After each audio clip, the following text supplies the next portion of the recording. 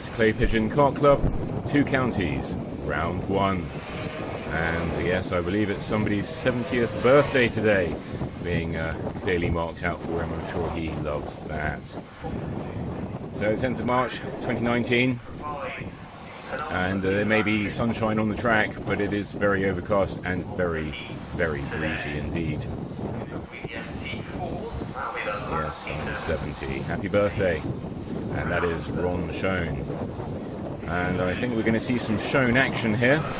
And it's not Ron. No, it's Sarita going backwards into the car wall. But back to business and back to the pit lane. Ready for the formation lap. We have pole sitter Anthony Cleal. Second place on the grid will be Michael Bell. And then Russell O'Neill third on the grid. And about to lead them out onto this track.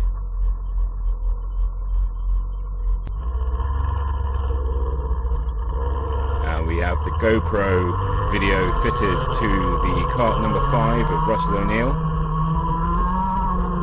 Coming down into Billy's blind. Formation lap through the S's. Down the straight to the hairpin. And it's not completely dry. I think we can see that the driver's working at the wheel, and I think that GoPro has picked up a few more spots of rain even in these first few corners. Slowing down the field slightly and working his steering wheel. We have pole sitter Anthony Cleal, and taking up position there in the formation lap we have driver number 8 Michael Bell in second place with Russell O'Neill third, and then we have Duncan McLeod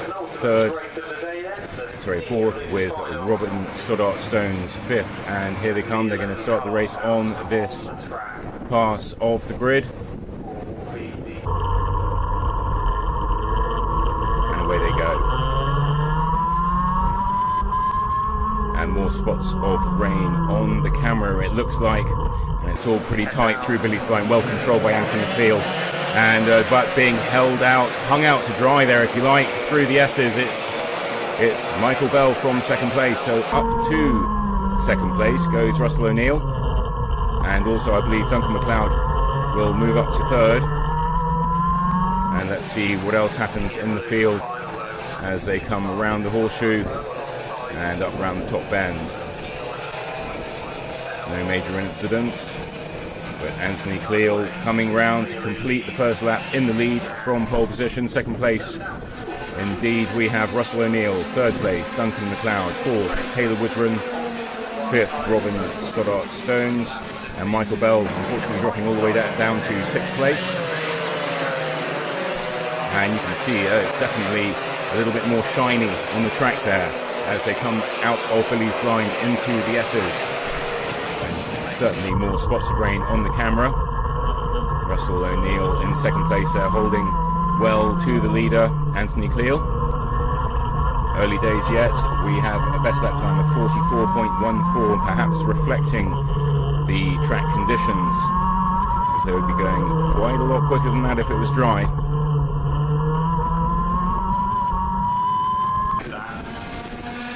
So completing the second lap and settling down. Best sector times in those first 2 sectors set by Anthony Cleal, and in the third sector the best sector time by Russell O'Neill in car number 5. Yeah, you can see it's quite slidey there now, coming out of Billy's blind into the S's, and a bit of tiptoeing. I think this the last lap times in fact were slower than the previous lap times by 3 seconds. Last lap time by the leader, 47.47. So you can see that the rain has definitely affected the play. However, keeping it nice and steady, Anthony Cleal has managed to open up a bit of a lead. Russell O'Neill second in car number 5. Car number 2 is Duncan McLeod with Taylor Waldron in kart number 10. And we're on board here with Russell O'Neill in second place.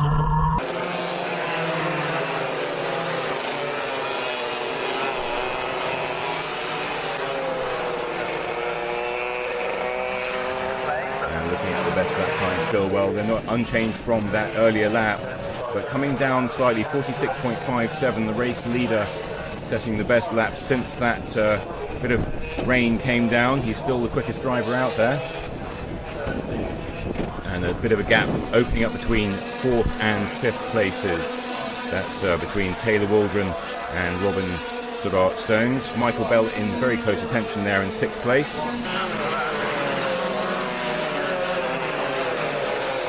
But 2nd, 3rd and 4th pretty closely contested as Anthony Cleal opens up a little bit of a margin in the lead.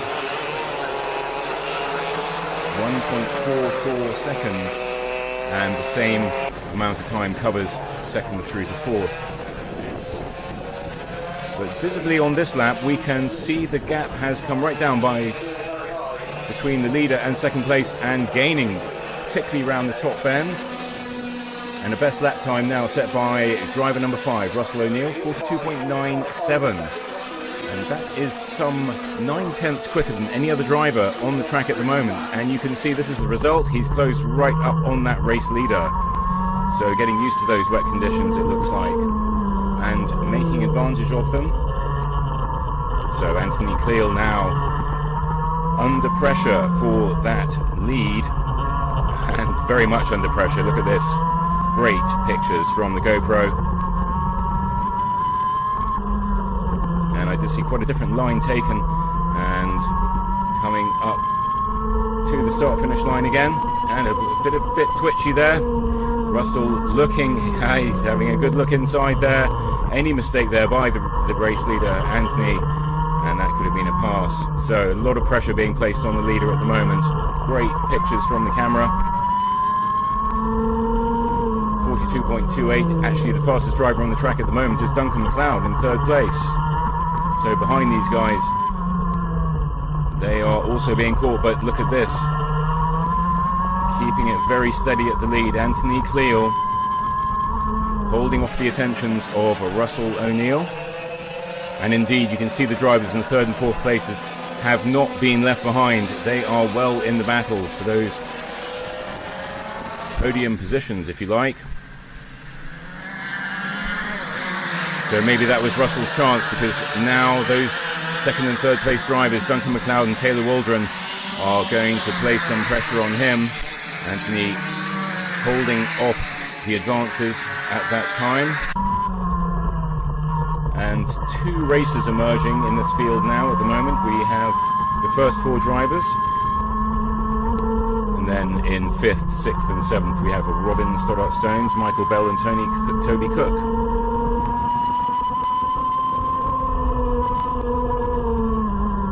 Toby Cook actually showing some good lap times. I think he could go a bit quicker perhaps if he could get past. There in the white race suit with Michael Bell in the blue. And these first 4 drivers now very close together on the track. The race being pretty well controlled from the front by driver number 1, Anthony Cleal.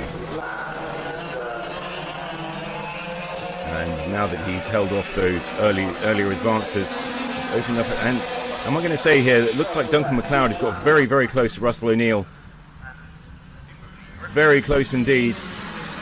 A lot of pressure being applied now. We're on board here with the 2nd place, Russell O'Neill in cart number 5. And yes, indeed, there is cart number 2. That's Duncan MacLeod moving into 2nd place, holding him at the hairpin, and diving down to take that position from 2nd place Russell O'Neill. So a nice bold manoeuvre, and he has secured that 2nd place at the moment, and you'll see that now on the leaderboard. Duncan MacLeod 2nd place, Russell O'Neill 3rd, Taylor Waldron in 4th place. Let's have a look at the lap times, and identical lap times for the first 2 drivers at 38.34. They are the quickest drivers on the track. Best sector times set, well, the first sector by the race leader. 2nd sector, Duncan MacLeod is the fastest driver, and in the 3rd sector, Taylor Waldron. So 3 of those top 4 drivers holding those best sector times. We are still on board here again with Russell O'Neill now in 3rd place, falling away a bit from those first two drivers. And Taylor Waldron now in close attention, so from challenging for the lead only a few laps ago, Russell's dropped from second to third and is now holding off the advances of Taylor Waldron in kart number 10. But we can also see that the earlier rain has stopped and very stiff wind has dried the track out quite quickly, so we can see that any advantage given to Russell by the wetter weather has been taken away, and maybe that is the answer to the race order at the moment. 38.03 best lap time by Duncan MacLeod in second place, but that is only 0.04 of a second off the race leader Anthony Cleal, driver number 1. And there were those three drivers, that's Robin Stoddart-Stones and Toby Cook and Michael Bell, those 5th, 6th and 7th places, and you can see specks of rain coming back down onto the track. And it's almost slightly horizontal rain, you can tell there's quite a breeze out there. So will this change things round again? It says the track is dry, but we can see that there is moisture coming down onto the track. Here's that second battle for 5th, 6th and 7th. I don't need to tell you what the gaps are, you can see very clearly indeed how close these drivers are. That's 5th, 6th and 7th, Robin, Toby and Michael. But it's the first four drivers. There you can see Anthony Cleal with Duncan MacLeod very close behind, only 1.02 seconds behind in fact. And then a further 1.7 seconds back to third place Russell O'Neill. And you can just see the gap there, Taylor Waldron right close behind him.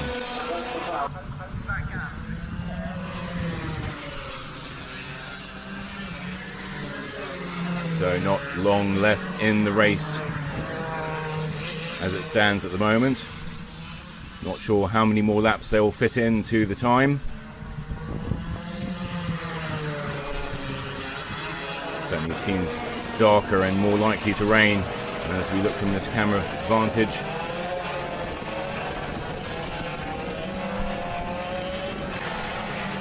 And a real tussle position back there.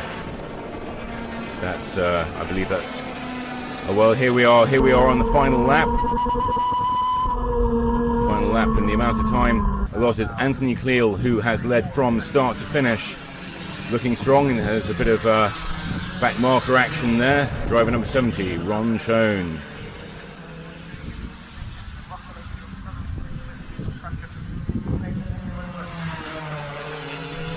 And we just saw there kart number 65, Robin Stoddart-Stones. We're coming around up the top bend to complete the last lap in just a moment. We're going to have Anthony Cleal,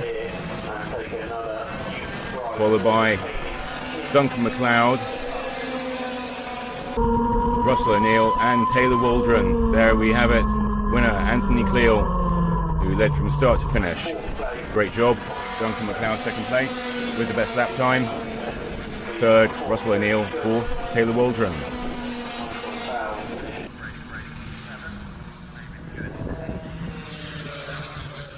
So Robin Stoddart-Stones holding off the attentions of Toby Cook. Michael Bell, who started in second, qualified so well, finishing in 7th place.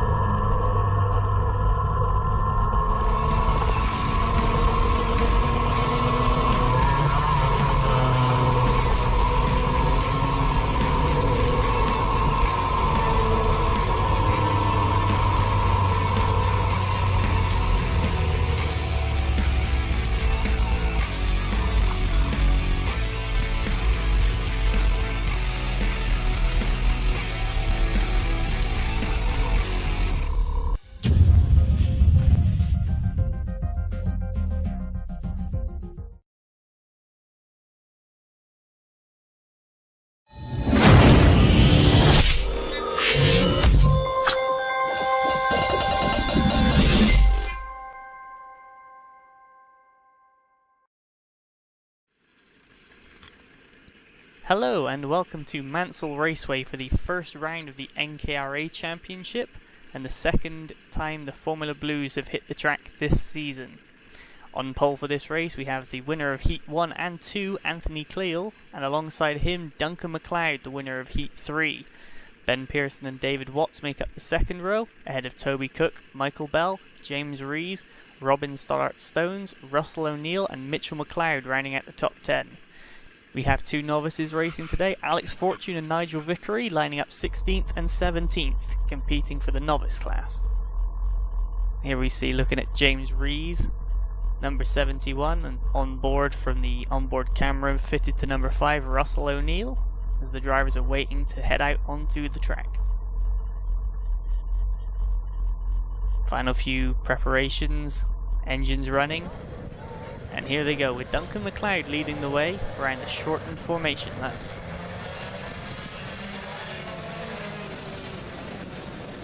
So the drivers are going to come up, take the cut through here, and then form up just after the top bend. Back on board with Russell O'Neill, and you can see James Rees dancing his kart to try and get any heat possible in these tyres. A fairly cold day here. And around the top bend,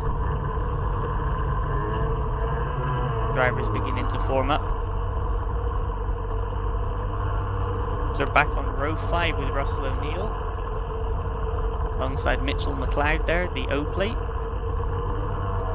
Drivers now looking towards the lights as they go green now, and away they go. A good start there from David Watts, number 31. Toby Cook goes into the middle of the track. Michael Bell in the number 8 and Mitchell McLeod both around the outside. As you can see, Cleo leads out of turn 1 from Duncan MacLeod, David Watts, and then Michael Bell and Ben Pearson side by side for 4th place. Pearson's going to be on the inside, and looks like he's going to take it to number 7 ahead of the number 8, and everybody else following in close behind.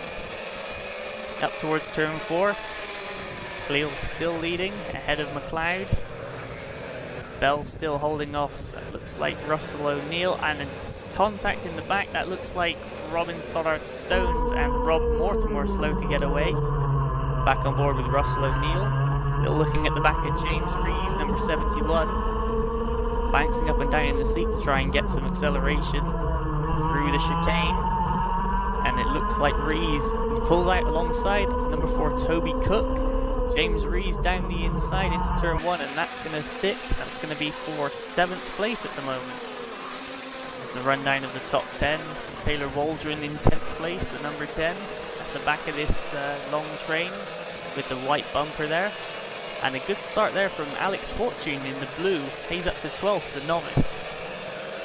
And then you can see Rob Mortimer's recovered onto the back of the pack, and Robin Stoddart-Stones still going.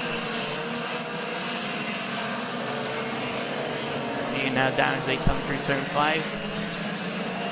Looking now into the chicane, Anthony Cleal in the lead with a small gap to Duncan MacLeod. David Watts, Ben Pearson, they're staking with him, and they're slowly beginning to pull away from the rest of the group behind.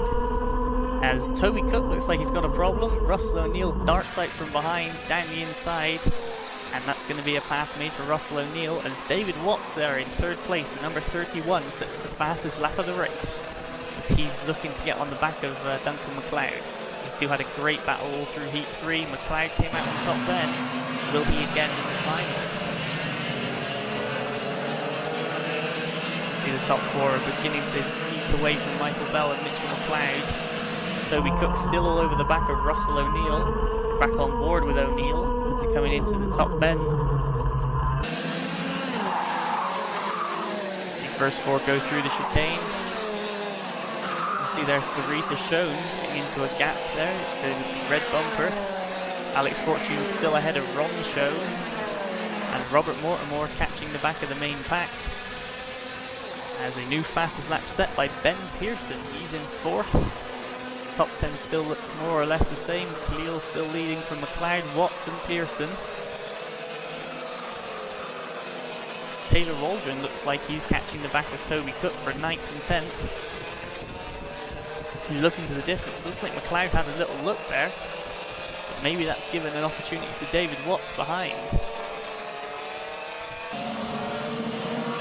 As we now come out of the top hairpin, Cleal still leads, but McLeod has David Watts and Ben Pearson right bumper to bumper with him.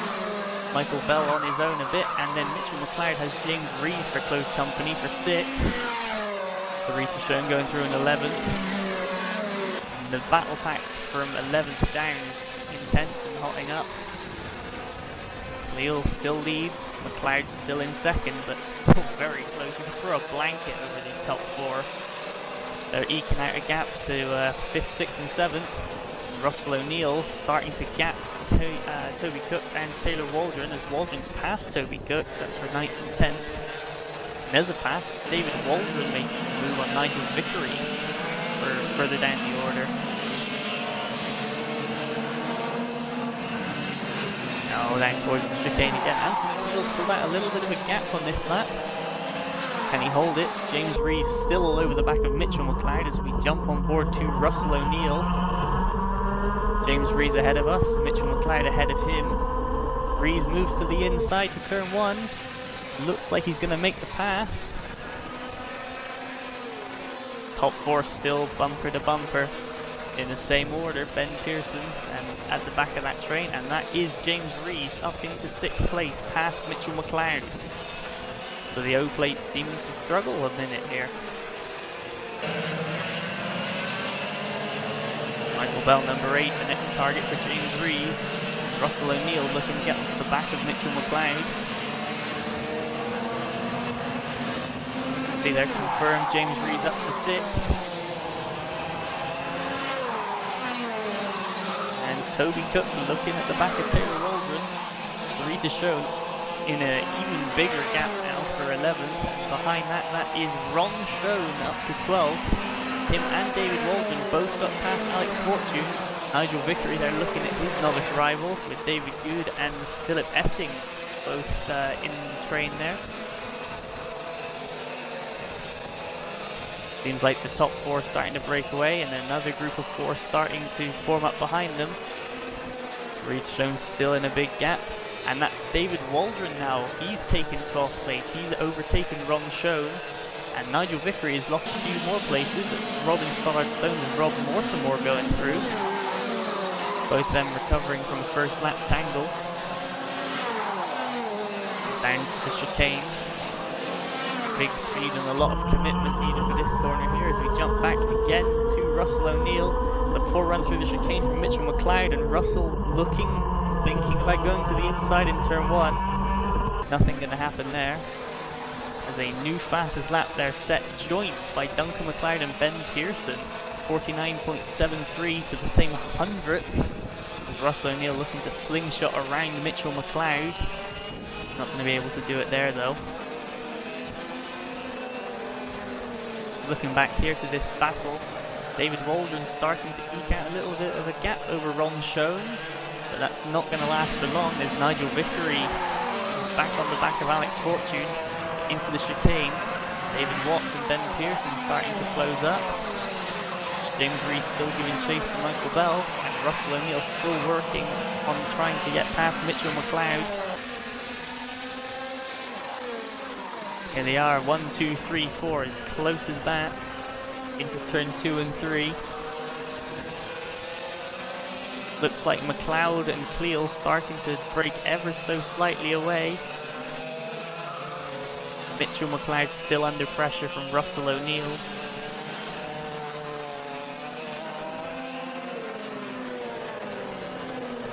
David Waldron looking like he's getting a gap on Ron Schoen, who's under big pressure now from Robin Stoddard-Stones.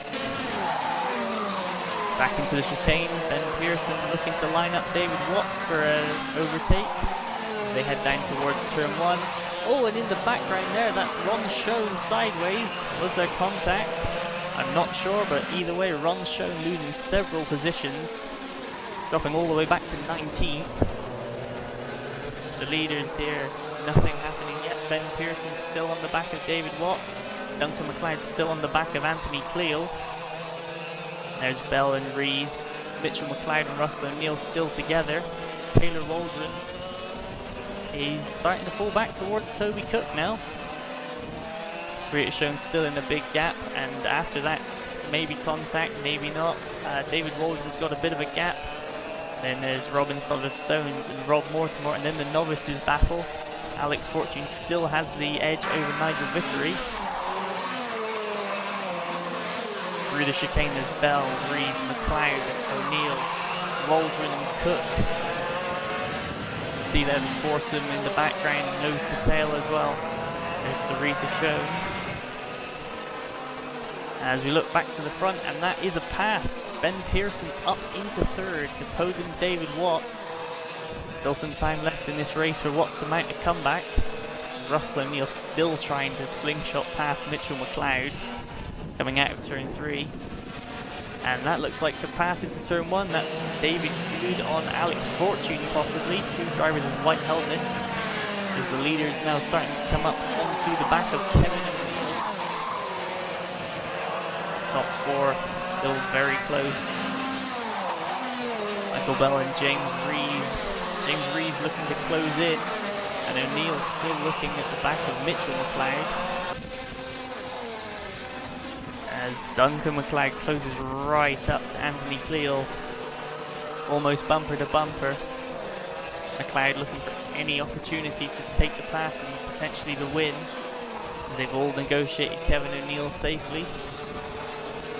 Russell O'Neill still glued to the back of Mitchell McLeod. They're battling over 7th and 8th places.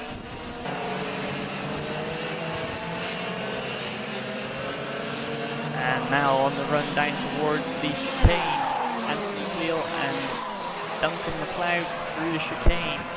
Ben Pearson still ahead of David Watts as they're going to be seeing the last lap board soon. There's Michael Bell and James Rees, and it is in fact the leaders onto the last lap, so now's got to be the chance. Russell O'Neill here has got to run on Mitchell McLeod again. O'Neill to the inside. Mitchell McLeod staying around the outside though. Good defence from the O-plate as they come in towards turn 2.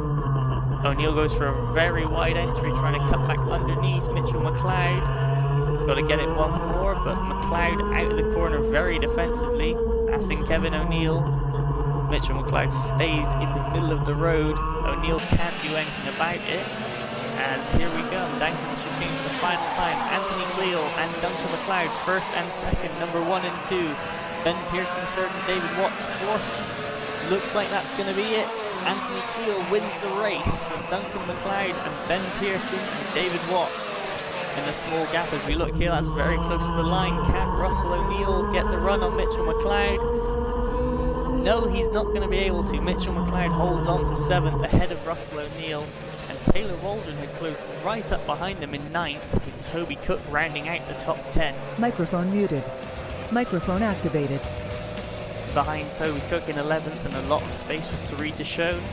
David Waldron picked up 12th place, ahead of the recovering Robin Stoddard-Stones and Rob Mortimer after their tangle on the first lap. Nigel Vickery is the top novice in 15th, ahead of David Good, and Alex Fortune 17th, ahead of Philippe Essing. Then the recovering Ron Schoen and Kevin O'Neill round out your finishers. 20 starters, 20 finishers, that's what you like to see. As the Formula Blues now head back down the pit lane and begin the long preparations for the next round at Rissington.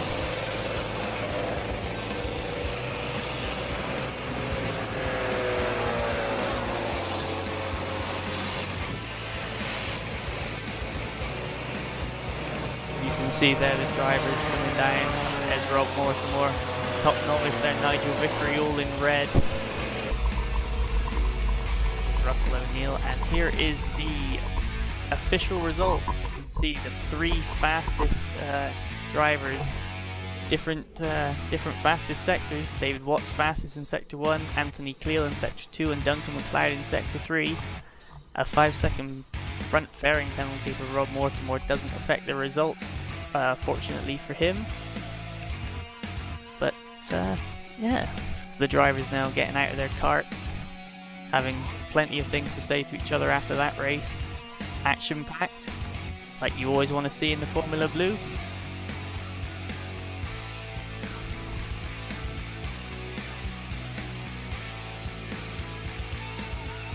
There's Bell and Rees and McLeod. They'll be seeing each other again soon, hopefully, throughout the year.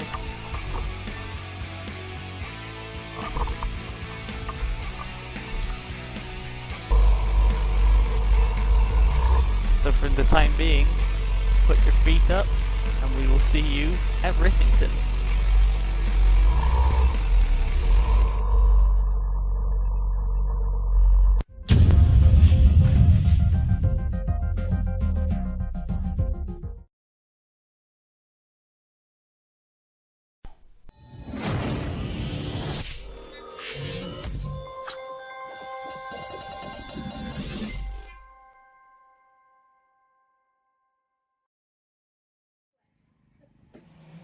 Hello and welcome to round 2 of the 2019 Blue Challenge, coming to you today from the not so sunny Cotswolds as Formula Blue makes their annual visit to Rissington Kart Club, a track that a lot of the drivers like. Very high speed, very challenging, and that really tight dog leg make this a very interesting track to drive, as we've seen from the first 3 heats today. As Heat 3 winner Duncan McLeod is going to be taking pole position from Heat 2 winner Anthony Cleal. Heat 1 winner Ben Pearson and the O-Plate Mitchell McLeod make up row 2 ahead of Russell O'Neill and Michael Bell. Then Taylor Waldron, Sarita Schoen, David Waldron and David Good round out the top 10 ahead of Philippe Essink, Kevin O'Neill, the novice Alex Fortune, and then the struggling Ron Schoen and Rob Mortimer, who hit trouble in the 3 heats so far today. With this track being relatively difficult to overtake at, a good start here is going to be key. So keep your eyes on the front of the grid. Another aspect that may come into play today is that both Duncan and Mitchell McLeod and Michael Bell all at the front running used tyres compared to the fresh rubber of Anthony Cleal, Ben Pearson and Russell O'Neill. This track, some say, can be used with old rubber to get good results, so we'll have to see how that pans out as we join them half around the formation lap using the full outer layout, where ordinarily you'd see the gearboxes screaming around. See they're coming round, beginning to form up, and there you can see it, the dogleg section, one of the tightest corners you'll see on any track in Britain is the first part of that dogleg. As the driver is now coming round towards the forming up point, and from here it's just one right and then onto the start straight to begin the race. You can hear briefly the birds chirping before the sound of 16,000 RPM two-stroke engines take over. And here we go, looking down the barrel of the start, and away they go, and it's a good start from Duncan McLeod, who moves across to cover from Anthony Cleal. Mitchell McLeod looking to get up the inside of him, and Ron Schoen and Kevin O'Neill at the back going side by side. Schoen looks to have made that pass stick. It's coming out of turn 3. That's Duncan McLeod leading ahead of Anthony Cleal. Mitchell McLeod still 3rd ahead of Ben Pearson. Russell O'Neill in 5th. And Taylor Waldron's up to 6th ahead of Michael Bell. And then David Waldron's made a good start. He's gone from 9th to 8th. Passing Sarita Schoen through the dogleg section there. That looks like Ron Schoen attacking Alex Fortune now. Fortune seems to be able to hold him off around the outside here through the 2 flat-out right-handers. And into the second to last corner of the first lap. Cleal thought about it, but is going to remain glued to the bumper of Duncan McLeod. Mitchell McLeod jumped Ben Pearson on that first lap, and Taylor Waldron all over the back of Russell O'Neill. Have to see how they fare coming through turn 3 and into turn 4. McLeod leading from Cleal, then McLeod, Pearson, and that's Taylor Waldron up to 5th, and then Russell O'Neill and Michael Bell side by side as they head down towards the dogleg. Top 4 get through okay, and that's Russell O'Neill sweeping around the outside. Bell looks to get very bogged down and is now going to be under attack from David Waldron as they come out of the dogleg section. But the lead group already starting to break away. McLeod and Cleal with a tiny gap to Mitchell McLeod and Ben Pearson. And Taylor Waldron now up to 5th as they come across the line. And another small gap behind Sarita Schoen. It's Philippe Essink holding on to 10th place ahead of David Good. Novice Alex Fortune are right in behind.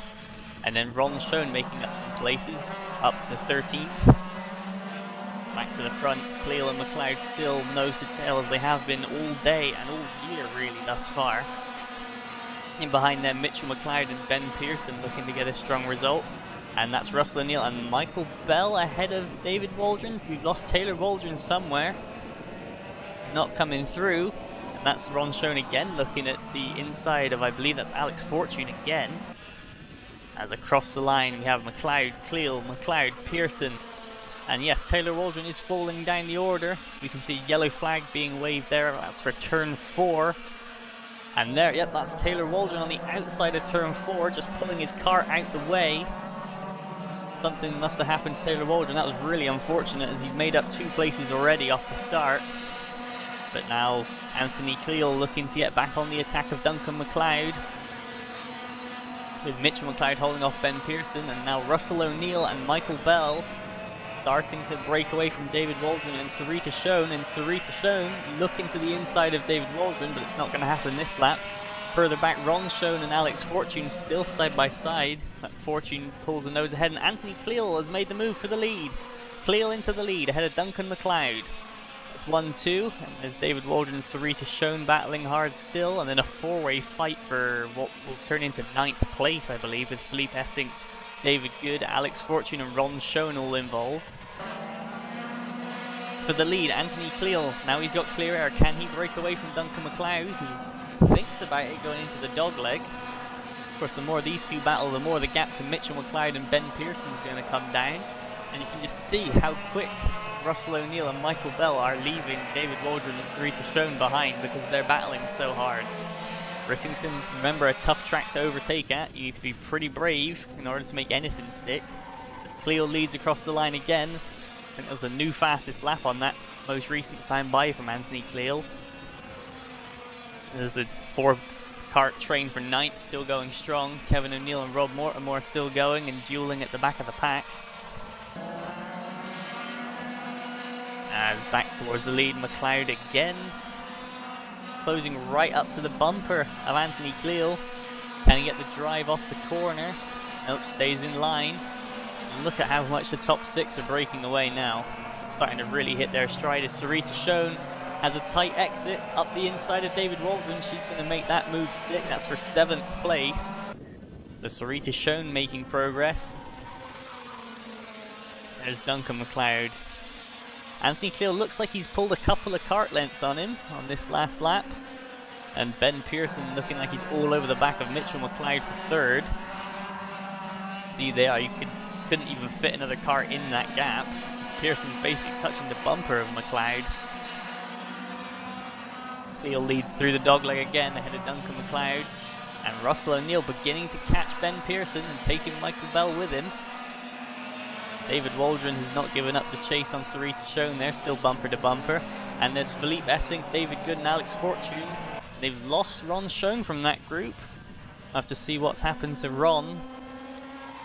But across the line again, Anthony Cleal and Duncan McLeod extending the gap to Mitchell McLeod, Ben Pearson.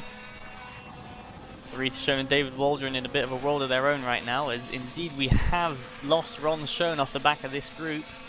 Kevin O'Neill and Rob Mortimer have both been classified ahead of him. If we can spot, there he was, Ron Schoen coming into the left-hander there, you see briefly in the background. Well, I think Russell O'Neill you can class as being in this battle for 3rd now, as Pearson still can't find a way past Mitchell McLeod. Sarita Schoen still ahead of David Waldron in another 3-man battle. Philippe Essing, David Good and the novice Alex Fortune having a good fight there. And across the line again, Ben Pearson still looking at the back of Mitchell McLeod. I think if Mitchell makes any mistake, Ben Pearson's going to be through into 3rd. And Philippe Essing holding off David Good and Alex Fortune, as there's Ron Schoen.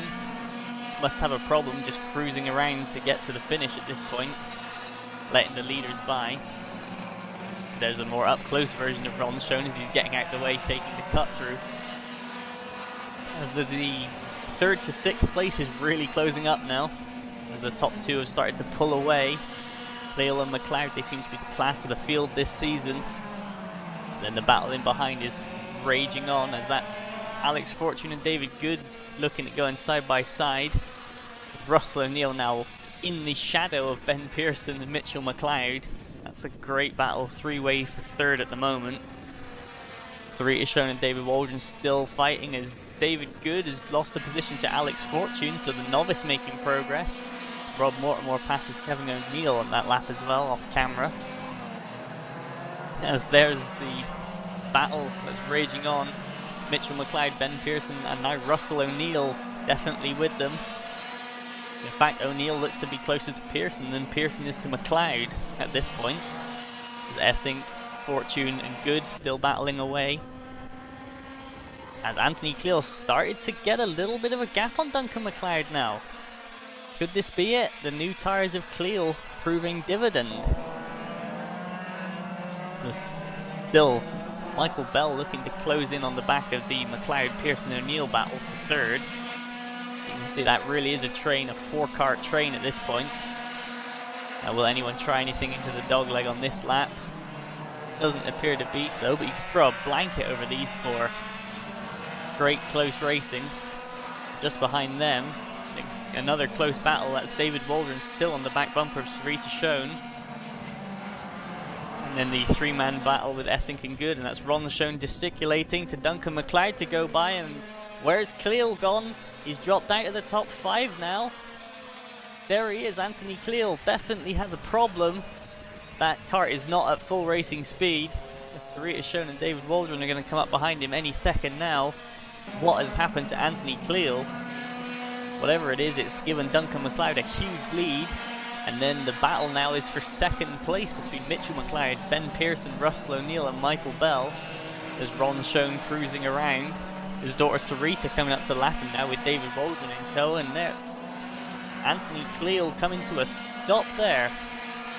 And that's Philippe Essink lost a place to Alex Fortune in that battle that's now for 8th place. Now Duncan McLeod leading by quite a way at this point, and then 4 in a line still for second place. One mistake from any of these guys could see them losing 3-4 places. As Sarita Schoen and David Waldron there officially up to 6th and 7th now, in a bit of a world of their own. And then Alex Fortune and Philippe Essink still battling hard with David Good in tow. Ron Schoen just cruising around for a finish at this point. Must be something seriously wrong with that kart. There's Rob Mortimer and Kevin O'Neill still in close proximity to each other, battling. We see the lead gap to the top 4, and then to 6th and 7th. David Waldron still not giving up the chase quite yet. As we see on to the last lap, Duncan McLeod. And into second place, that's Mitchell McLeod. But 3rd and 4th and 5th have changed. That's Ben Pearson down to 5th. Russell O'Neill up to 3rd and Michael Bell up to 4th. They must have snuck past on the exit of the left-hander. So all changing on the last lap. Duncan McLeod's basically got this in the palm of his hand as they come past the slow Anthony Cleal. It appears he's got some sort of tyre deflation or puncture or something like that. But Duncan McLeod rounds the dogleg ahead of Mitchell McLeod, Russell O'Neill, Michael Bell and Ben Pearson. Will any of them be able to be close enough into the final couple of corners to try anything? Doesn't look quite so, although they're closing up. But the winner of the race can be greeted by the checkered flag this time round is Duncan McLeod, who's going to be second. That's the smoking Ron Schoen. And there's Mitchell McLeod second, and a very happy Russell O'Neill and Michael Bell finishing 3rd and 4th with Ben Pearson hot on their heels for 5th. Just behind them, there's Sarita Schoen, having pulled a bit of a gap to David Waldron in the final few laps. And an impressive result, 8th place for the novice Alex Fortune, ahead of Philippe Essink and David Good rounding out the top 10. Anthony Cleal there making it to the finish, as does Rob Mortimer, just pipping Kevin O'Neill. So 14 finishers of the 15 that started. Taylor Waldron broke down, which is really unfortunate for him, as there's Father David who's going to slow down now just to check on Taylor to see what's up as the rest of the drivers head back down to the pit lane. And they're going to begin getting ready for the next round, which is going to be in a few weeks back at Dunk as well.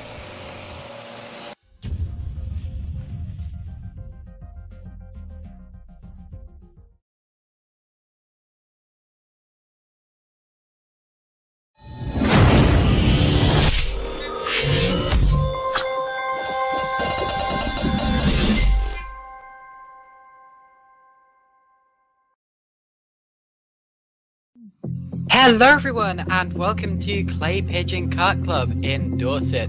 The date is the 11th of May and we're preparing for the start of the Wessex Championship, this being specifically the Formula Blue class of the Wessex Championship. We're just preparing the karts for the start of the race. There you see the number 35, which is going to be driven by Paul Alexander, and here you see our onboard camera for the day with Michael Bell in the number 8 kart. The circuit is one that's been around for decades. It was one that has been driven on by many a future British star. You see the corner name buttons there right at the top, after the Hans hairpin and the horseshoe. Of course, Jenson Button used to race here as a kid, as did all of the other British champions that you know of, Hamilton, Whilton. They all came through junior karting, which raced at circuits like this. And these circuits are still being used to this day. And it's still just as popular as ever. There you see the grid order for this event. We've got Toby Cook on pole position, followed by Russell O'Neill, Ben Pearson, Robin Stoddart-Stones, Michael Bell, Paul Alexander, and David Waldron. 7 drivers as we prepare to get underway for the formation lap here at Clay Pigeon. One point of interest, is going to be the grip levels today, because of course a lot of these drivers are going to be on old tyres, relatively old tyres, and corners like Top Bend and also Turn 1 in particular are going to be very tricky. There you see Michael Bell just sliding his rear end out there through Billy's blind. And of course, that is because these drivers aren't allowed to weave on the formation lap. It's against the regulations.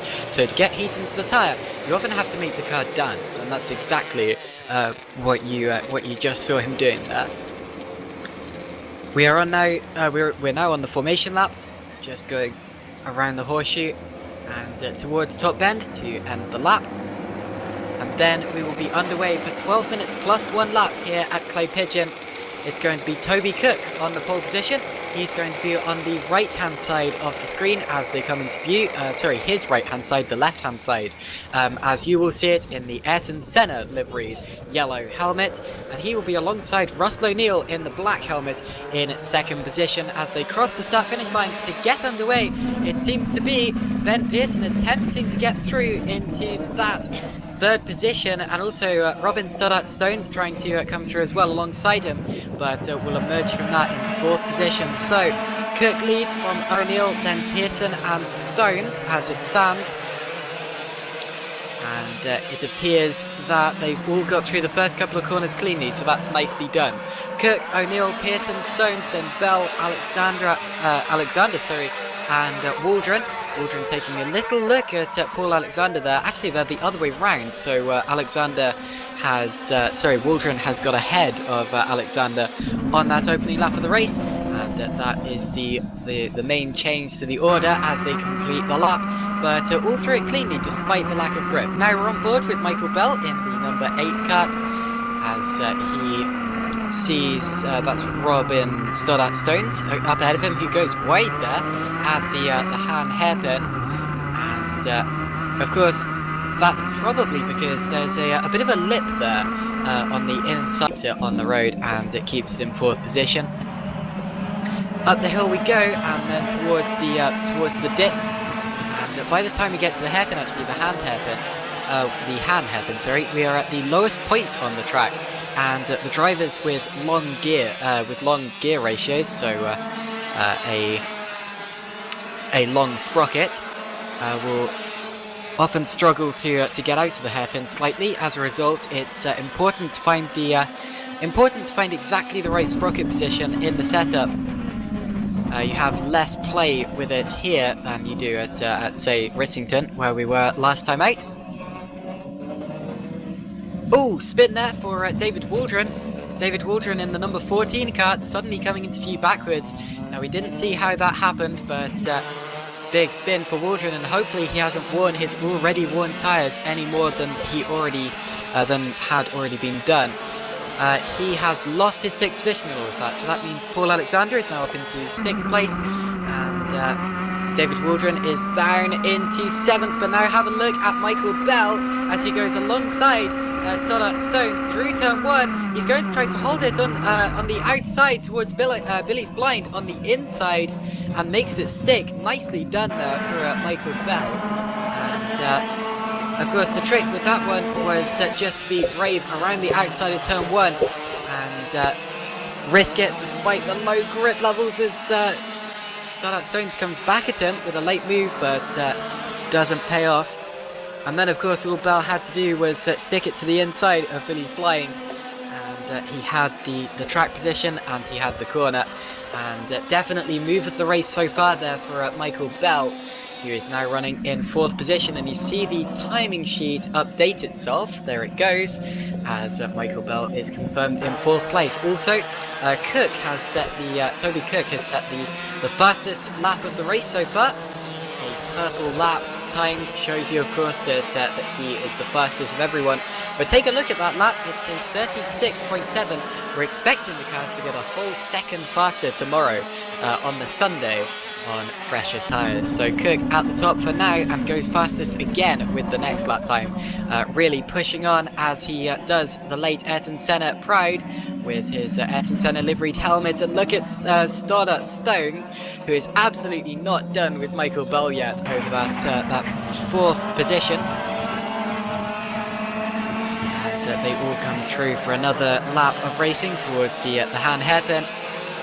And yeah, the race definitely not over yet. Just look at how the top 3 have broken away from the rest of the pack, though, with Kirk and O'Neill slightly breaking away from Pearson in 3rd place, although all 3 of them, of course, breaking away from the Fighting Bell and Starlight Stones.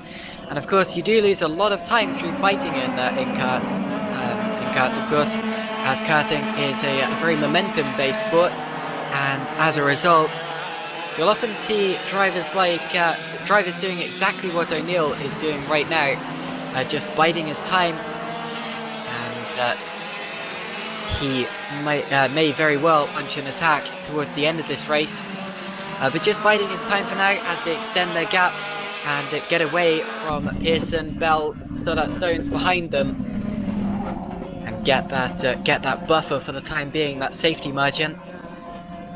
7 minutes of this race and out of the 12 before we get the final regulation lap. And it's still Kirk leading from O'Neill, then Pearson, Bell, Stoddart Stones, Alexander and Waldron. 7 out of 7 drivers. And the main fights to look out for still, well, surely the main one is that one there, as Stoddart Stones does take a very different line to Michael Bell, and that's the attacking line, just showing himself to Michael Bell, trying to unsettle him, but Bell staying strong for now. Meanwhile, O'Neill sets the fastest lap of the race that last time around, meaning that he is charging and is trying to take chunks of time back out of Cook. So far, I'd estimate that gap to be about half a second, so really not that much in it. But Kirk from O'Neill still coming in, I think. Actually, not on that last lap. Whatever the case, it's still very, very close between the 2 of them. In fact, the last laps are only separated by 400 of a second, so it really didn't make much of a difference. And they continue to run in that order. Let's have a look at Bell and Stoddart Stones. They just shot through the shot there. That's hard to say, especially when you've been talking about Stoddart Stones. But whatever the case, their gap, I'd estimate to be about, let's have a look as they come through, that's probably about 0.4 of a second, so that's closer at this point in time.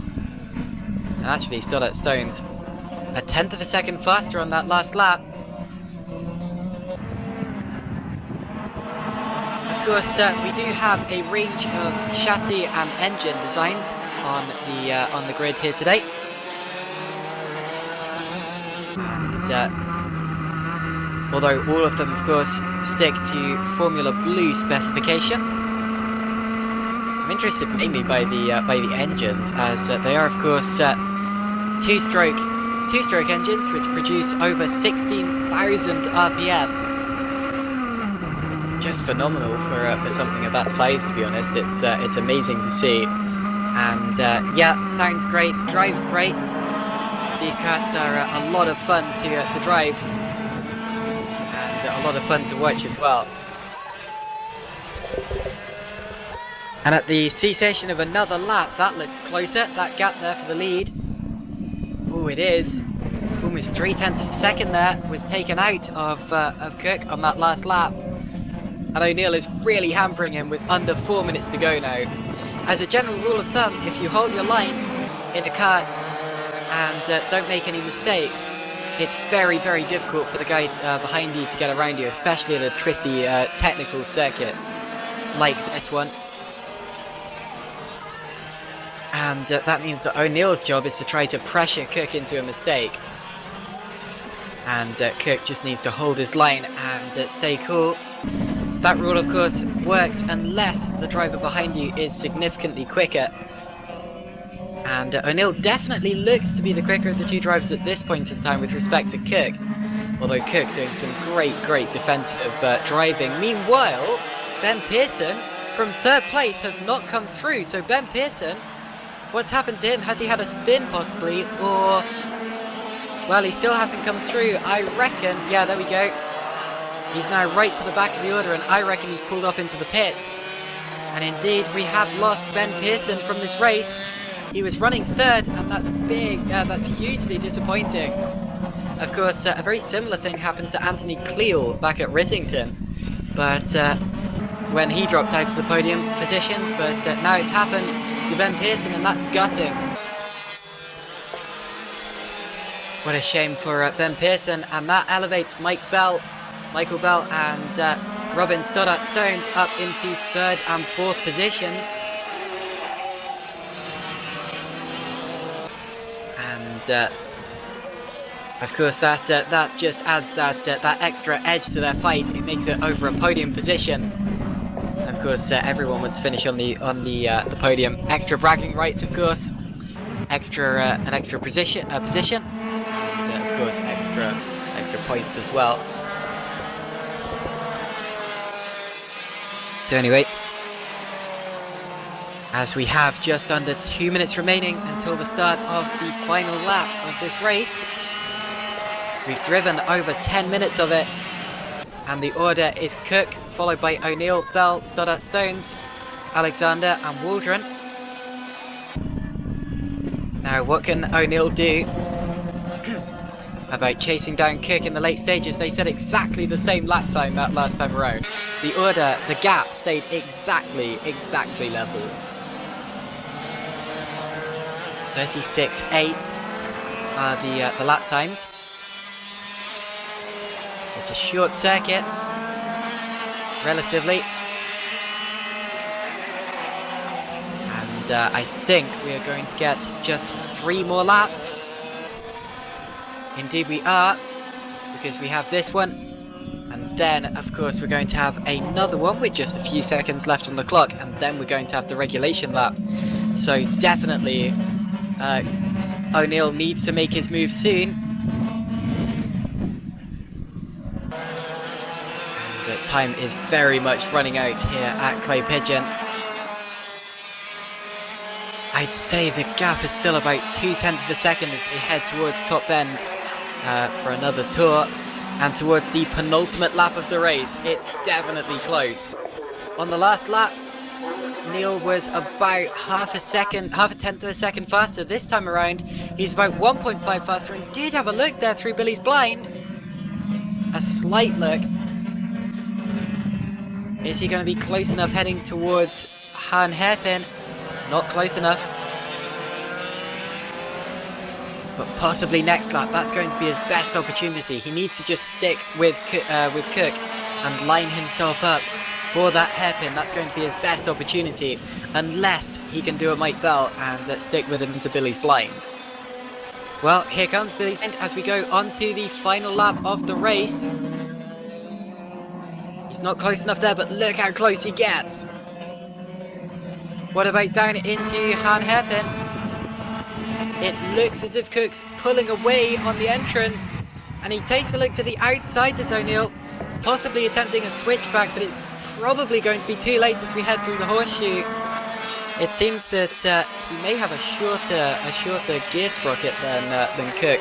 Whatever the case, through the final corner, top bend, and it is going to be Toby Cook who just about hangs on to it and wins at Clay Pigeon. Fantastic for Toby Cook, who beats Russell O'Neill in second place.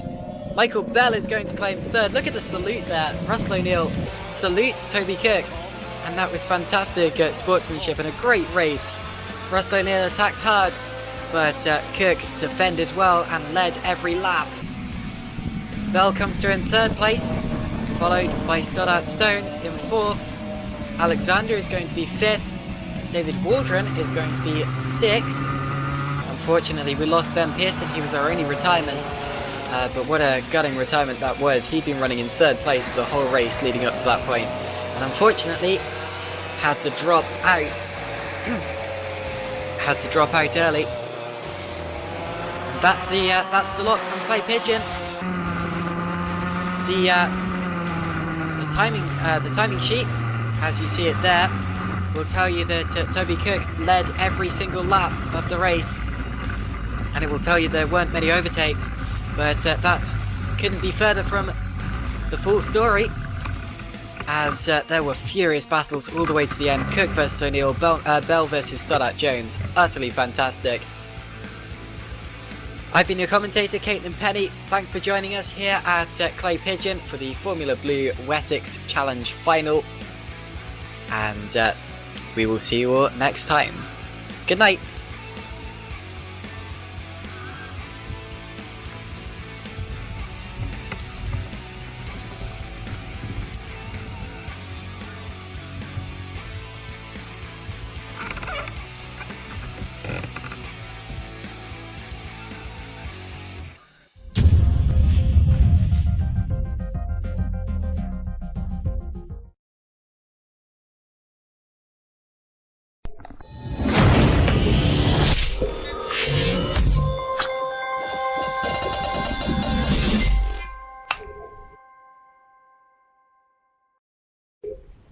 Hello everyone, and welcome to Clay Pigeon in Dorset. This is round 4 of the Formula Blue Challenge and the Sunday's Senior Blue Final. It's going to be a 10 minutes plus 1 lap sprint, and that means of course it's going to be effectively qualifying laps all the way.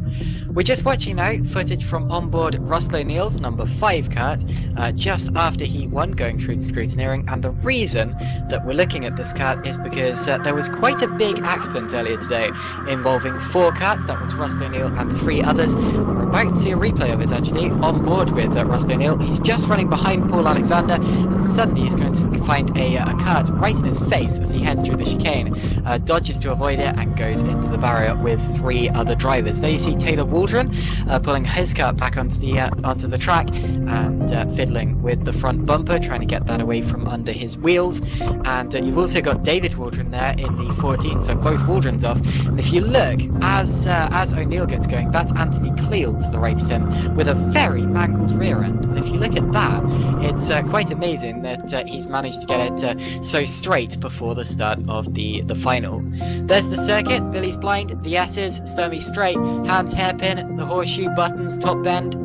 It's a classic circuit in British karting motorsport, and here is the grid. We've got Toby Cook, followed by Anthony Cleal, Robin Stoddart Stones, Taylor Waldron, Russell O'Neill, Sarita Schoen, David Good, Kevin O'Neill, Paul Alexander, Michael Bell, Ron Schoen, Ben Pearson, Rob Mortimer and David Waldron. 13 drivers, and we're on board with Russell O'Neill just looking at the back of the 65 kart, Robin Stoddart Stones. And now we switch back to the number 12 kart. That will be Rob Mortimer, or Morticam if you want to give the camera its official title. Away we go on the formation lap, and away Mortimer does not go. So problems there for Rob Mortimer, and that appears to be a real issue because the kart's still not going, and he had a chain that came off in Heat 3 earlier today. Have we had more of the same? Maybe, but he's got going. So Rob Mortimer back on track, and obviously the problem wasn't too severe. You see Muck being flung off his front left tyre. And away we go on the formation lap. There you see the leaders. It's going to be Toby Cook on his right hand side in the yellow Ayrton Senna liveried helmet, as Anthony Cleal will be on his left hand side with the plain black helmet, so you can tell the two of them apart, and you'll be able to tell who's who on the opening lap of the race. And also behind them, Robin stood up Stones has a black helmet and Taylor Waldron a plain white one. Meanwhile, Rob Mortimer, has had another issue. You heard a little rev there, and that was his chain coming off again, I expect. So Mortimer not making the start, but whatever the case, away we go. And Toby Cook looks as if he's going to lead into turn 1. He's got the inside, and look through there to second. That is Taylor Waldron. So Waldron has jumped Anthony Cleal, and it's Cook followed by Waldron, Cleal, and Stoddart Stones as we head into the hairpin for the first time. Definitely a good start for Toby Cook, but even better for Taylor Waldron. Remember, he was 4th on the grid, so making his way up through the field, and you see him there with Anthony Cleal right on his tail as we go up towards top bend for the first time. And ignore the timing sheet for now, that it's going to update at the end of this lap to a more accurate version. There we go, and have a look now at Ross O'Neill challenging Stoddart Stones, looking for a way through on the inside. He's found a gap, and through he goes into 4th position and makes it stick before the hairpin. And we head down the Sturmey straight towards the Han hairpin. Oh, it's very wide there, goes Stoddart Stones, and I believe that someone got up his inside there. But whatever the case, here's a replay of the start on board with Michael Bell. That's him going around the outside of the number 15, the 15 being Kevin O'Neill, and there was another driver on the inside there as well, and that I think would have been David Good. So 2 positions made up there from Mike Bell, and he's now also got ahead of Sarita Schoen, who's dropped 2 places behind Stoddart Stones as well. So Bell making up a couple of places, and here you see his move on Sarita Schoen to the inside of turn 1, and through he goes, and up ahead of him as well. There's that'll be Stoddart Stones, who he's now got past. So couple of position changes in the opening laps of the race, and we're just approaching 2 minutes in out of this 10 minutes plus 1 lap race. But now have a look at the leaders, because Taylor Waldron has taken the lead. So that's not Cook leading the race. He does come back in there towards Billy's blind, but it appears to be Taylor Waldron leading the race, and Cook could do nothing about getting back at him there. Waldron from Cook, from Cleal, from O'Neill, then Bell at the top 5, and we're on board with O'Neill in 4th place as he has a look at the back of Cleal's car. It seems that the top 4 are getting away from 5th place as it stands, and you see Cleal there right on the back of Cook.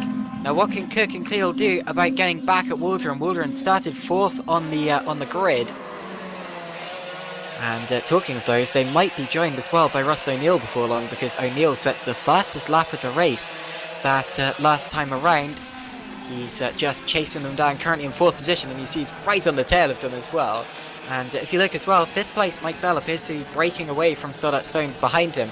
So it really is, there you see the gap. In fact, yeah, it is the top 5 that's really breaking away at this point in time. And side by side further back, that's a fight, I think, over 7th and 8th position. We'll update you on if there's been a change at the end of this lap. They're about to cross the line, and indeed that was Stoddart Stones losing a place to Ben Pearson. So Pearson through into 6th position, and Stoddart Stones down into 7th place.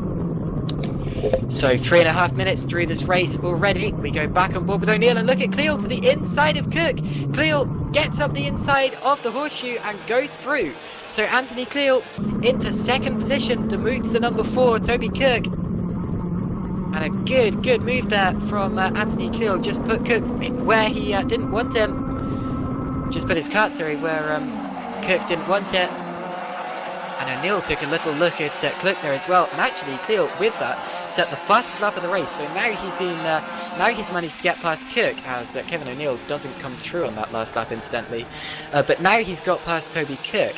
Is there a chance he can start hunting down Taylor Waldron and see what he can do about taking the lead back? I'd say it's more than likely. Out of top end they go again. O'Neill still looking at the tail of Cook's car. Cook appears to be getting away from him slightly, and again Cleal sets the fastest lap of the race, so he's definitely on a charge now, and definitely wants to get into attacking range of Taylor Waldron up front. So it's Whilton leading from Cleo, Cook and O'Neill. Let's see if that changes through the horseshoe. Very close. And Cleo taking an attacking line there. You see the body language of his kart. He's getting racy, looking for a way past, and he goes to the inside of turn 1. Anthony Cleo with another fast lap goes to the inside and takes the lead into Billy's Blind. Nicely done from Anthony Cleo, passing Taylor Whilton, demoting him to second and getting away. That was very, very well done, and he's got it. So a bit of jostling up and down the order, and Cleo, who started second on the grid and dropped to third, is now back up to the lead of the race. And can he start to pull away from Taylor Whilton? And now that Cleo has cleared Whilton, what can Cook do about possibly attempting the same thing? Oh, more fighting further back. That was Pearson coming under attack from Sodat Stones again. No, it wasn't actually. That was the two behind them. I think that would have been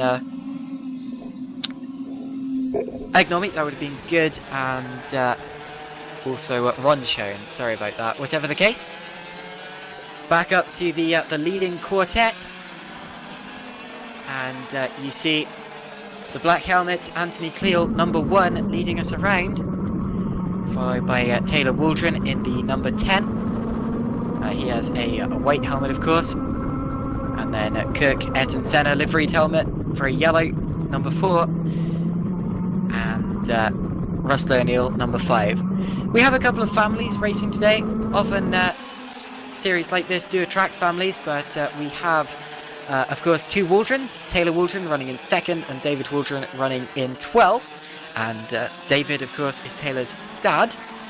We also have 2 Shones. Ron Shone is Sarita Shone's dad, and then we have an uncle and nephew, Rob Mortimer, actually Michael Bell, his uncle.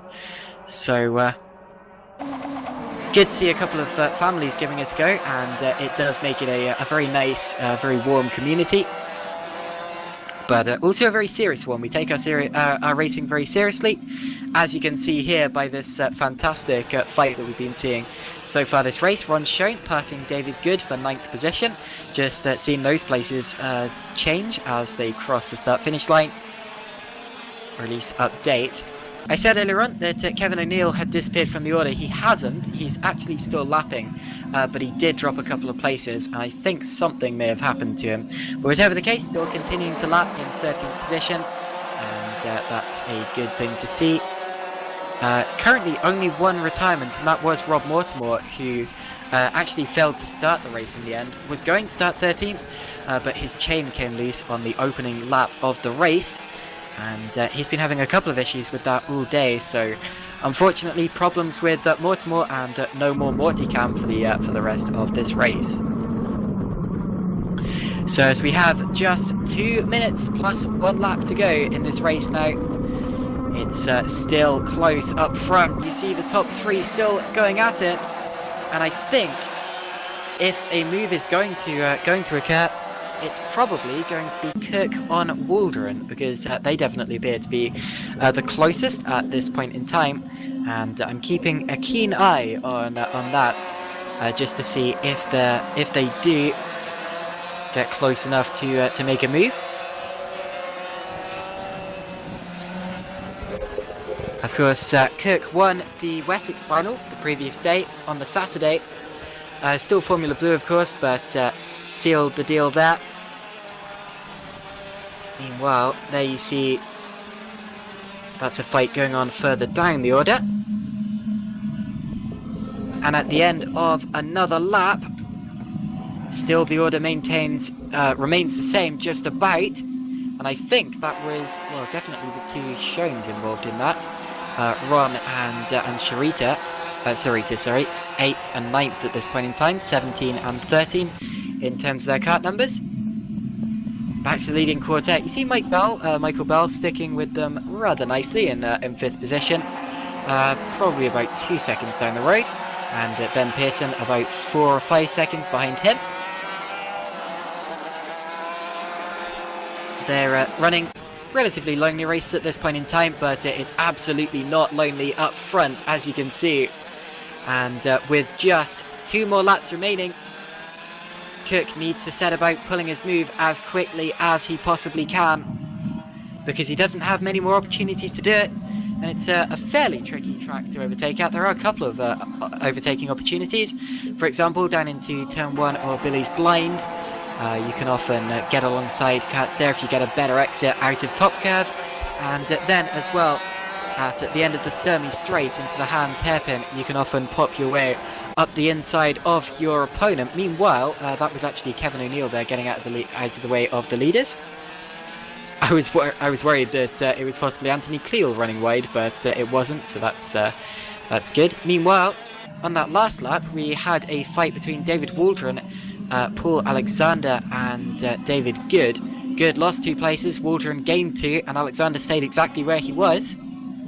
So they obviously had a complete swap there, down in 10th, 11th, and 12th positions. We're on the final lap of this race. It's been an exciting one. We've had a race for the lead the entire way through, and Cleo may have got through to win this race, but he was absolutely challenged by Waldron and by Cook. Great job from Waldron as well to hold off Cook, because Cook was on his tail for quite a while. But driver of the race, certainly Anthony Cleo, who takes the checkered flag and wins at Clay Pigeon, followed across the line by Waldron, Cook and O'Neill, 2nd, 3rd and 4th. Michael Bell is 5th. Here comes Ben Pearson to finish 6th. But yeah, very exciting race the entire way through. And Anthony Cleo definitely well deserving of that win there. There's Robin Stoddart-Stones to finish 7th. I think he'll be slightly disappointed with that. Lost a couple of places, but still 7th, nothing to be sniffed at. And Sarita Showing crosses the line just ahead of her dad, Ron Showing. And then we have David Waldron, Paul Alexander, David Good, and Kevin O'Neill. You're about to see the official finishing order come up on the screen. But yeah, a really, really intense race the entire way through. Cook was on pole, of course. David Cook was passed early on. There's where Morty Cam ended up, just recording from the side of the track, after he unfortunately retired from this race before it had even begun, and that was a real shame for Rob Mortimer. But yeah, whatever the case, Waldron got through to the lead early on.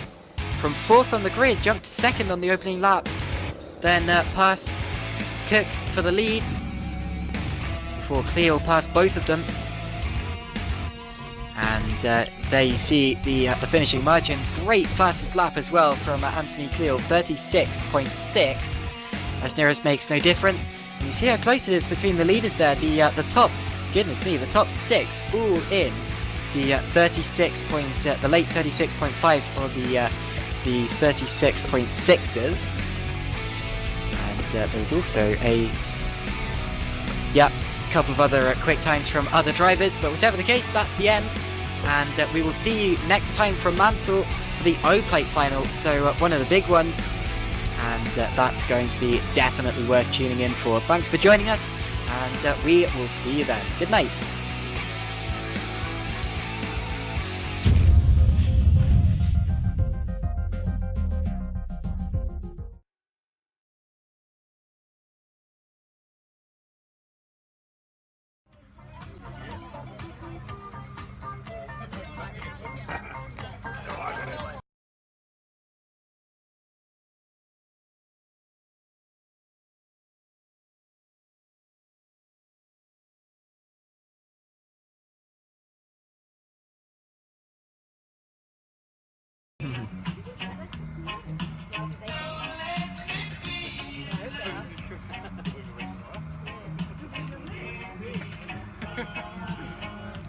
Matt stabbed the bottle once and then he drank it all in 1 second. And that helped.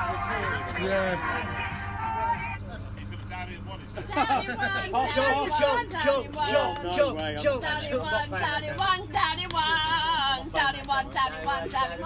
No. Oh, Ben.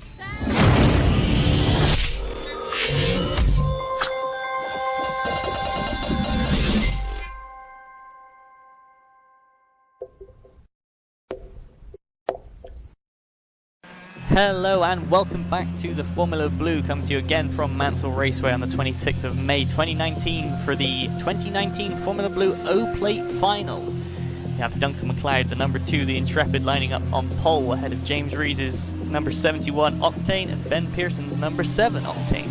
And Stuart Gray in the first of the Tony Karts, number 16, will be lining up in 4th place. Second, third and fourth were decided on a tie break, with Rees, Pearson and Gray having equal points after the 3 heats today. So it's going to be settled on their Heat 1 finishing position, which was won by James Rees ahead of Ben Pearson. Stuart Gray, with the fastest lap of the race, could only manage 6th in Heat 1, starting from further back. But that's going to settle those guys out. David Watt's going to be 5th behind, ahead of the reigning O-Plate champion Mitchell McLeod starting 6th. And the current championship leader, the number 1 Anthony Cleal, down in 7th. Mike Bell, Russell O'Neill and Gavin Rees in his first Formula Blue race ran out the top 10 ahead of Rob Mortimer, Luke Latimer, Taylor Waldron, Robin Stoddard-Stones, Ron Schoen, David Waldron, Paul Alexander, David Good, Sarita Schoen, Philippe Essing, Hannah McLeod, Alex Fortune, Kevin O'Neill and Nigel Vickery, rounding out the 24 kart strong grid here at the 1200 metre Mansell Raceway circuit. Nice and wide, lots of room for overtaking manoeuvres. You see the 35 Paul Alexander on the left, and on the right, the number 67, the all-red Gillard, Nigel Vickery, in his last race on novice plates. Thank you very much, Mike. We're just coming to the end of the formation lap. I'm your commentator, Kate Penny, and I will be talking you through this 10-minute race here from Mansell Raceway. You see there Duncan McLeod at the front. James Rees not quite with him yet, but Rees will hopefully line up alongside him. There he is. Yep, there we go. James Rees just coming through there, so slightly out of position, but I think he will be back into position by the time we get, and he's not, and we're actually being waved around for another formation lap, so an aborted start there. Now, why would that be, Mike? I'll say it looked like the number 101 Luke Latimer potentially having trouble getting going on the grid, so they'll go around and they'll pick him up, going through pit bend again, and then Latimer will have to take his position back on the grid. Remember, this is a special, yearly special event for the O-Plate, not decided by first across the line. It is decided by grid plus final. So currently Duncan McLeod on pole is in the favourite position to come away with the O-Plate, because James Rees alongside has to beat him by 2 places in order to outscore him. Thank you very much for that. We're just coming through to the end of the second formation lap, and hopefully we will be running for good at the end of this one. You see there James Rees coming out the final corner quite a way ahead of Duncan McLeod, but that's okay, because McLeod is the pole sitter. He determines the pace here coming up to the rolling start. It's going to be McLeod on his right hand side, with James Rees alongside him to the left, and when McLeod drops the anchor, we will be underway here at Mansell, and it's go. And that's a slow start there for James Rees. He's really dropping back, and look at Pearson. Pearson goes to the inside of McLeod and leads into turn 1. Around in the background goes Stuart Gray. So a big spin there, and Michael Bell's gone off in avoidance. So a couple of drivers really hampered at the back there, but it's Pearson leading around from McLeod, and then I think Watts and Cleal. Yeah, poor start from James Rees. He's been absolutely mugged. There he is being passed by Rob Mortimer and David Waldron even. But great start from Ben Pearson. You can see there, something's up. It looks like Duncan McLeod is slowing. Watts goes through, Cleal goes through as well, so potentially problems for both of the front row starters. Yeah, let's see how he's running as we cross the start-finish line. He's going to be the 4th car through his shot, and you see him bouncing there, trying to get the speed. He's getting mugged, so I think there is a real problem there for Duncan McLeod, our pole sitter. I saw that he didn't get the best of starts, much better one of course than James Rees, but just got beaten to turn 1. And yeah, he's really dropping back there. In fact, he's lifting the carburetor. So real problems for Duncan McLeod, and that's a huge shame there. And that means that Pearson's leading from Watts, Cleal and McLeod. And there you go, as he loses more and more position. And that's really, really gutting there for our pole sitter, Duncan McLeod. So you can see there Gavin Rees making up another place on Taylor Waldron, and there's Duncan McLeod. At this point he's just cruising it back. He's being overtaken by everyone. Philippe Essing goes through, Nigel Vickery going through, and out of the top then Cleal now up to 2nd. Yeah, Cleal up to 2nd. Incidentally, McLeod is actually already our third retirement, as we lost Luke Latimer on the opening lap of the race. And also Hannah McLeod didn't even make the start. So a couple of retirements already. Cars going side by side there down into turn 1. And that there would have been Paul Alexander going side by side with Sarita Schoen. And I think making the move stick. But yeah, whatever the case, 3 cars out already, and it's just gutting that McLeod was one of them. Right, now that Cleo has released himself from what, as there Michael Bell goes up the inside of, that would be Nigel Vickery, sorry. Can Cleo start setting about chasing down Pearson for the lead potentially? Well, Pearson's been quick all day, and so too has Cleo and Watts. So I think it's still anybody's game up in that top 3. And Mitchell McLeod with a good start up into 4th already. Fastest lap from Cleo last time around though, so he is absolutely charging. Russell O'Neill has passed Taylor Walton for 6th place, so there's change there. And also Rob Mortimer is up into 9th ahead of Robin Stoddart-Stones. David Good has passed Alex Fortune for 15th place, and Michael Bell, well, we saw him passing Nigel Vickery, of course, for that 18th position further back. But as you see, it appears to be that the top 3 are breaking away a bit on this opening lap of the race. Pearson, Cleo, and Watts. And as we come through to complete another lap of racing, that's how the order stands. Yeah, if you look back, Gavin Rees now starting to reel in Mitchell McLeod, and Russell O'Neill up to 6th. Usually runs a bit of an outlier on gearing, so he'll be really quick down the straights. We'll have to see what he can do later on in the race. Through to complete another lap through into turn 2, and David Watts was fastest on that last lap, fastest of anyone in the race so far. So while Cleo is catching Ben Pearson at a rate of roughly 0.3 of a second per lap, Watts is catching Cleo as well. So the top 3 really starting to close in there, and it's definitely not a sealed deal already, even though Pearson was able to really get away there in the carnage at the start. And this field has really started to swap on its head, because of course Watts is up from 5th on the grid. In fact, Cleo ahead of him is up from 7th on the grid, so an amazing start from Anthony Cleo there. And by the end of lap 3, he was already up into 2nd place, which is where he stands now. So Cleo charging, and obviously just in the groove today, going after Pearson. And again, another fastest lap of the race from Anthony Cleo. Indeed it is, there's Gavin Rees on the tail of Mitchell McLeod. But of the top 3 at the moment, currently Ben Pearson looking in a good spot to come away with the O-plate, but it's definitely very close between the first 3 of them. There's only a couple of points in it as it stands. And near the back as well, we've had a couple of other overtakes. Philip Essing has passed Alex Fortune for 16th place. And Stuart Gray has already started his recovery drive, passing Nigel Vickery for 19th position. That's a swapped position. Whoa, as you see the number 5 cut there, really kicking out the tail. That would have been Russell O'Neill entering the chicane. And there's a move, and that would be for 4th place. That's Gavin Rees going up the inside of Mitchell McLeod. And making it stick there for 4th place was David Watts. That's the fastest lap.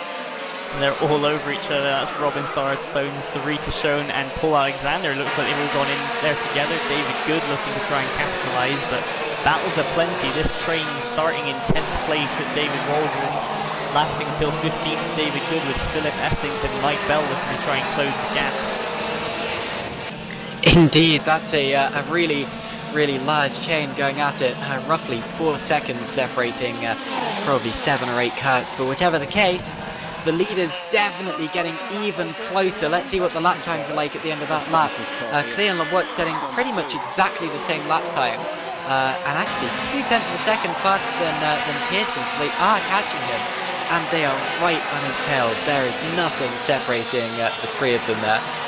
Well, there is something, but I'd estimate it to be roughly 0.2 of a second at maximum there, as they exit turn 3 and head up towards turn 4. And who's going to make the move first? Will Cleo attack Pearson, or is he going to be attacked by Watts? I can't help but feel that he's in an attack or be attacked situation. And here they come out of the top bend. And Cleo does take a look there actually. He takes a very speculative look going up towards the chicane. Although course, you have to be right alongside your opponent to actually go for a proper overtaking opportunity there. Pearson sets his personal best lap of the race so far, but still loses time to Watts in third place. Yeah, it looks like Watts is definitely the quickest of the three of these guys at the moment, but he's sat behind both. As you see back down to the battle for 10th, all coming into turn 1 together. There's just a big long line from David Waldron in 10th to Mike Bell down in 17th, all on top of each other. But you can see there the lead group, Cleo looking at Pearson, going up into the top bend. Out of the final corner again, leader's just about to come into shot, and Cleo has a much better run, and they're going 3 wide. 3 wide as David Watts comes up the inside and has to back out of it. They both back out of it, in fact. Well, it's a good job they realised that there was no overtaking opportunity there, because it definitely looks as if they were going for it, although that would have ended in tears. They weren't far enough alongside, and goodness me, just about staying in the same order and staying in one piece. Still Pearson from Cleo, from Watts, but my goodness, that was close. Yeah, Watts thinking about making it 3 wide, backing out, doing the sensible thing, but this race is not over yet. They're going to be receiving the last lap board on the way past the start line this time by, so they're running out of time to make anything happen. Also, Startup Stones has got past Alexander for 14th, and look at Cleo. Cleo's got a much better exit, and he's up the inside into the chicane. Anthony Cleo takes the lead on the penultimate lap of the race. Extremely well done as they go into the final lap. Pearson comes backing him into turn 1. But there's no room on the outside. Cleo hangs him out, and Pearson comes back to him now again up into turn 2. He's going to be on the outside line, and that might well give, it does give Watts a chance, and Watts is up the inside for second. I think Watts got that there, up into second place. We'll have to see how they are as they come through. Well, this is actually the final lap, so there's not going to be any more opportunities, but I think that Anthony Cleo on the penultimate lap has sealed the deal. It sure looked that way, and as Watts was going side by side on the way out of turn 3 behind the spectators, we're going to have to see who gets the line first, Caitlin. Indeed, here they come through the chicane, and there's the checkered flag, and who does it wave for? I think it's going to be Anthony Cleo. Indeed, Cleo wins, ahead of Watts in second, so Watts got second. Third place was Ben Pearson, fourth is Gavin Rees. Fifth place was taken on the final lap by Russ O'Neill there. In fact, Mitchell McLeod lost 2 places. James Rees is up into 6th. McLeod is 7th. Then it's Waldron, Mortimer. Waldron, that's Taylor, of course, ahead of David. Then Ron Schoen, Sarita Schoen, Robin Stoddart Stones, Paul Alexander, David Good, Philip Essing, Michael Bell, Kevin O'Neill, Alex Fortune, Nigel Vickery, and unfortunately we lost Stuart Gray a couple of laps ago. We didn't pick up on that, but whatever the case, 20 of our 24 entrants finished this race, and what a race it was. There you see the order, and you see the top 2 there separated by just 0.4 of a second. That's how close it was at the end there, with Watts taking second on the final lap of the race. And look at 10th down to 17th there. That's 8 cars, separated by just 2 seconds. Indeed it is, and as we look for the O-plate results, it's going to be very close between the top 3. I think we're going to get an announcement on those shortly, as the driver is going to head back down into the pit lane. And from the Formula Blue YouTube, we will be seeing you again in about 2 weeks, coming to you next round from Clay Pigeon.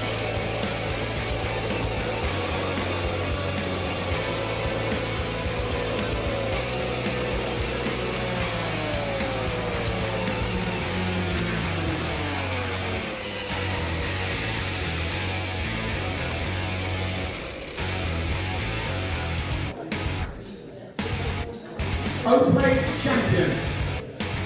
NKRA does it when you start and when you finish. So it's not a question of being a state that you have, things going wrong, whatever you want to call it. It's consistency and the result.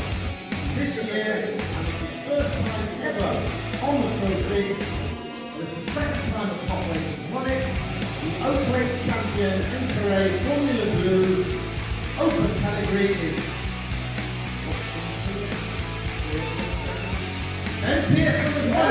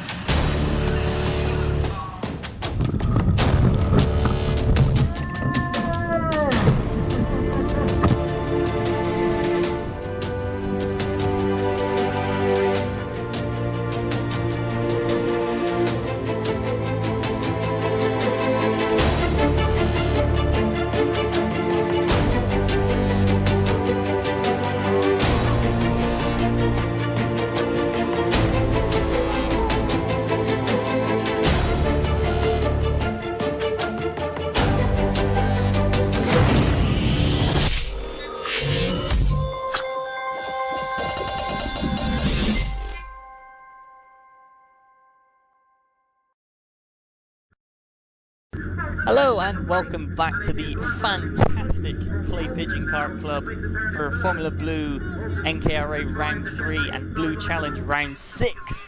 Today being a record-breaking occasion, as in Heat 1, David Watts set a new track record for Biba Tyres Formula Blue with a 35.94. As you can see here, the first three heats. You notice a few names are consistently up at the top. Taylor Waldron, Ben Pearson, Duncan McLeod across all three heats. Doubly impressive from Duncan McLeod as he had to start 15th in each heat due to a late entry, but wasn't quite enough to pip Taylor Waldron to pole.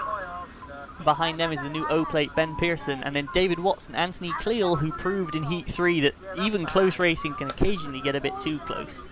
Behind them, David Waldron in 6th with a fantastic run through the heats, ahead of Russell O'Neill, Sarita Schoen, Michael Bell, Ron Schoen, Paul Alexander, Kevin O'Neill, Nigel Vickery in 13th, the top novice, ahead of Robin Stoddart-Stones, Alex Fortune, David Good, and unfortunately a non-start for Rob Mortimer due to a cracked chassis. So that's unfortunate for him. Hopefully he can get it repaired for the next time out. But today, the drivers are going to have to be facing Billy's Blind, the S's, the Sturmy Straight, Hans Hairpin, the Horseshoe, Buttons, and Top Bend on the shortest circuit on the calendar, Clay Pigeon, sure to provide some brilliant racing.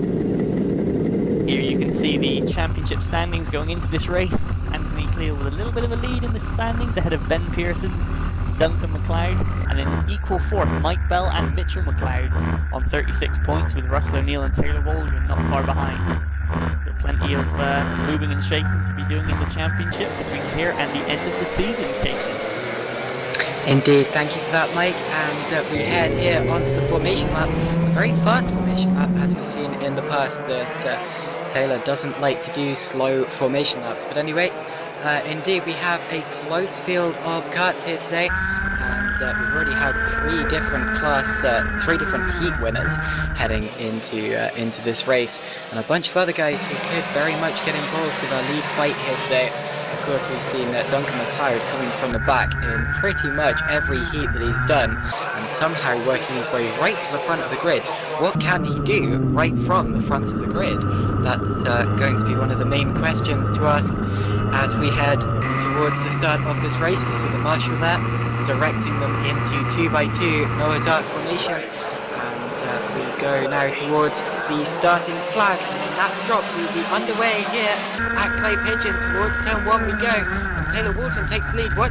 Dave Watts there on the inside line, attempting to get through on Duncan McLeod, but McLeod has the run out of Billy's Blind. Up now towards the hand hairpin. We're riding on board with Paul Alexander, who's on the inside of the 13. That will be Ron Schoen, and they're running just behind Michael Bell in the number 8 car. Towards the end now of the first lap, and it's still Taylor Waldron leading from Duncan McLeod. And in third place, of course, after that move on the opening lap, in the opening corner, is David Watts, who put together a decent string of corners to start the race. So as we shoot through the shot, you see the live timing on your screen now, and a slight mistake from Taylor Waldron out of the chicane allows Duncan McLeod alongside him, and they're both going wide as Waldron furiously tries to defend, and that may allow David Watts to get through to the lead, but he's going to be shown the outside here at the horseshoe, and he gets hung out to dry as Taylor Waldron keeps the lead for the time being. Nicely done there for Taylor Waldron, good in defence, although very nearly threw it away as he went slightly too deep into the hand hairpin. Watch McLeod coming back through on the inside, or at least taking a slight look at it. Here's Russell O'Neill on the back of Sarita Schoen as well, and off goes Michael Bell. So we've lost the number 8 car. I'm afraid there appears to be a technical fault there, and unfortunately Michael Bell is our first retirement. Still 15 carts remaining though. So after the first couple of laps, on lap 3 now, quite a hectic start there, Mike. Yeah, indeed it was. A couple of people got very opportunistic. You can see through turn 1, Sarita Schoen, she's running in 7th at the moment, got around the outside of both Michael Bell and Russell O'Neill. But here comes O'Neill coming back on the outside of the kink down into turn 1. And it looks like he's going to make that move stick. But look on the back of this lead group, David Waldron having a fantastic day so far, hanging on to the lead group here in 6th place. And Taylor Waldron there getting it hooked up much nicer into the second apex of the chicane this time. Here's Paul Alexander still on the tail of Ron Schoen.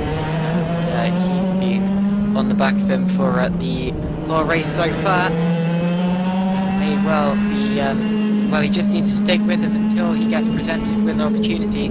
I often think that Ron Schoen's helmet looks very much like Kazuki Nakajima's helmet design, which is something that's catching my eye a lot now, but whatever the case, Paul Alexander's still yet to find a way past him, and that is the fight over 9th and 10th position in the order. Also close for 3rd place there, I believe Anthony Cleal has just passed Duncan McLeod. In fact, he has done. You see there the black helmeted Anthony Cleal ahead of Duncan McLeod in the very bright livery helmet. And that's a change for the final podium place. Here we are on board with David Watts. Talking of the podium places, he set the fastest lap of the race last time around, and as they cross the start-finish line again, that's another pretty quick lap, I think. And indeed, it's about 400s faster than Taylor Waldron there. So the fight for the lead is absolutely on as they head down the Sturmey Straight. Look at McLeod as well, taking a look for 3rd position there on Anthony Cleal, as wide goes David Waldron. We're on board with Russell O'Neill taking a look up the inside of him. That's for 6th position. However, O'Neill gets the better run out of the corner. And Cleal there is having to defend very, very hard from Duncan McLeod, attempting to get back into the podium positions. Indeed, and you can see Ben Pearson as well if you look from Russell O'Neill up ahead. Ben Pearson currently in 5th, who's having a little trouble in the Heat 3 with grip. With the grip levels on those tyres, maybe it worked them a bit harder than the rest of the front runners.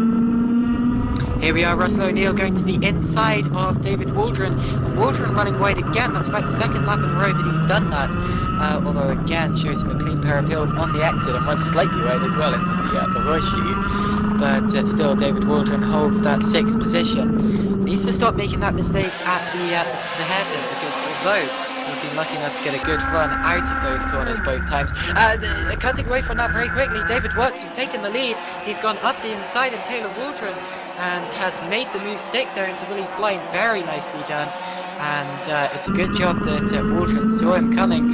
And here is O'Neill again to the inside of David Waldron in a corner where he knows Waldron struggles, and he's gone wide himself in fact, and Waldron is back up the inside, so Waldron once again holds the position there. So we see a move there, and that I think would be for 4th position, sorry, and that was Ben Pearson going past. Oh no, in fact we've had an issue, sorry, it's actually David Watts slowing, and the other kart involved in that was Taylor Waldron there. My apologies for getting that all muddled up, but it appears that there's damage to the back of David Watts. So it looked like the exhaust was hanging off when he went by the cameras. There's the lead group going past Mike Bell's stricken kart, and there he is, David Watts. On the infield. That's a huge shame for David Watts, and we didn't see exactly what happened there. They were fighting for the lead, of course. Watts had just been passed, just got past Taylor Waldron, and it appears that they've made contact off camera. That's a huge shame for the two of them, and that means that Anthony Cleal now leads the race. So there's a move in front of us, but yeah, Anthony Cleal leads this race from Duncan McLeod, Taylor Waldron, and Ben Pearson, and yeah, a massive reshuffling of the order there as the leaders come together. Utter drama here at Clay Pigeon. Indeed it is. It's definitely really taken David Watts out of the fight for this win, which is really unfortunate. It's given the race lead to Anthony Cleal, but you can definitely see the top 4 have broken away now. And then there's a group of 5 in the midfield now headed by Russell O'Neill, and then a group of 4 battling just in behind them. As you can see there in all red, that's Nigel Vickery making up some ground. Nigel Vickery, of course, coming from near the back of the grid, but already attempting to get into the single-digit spaces. He's running in 10th position right now, just behind, and that there is the that will be.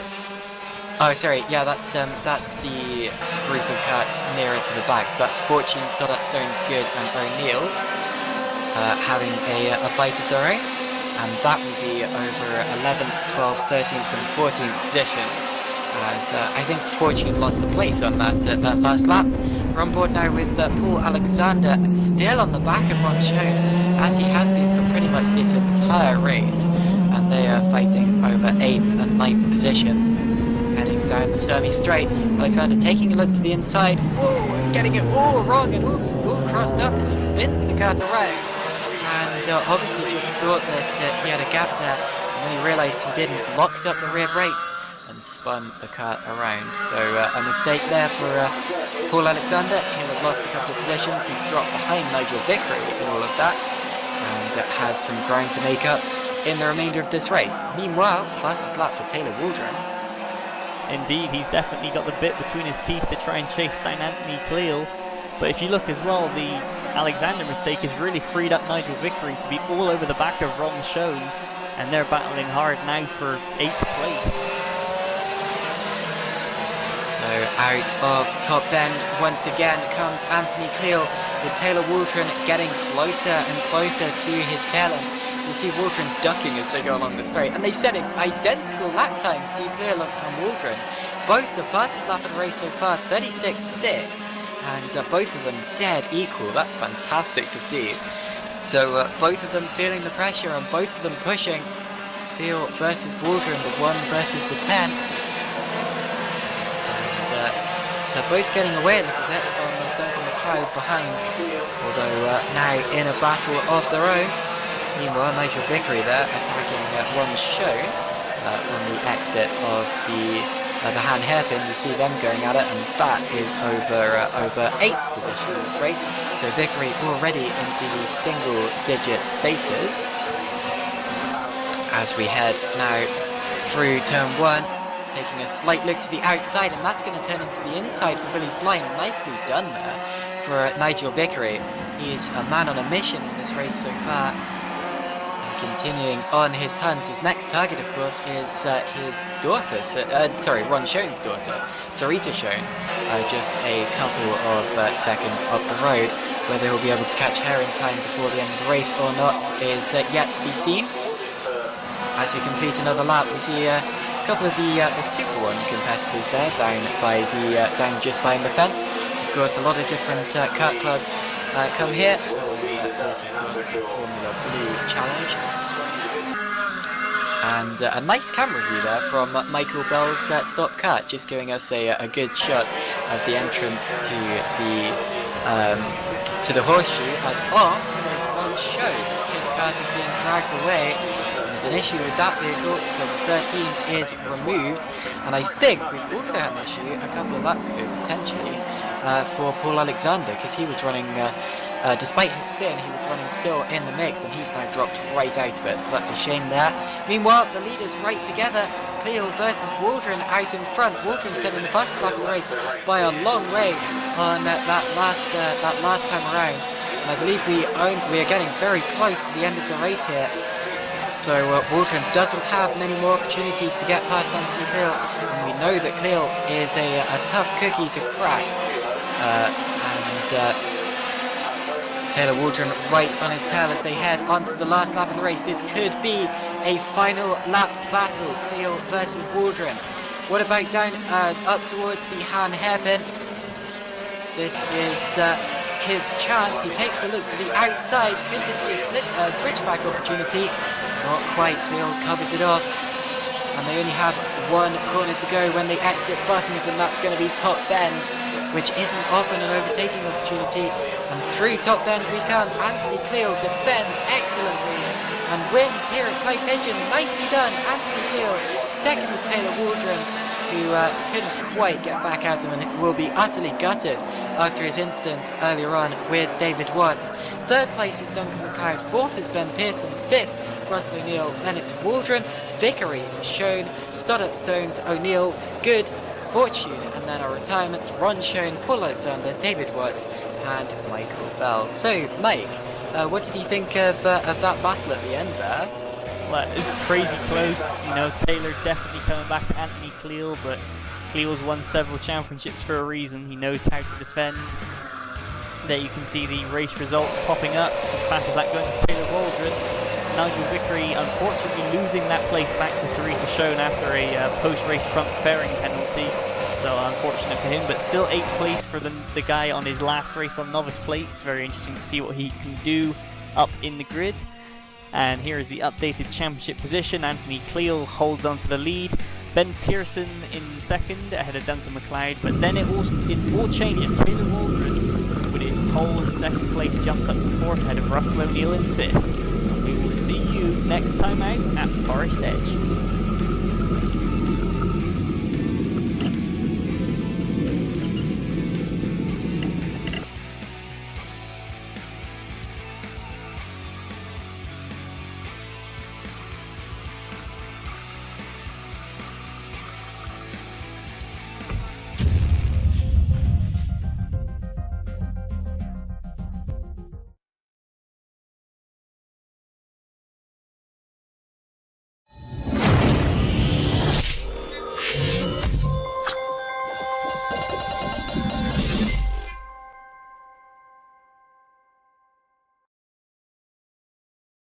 Hello and welcome to Forestedge Kart Club on this absolute scorcher of a July day for the second round of the Two Counties Kart Club Championship. Round 1 being all the way back in the mixed conditions final at Clay Pigeon, right back at the start of the year, which was won lights to flag by Anthony Cleal with a heated race in behind. You may notice from the heat results, no Cleal today, as Heat 1 was won from pole position by Michael Bell, followed by Russell O'Neill all the way and David Waldron sticking right with them. Heat 2, Waldron had the lead and Bell snuck past halfway around the final lap, and O'Neill come third again.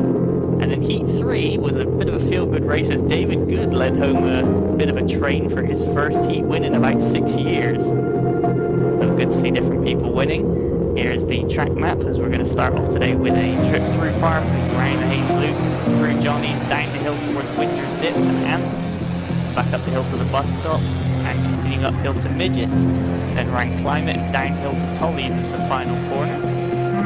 Get 2 short rolling laps here as we jump on board with the camera of the number 8 Michael Bell. Just about to come through the bus stop there, through the cut through and in onto Tolly's, across the start finish, and start the second of the rollers. Here we see the current Two Counties Kart Club Championship standings. Anthony Cleal, as I alluded to, with a lights to flag victory. Round 1, leading the championship from Russell O'Neill at number 5.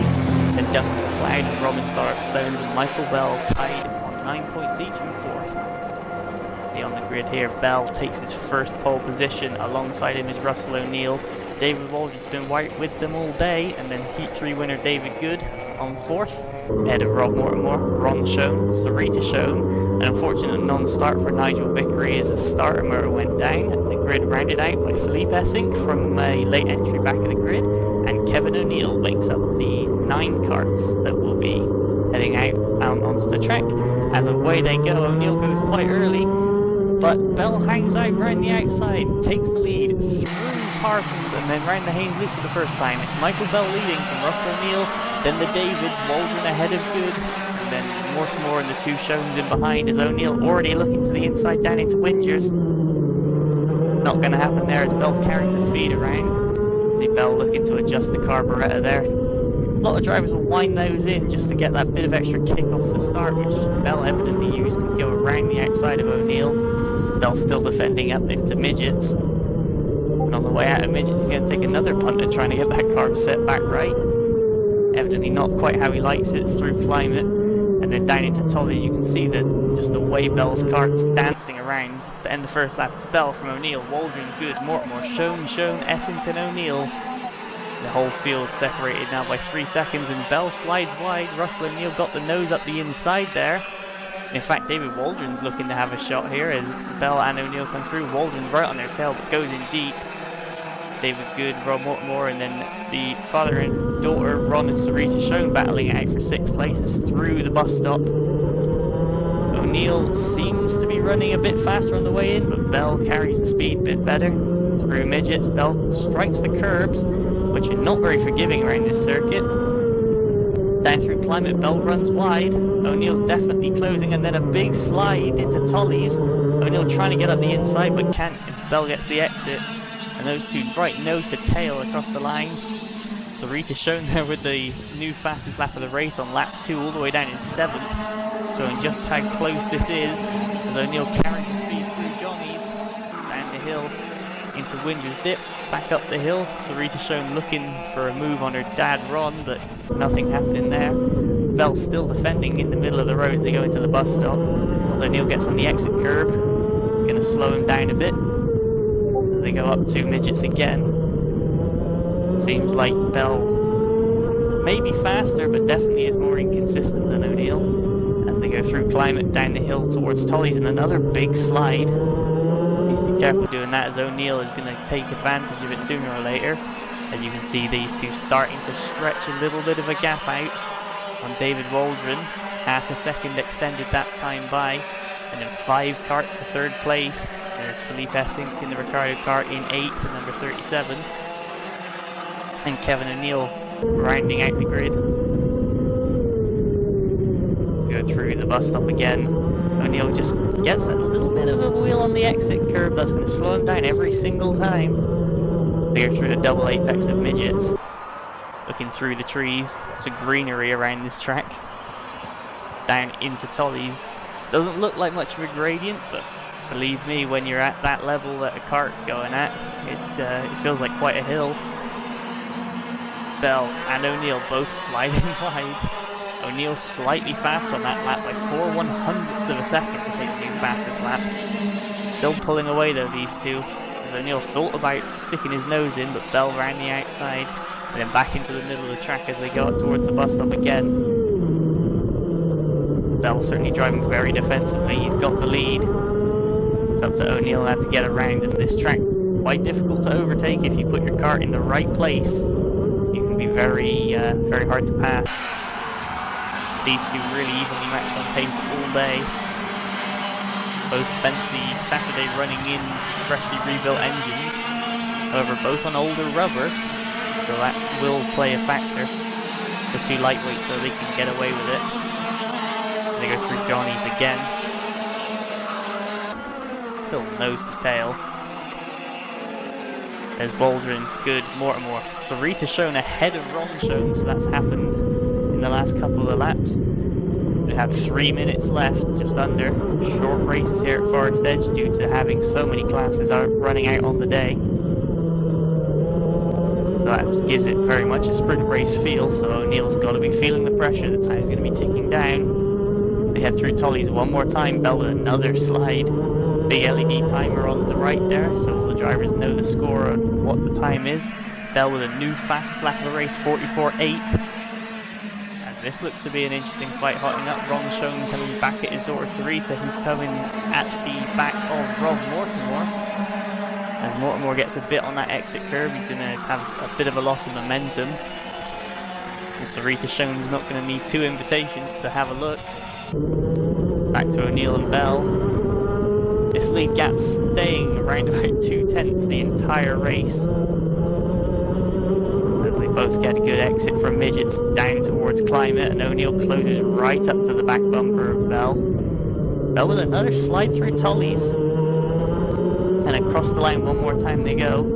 O'Neill 1/100th faster on that time by.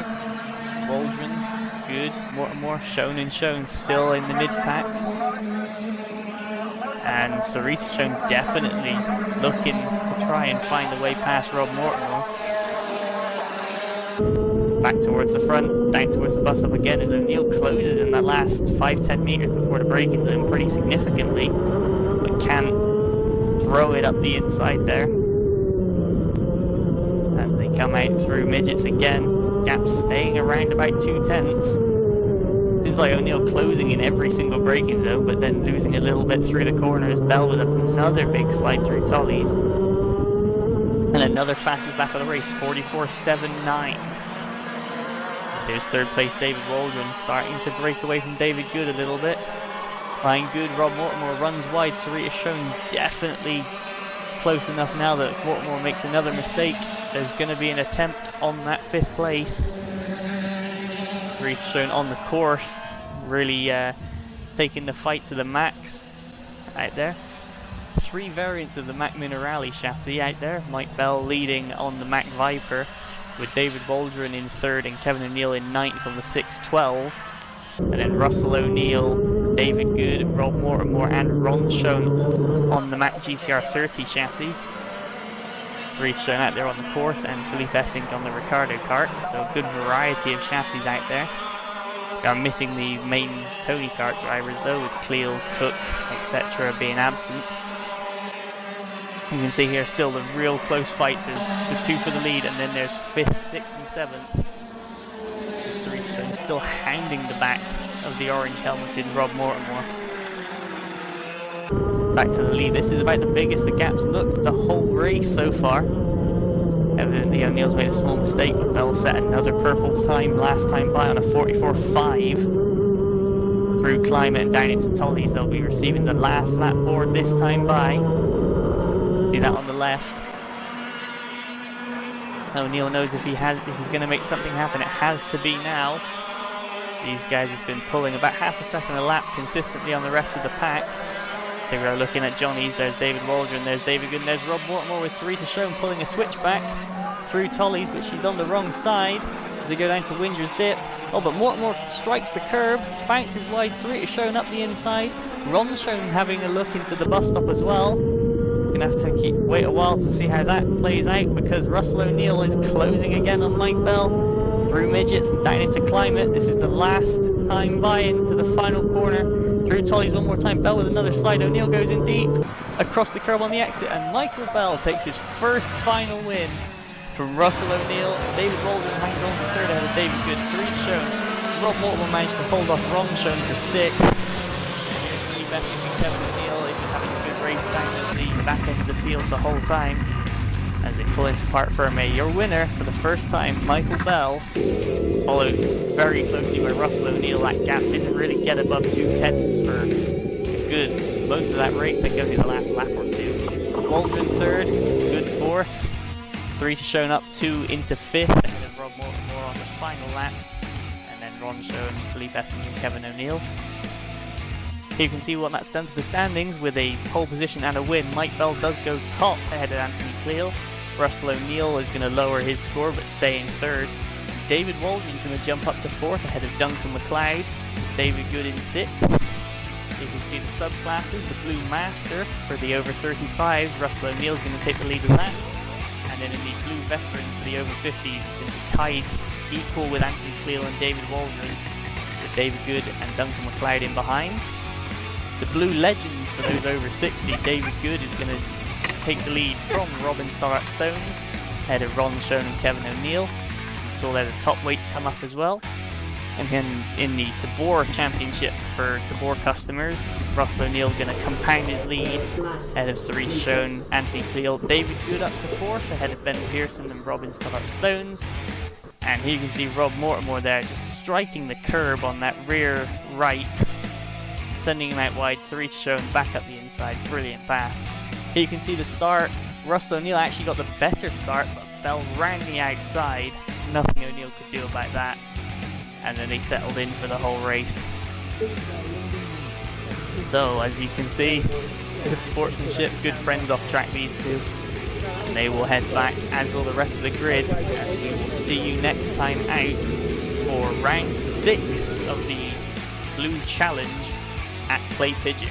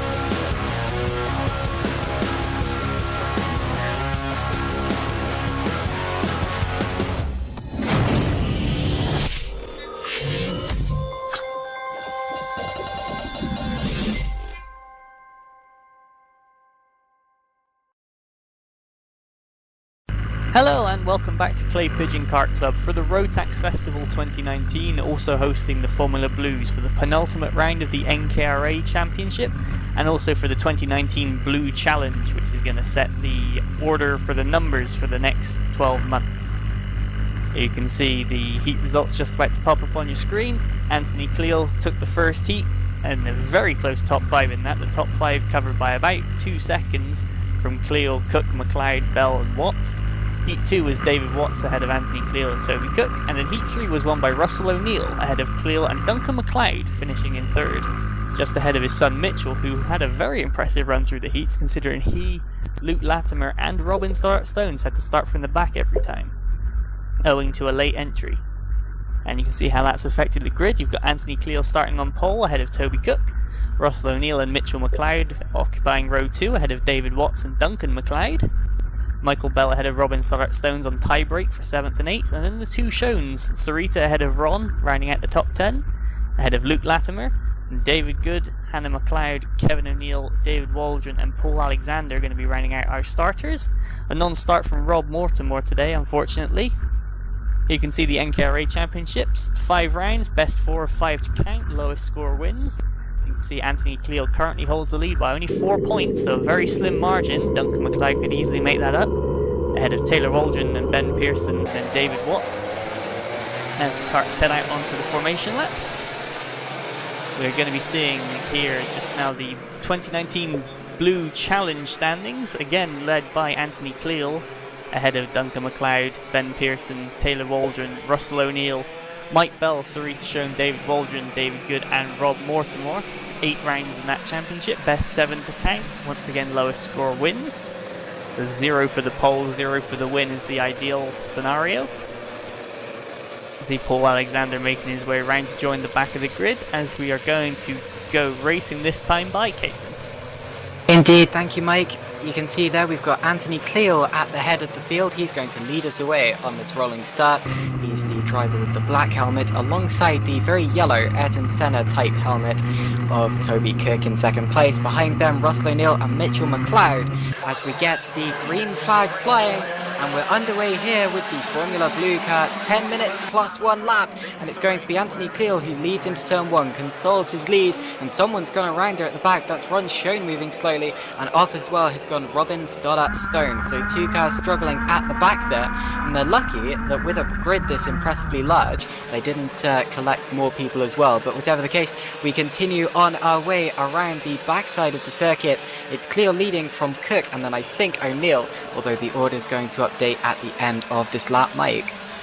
Yeah, it looked like Robin Stoddart Stone just went around and Ron Schoen clipped him, and you heard the sound of an engine rev pretty highly, potentially a thrown chain or something. We'll have to see if the karts are still there as they come down on the end of the first lap. On board with David Watts looking at the back of Mitchell McLeod, but that Ron Schoen kart on the infield I think is causing Billy's Blind to be under yellow flag for the time being, so no overtaking into turn 1. Which is going to be pretty big. Up the inside there goes David Watts. He's made the jump on Mitchell McLeod and gets the move done. Up into 4th position there, so that's a good move from David Watts, and he is on the charge right from the start of this race. Sorry for interrupting you there, Mike, but yeah, a good opportunistic move up the inside upon hairpin for David Watts. And as we come to the end of another lap, Cook is having a look to the outside of Cleal.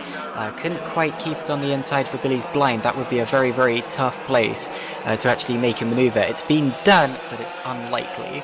Another driver who was hampered at the start there was Mike Bell, who dropped to the back. Not entirely sure what happened to Michael there, but he is now running in 15th position. He started right the way up in 7th. That's a big drop from him. Yeah, a big misfire in the 3rd heat that caused him to pull off, so it could be a legacy of that. One thing you were saying about opportunistic moves when Dave Watts passed Mitchell McLeod was that Duncan McLeod also followed him through. So Duncan McLeod up to 5th and Mitchell McLeod back battling with Luke Latimer over 6th place. Indeed, so the 2 McLeods swapping places, or should I say 2 of the McLeods, as we also have Hannah McLeod running in 9th position in this race. A real family affair for that that group there, the McLeod clan, I suppose you could say. Look at 6th place now. We've got side by side, and that is Mitchell McLeod and Luke Latimer, with Latimer going through on the inside, I think, up into 6th position. We'll see that at the end of this lap, that the slightly redder kart of Luke Latimer has indeed jumped to 6th position, so that's a change there. Mitchell McLeod dropping back. Sarita Schoen also not too far behind them either, so she may well actually look at this. Toby Cook up the inside of Cleel, and Cleel gets the switch back and cuts straight back through the number 1 back to P1. Very nearly lost it there, but managed to keep it somehow. I was sure that Toby Cook was going to go through there. Yeah, it's a corner where if you just go in a little bit too deep into the hairpin, you can really get compromised on the exit, and that's what happened to Cook. He just went too deep, but the intent is there. But Russell O'Neill's got to be thinking, can I get both of these guys at some point? Now look at the top 5 really starting to break away from the rest of the field. It's Cleel followed by Cook. Can Cook go for another move? Not into the hand hairpin, so he doesn't do that 2 laps in a row. And then following him we have Russell O'Neill, David Watts and Duncan McLeod, the top 5. And then of course there's a bit of a, and that's Ron Schoen getting out of the way there, going over the grass, just to get out of the way of the leaders after his spin at the start of the race. And side by side further back there, that's David Good losing a position to, I think, Paul Alexander. Yes, it was Ron Schoen just staying out of the way, trying to limp the cart back to the pits, but that does mean Billy's blind is no longer on the yellow flag, so drivers are going to be seeing opportunities now into turn 1. We're on board now with David Watts following the top 3 that are so close you can throw a blanket over. Watts has caught these guys up and is going to try and look up the inside of Russell O'Neill. Watts is getting a better drive out of the hairpin, running more teeth to give a better acceleration but potentially lower top speed, so I'll have to see if O'Neill can get him back down the straight. And at that point, of course, O'Neill's in a tough position because he wants to turn in, but there's a car on his inside, so he can't, or a cart, sorry, on his inside, so he can't physically do that.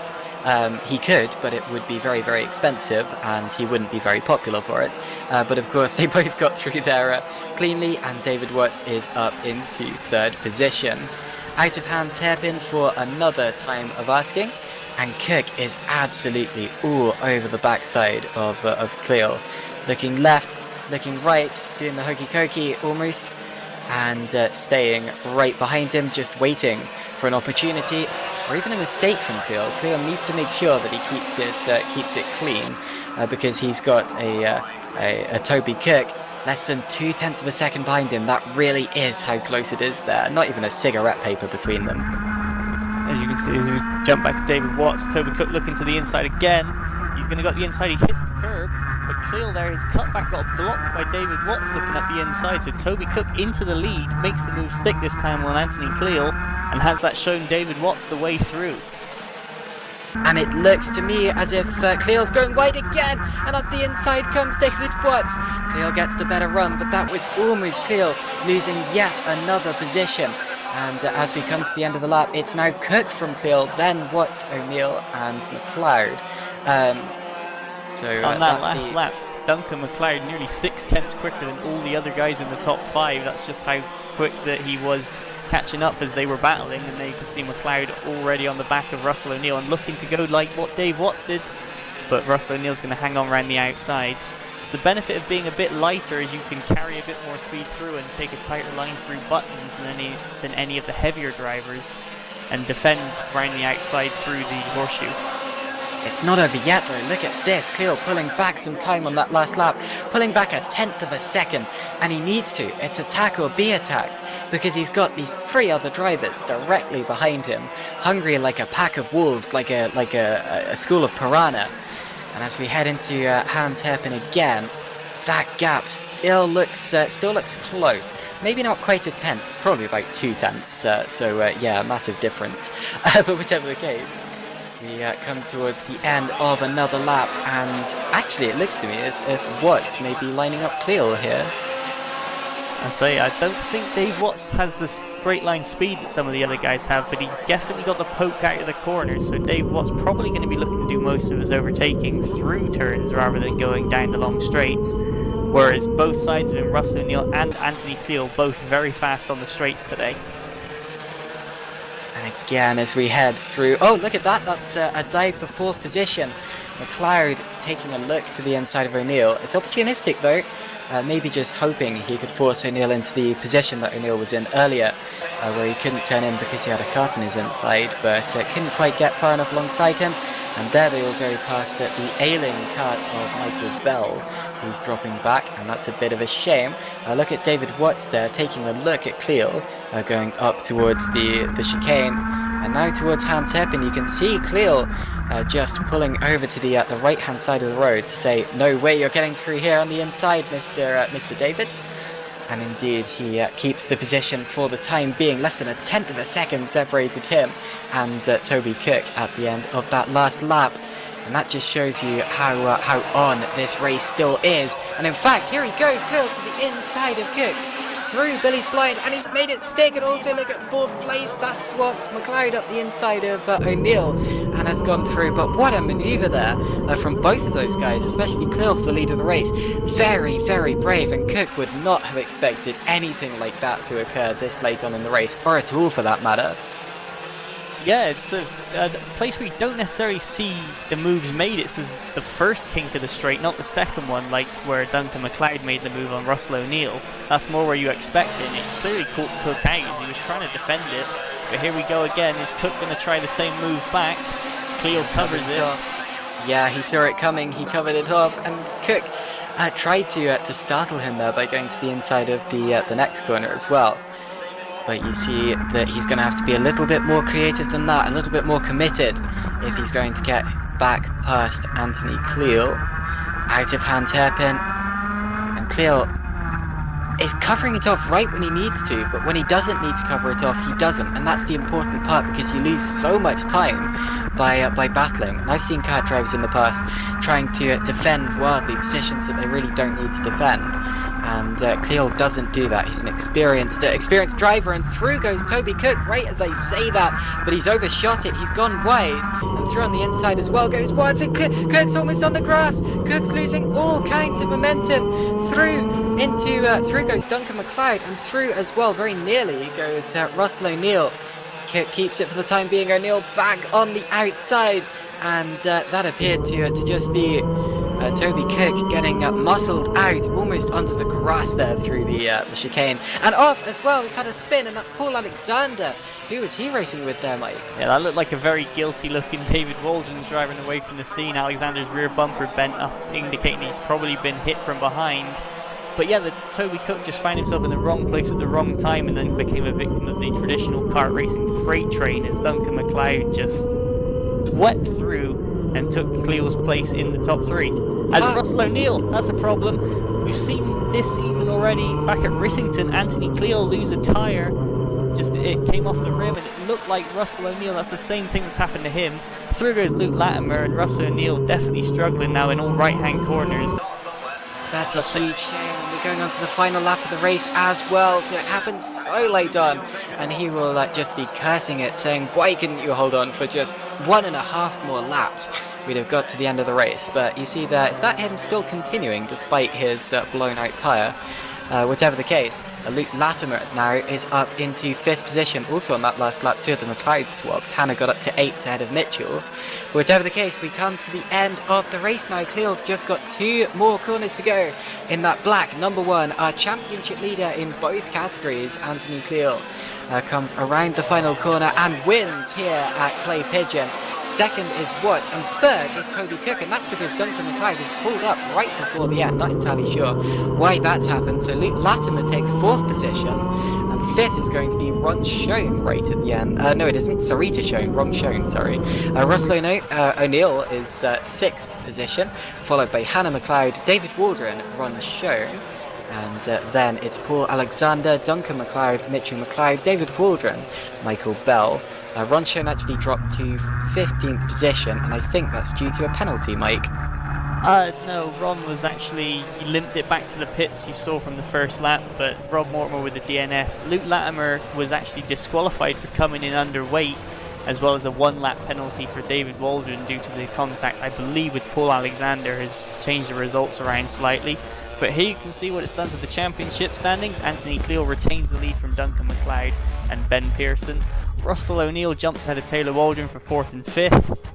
Mike Bell stays ahead of Sarita Schoen. And you can see what it's done in the NKRA standings. Anthony Cleal again holds the lead from Duncan McLeod. This time David Watts up to 3rd ahead of Ben Pearson, Taylor Waldron. Toby Cook into 6th ahead of Russell O'Neill, Mitchell McLeod, Sarita Schoen, and Mike Bell round out the top 10 in that.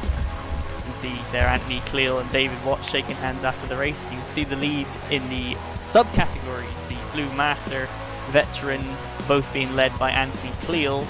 Ahead of Duncan McLeod in both instances, but Russell O'Neill in 3rd in the Masters, David Waldron in 3rd in the Veterans. David Good cements his lead in the Blue Legends ahead of Ron Schoen and Kevin O'Neill, and Duncan McLeod holds on to the lead in the top weights from Ben Pearson. You can see the Tabor customer standings for the cart and engines being supplied and maintained by Tabor Karting. Russell O'Neill leads that ahead of Sarita Schoen and Anthony Cleal.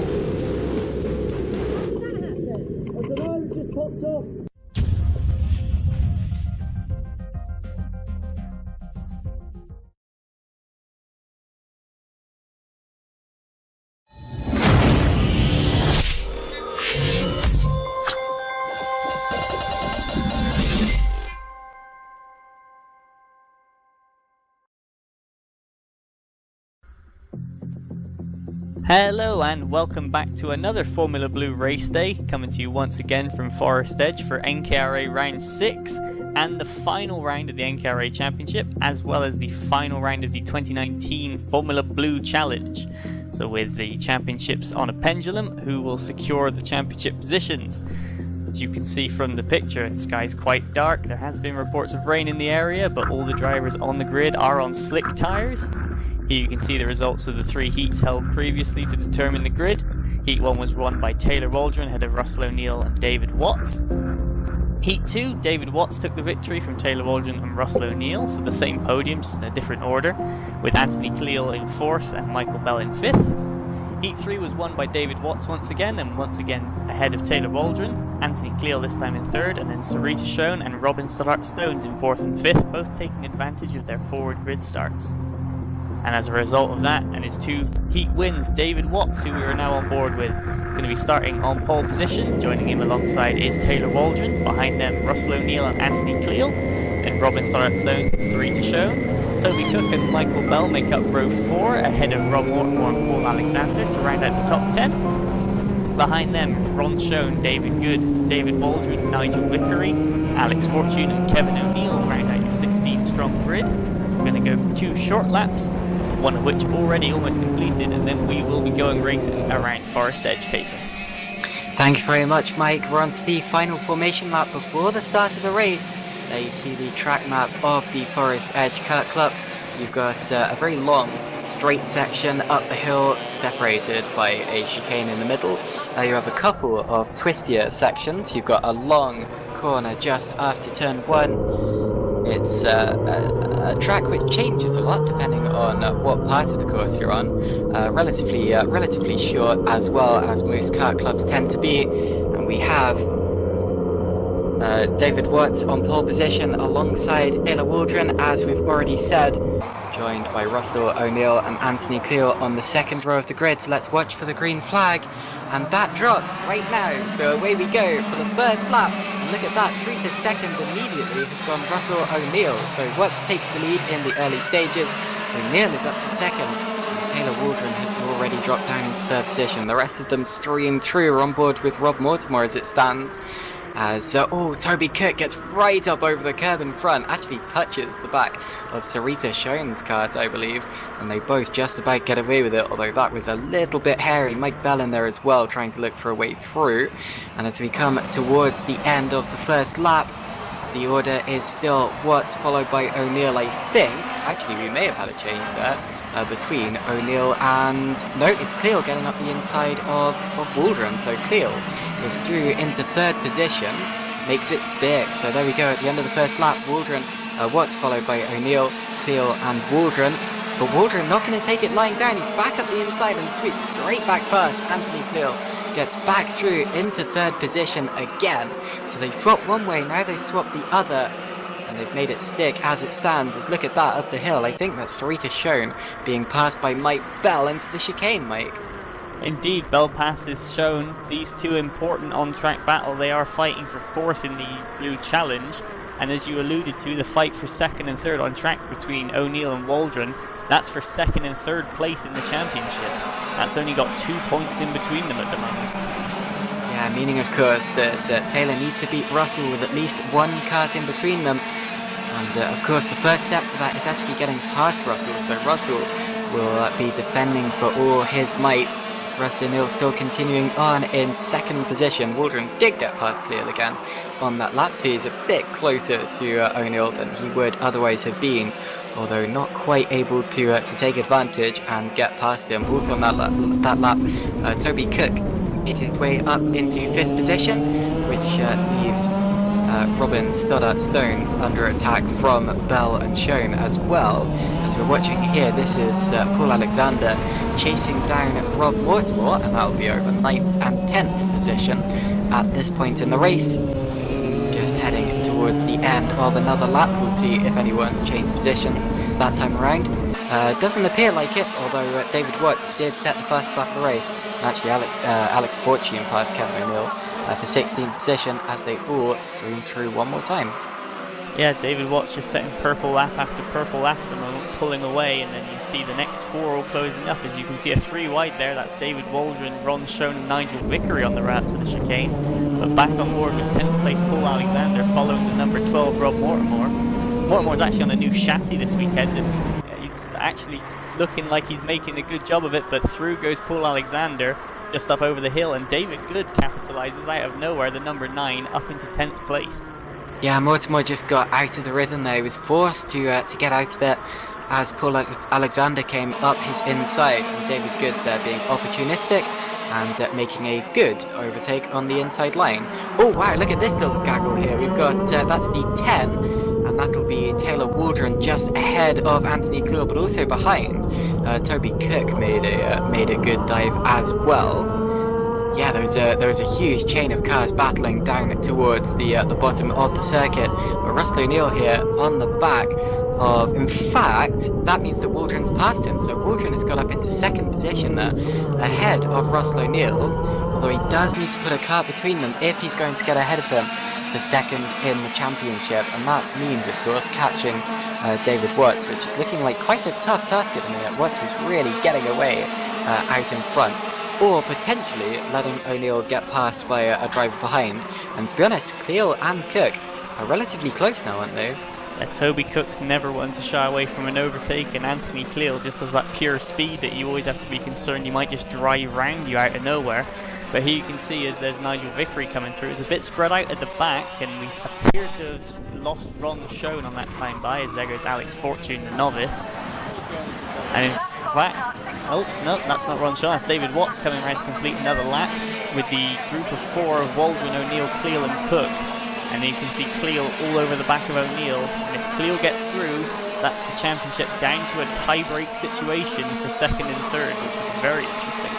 Yeah, judging by the times, I think Ron Schoen had a little spin somewhere. Didn't see how that was caused, but whatever the case, looking back up to the head of the field, Cleal still racing with O'Neill.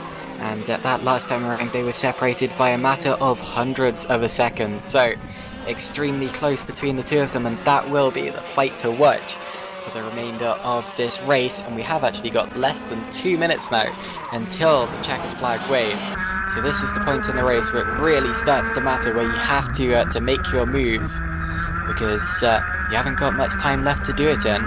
We're on board here with David Watts, so this is our leader, just coming upon the 13, so putting a lap there on Ron Schoen, who will be struggling a little bit. David Watts, though, not struggling whatsoever, absolutely accelerating away at the lead of this race. He's been not quite dominant, but he's been very much in control of the entire day, and continues to be in control now as he heads around the double right-hander towards the end of the lap. And it's the battle behind him that we really want to keep an eye on for the rest of this race, because that is going to be what determines 2nd place in the overall championship. Indeed it does, as you see Watts just driving absolutely flawlessly. He's been the man to beat, but because of the rounds he's missed, he's a little way down in the championship, but on present he's looking to jump up to 7th. But in behind Cleel now under attack from Toby Cook, and they're both right behind Russell O'Neill. So the two Tony karts all over the lead Mac driver, and there's Bell passing Ron Show. And then in behind, pretty quiet, but they're having a battle out of nowhere. It's Robin Stones and Sarita Schoen battling over 7th on track. They are indeed, so that's 7th place there. Also Nigel Vickery past Kevin O'Neill that last time around as well for 13th position. So fights up and down the field, although I think we're only going to get one more lap after this one. So we've just completed that last lap, so indeed we will. So you can see right here through the grandstand corner, so just about on the edge of being flat out with really nasty curbs on the way in and out. So it can very much mess up your rhythm if you touch one of them. So if O'Neill in the middle of that train were to touch a curb, he could easily fall 2 spots, and then that's a championship position. One thing that could very much have played into his hands is rain, but unfortunately we didn't get any of that today. That would really have spiced up the action. You can see it's quite overcast, and there was definitely a threat of it, but no rain has actually fallen. Onto the final lap now goes David Watts. So Watts just has one more tour. Let's watch this onboard and see just how the expert does it as he flicks into the left-hander there and down towards the bottom bend through the double right. Here comes Toby Cook on the back of Anthony Cleel, and Cleel himself is on the back of Ross O'Neill, takes a look to the outside, although he needs to be careful that Toby Cook doesn't get up his inside in the process. Either of those positions could change. Here we come to the end of the lap now. David Watts coming around the final corner, and Watts has sealed the deal. Fantastic race from him. Oh wait, no, here he is now. Sorry, that was a back marker. David Watts now coming around the final corner, and now he seals the deal. Wins at Forestedge. 2nd place is going to be Taylor Waldron, followed by O'Neill. So O'Neill does cement 2nd place in the championship, followed by Cleel, and then Cook. Mike Bell was 6th, followed by Robin Stoddart Stones, Sarita Schoen. Oh, actually, we've got a fight on the final lap here, and we're on board with Rob Mortimer, as he just, yes, oh wow, David Waldron just got him before the line there. So Waldron pips him for 11th position. Mortimer is 12th. 13th is Nigel Vickery, followed by Kevin O'Neill, Alex Fortune, and Ron Schoen. Good to see all 16 karts that went out get back in one piece. As Caitlin said, the results: David Watts wins the race, Taylor Waldron in 2nd, in 3rd position Russell O'Neill, and the championship winner of the NKRA and the Blue Challenge, Anthony Cleel, in 4th. You can see all the drivers just going through the weighbridge. You can see the final point standings for the NKRA Championship. Anthony Cleel were to win that, and then David Watts jumped up to 2nd in the final race. Duncan McLeod 3rd, ahead of Taylor Waldron and Russell O'Neill, rounding out the top 5 of that particular championship. Followed by Toby Cook, Sarita Schoen, Mike Bell, Robin Stones, and David Waldron to make up the top 10. And here's the Blue Challenge standings. It's Anthony Cleel's going to win that, and Russell O'Neill taking it just by a point from Taylor Waldron. Mike Bell in 4th, ahead of Sarita Schoen. They're only separated by 5 points, so that was something that came down to the final race. Robin Stones up to 6th, and David Watts with his win jumps all the way up to 7th, just pipping David Waldron and Duncan McLeod, with Ben Pearson rounding out the top 10. And in the subclasses, Anthony Cleel wins the Blue Master from Russell O'Neill and Robin Stones. The veterans also go the way of Anthony Cleel. Robin Stones in 2nd, but just by a point ahead of David Waldron. Robin Stones won in the Blue Legends, ahead of David Good and Ron Schoen. And in the Blue Top Weights, Rob Mortimer were taking the victory from Ron Schoen, Duncan McLeod, and Ben Pearson in 4th, as the Formula Blues head back into the pits. And the next time they will be out is for the Grand Finals in 1 month, also at Forestedge. We will see you then.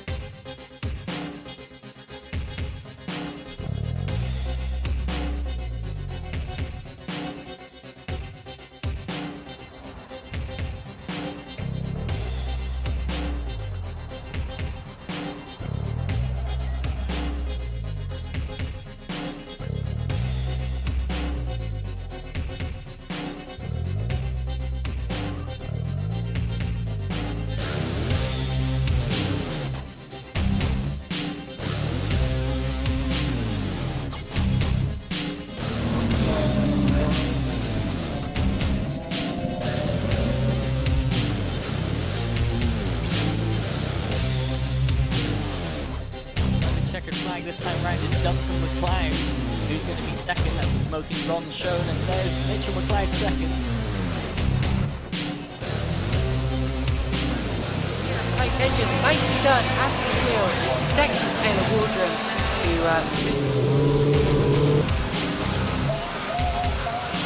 there he is, David Watts. Watts has sealed the deal. Fantastic race from him. Oh wait, no, here he is now. Sorry, that was the back now. David Watts now coming around the final corner, and now he seals the deal. Wins at Forestedge. Second place is going to be Taylor Waldron for another formation lap. So an aborted start there, and why would that be? So it looked like the 101 Luke Latimer potentially having trouble getting going on the grid, so they'll go around.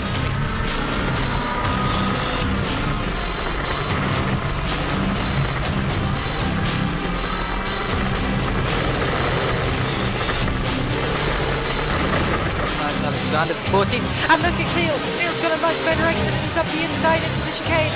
Anthony Cleal takes the lead on the penultimate lap of the race. Extremely well done as they go into the final lap. Pigeon comes back into turn 1, but there's no ring on the outside. Cleal hangs it out, and Pigeon comes back in there again up into turn 2. He's going to be on the outside line, and that might well be it. Oh, he does give Watts a chance, and Watts is up the inside for second. I think Watts got that level.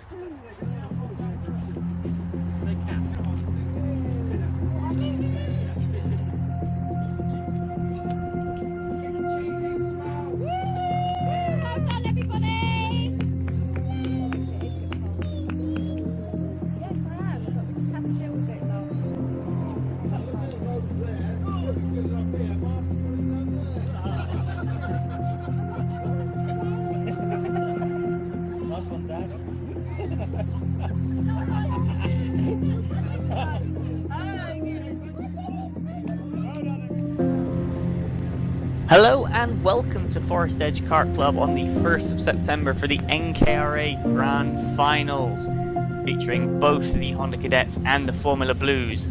Here we are walking through the paddock. You can see every single kart out on new tyres. It is the one and only compulsory controlled tyre purchase of the season to make sure everybody is on even rubber for the biggest race of the year. Here you see the standings of the Blue Challenge, which is over and done with now. You see Anthony Cleal winning, Russell O'Neill, Taylor Waldron, Mike Bell, Sarita Schoen being the top 5. Those points will be tallied up, given a score, and then combined with the points from today's Grand Finals to make the seedings for the next 12 months. Here we are on board with David Watts, and you can see ahead of us number 4, Toby Cook. That's a seeded number, so Cook's going to have to work some to defend it, down in 15th in the Blue Challenge. But here we are, heat number 1, and we are going to be seeing the grid pop up any second, and it's going to be David Good in the number 9, ahead of Russell O'Neill, with Stuart Gray and Robin Stones on row 2, from Kevin O'Neill, Nigel Vickery, Toby Cook, David Watts, Sarita Schoen, Michael Bell, David Waldron, Taylor Waldron, Mitchell and Duncan McLeod, Anthony Cleal, Ron Schoen, Paul Alexander, Rob Mortimer and Alex Fortune starting his last event on novice plates at the back. Here we are on board with Bell in 10th place. You can see it's going to get a bit compact, the grid, as they're going to come through the cut through, and we will be underway for 5 minutes plus a lap of racing. Heat number 1 at Forestedge, and the lights are going green now. You can see Toby Cook down the middle, David Watts trying to follow through, as you can see everyone heading into turn 1 jostling for position, and it is Russell O'Neill leading the way from David Good. Toby Cook looking at Stuart Gray in 3rd. Here we are on board with David Watts, and he's going to get pinched out over the curb, goes for a big ride. Through goes Bell, through goes Waldron, through goes Duncan McLeod as well. So David Watts not having a good first sector. You can see there Bell and Waldron side by side just ahead of you. David Watts back up the inside of Duncan McLeod, now on the back of Taylor Waldron. That's Bell having a poor run. Waldron goes through. David Watt's going to follow through as well. So all action straight out of the gate as that's Kevin O'Neill off on the left. He's got a bit jostled out as Taylor Waldron now side by side with number 6 Mitchell McLeod. See everything feisty, a short race, lots of time, or not much time to gain lots of positions. And obviously with the semi-random grid, the fast guys will be starting at the back at some point throughout the day. But back up to the front. Russell O'Neill leading from Stuart Gray, David Good, Toby Cook and Robin Stones breaking away. So we have a top 5 lead group. And in this train that looks like Nigel Vickery at the front of it with Sarita Schoen attacking him as here's David Watts up the inside of Mitchell McLeod into the chicane.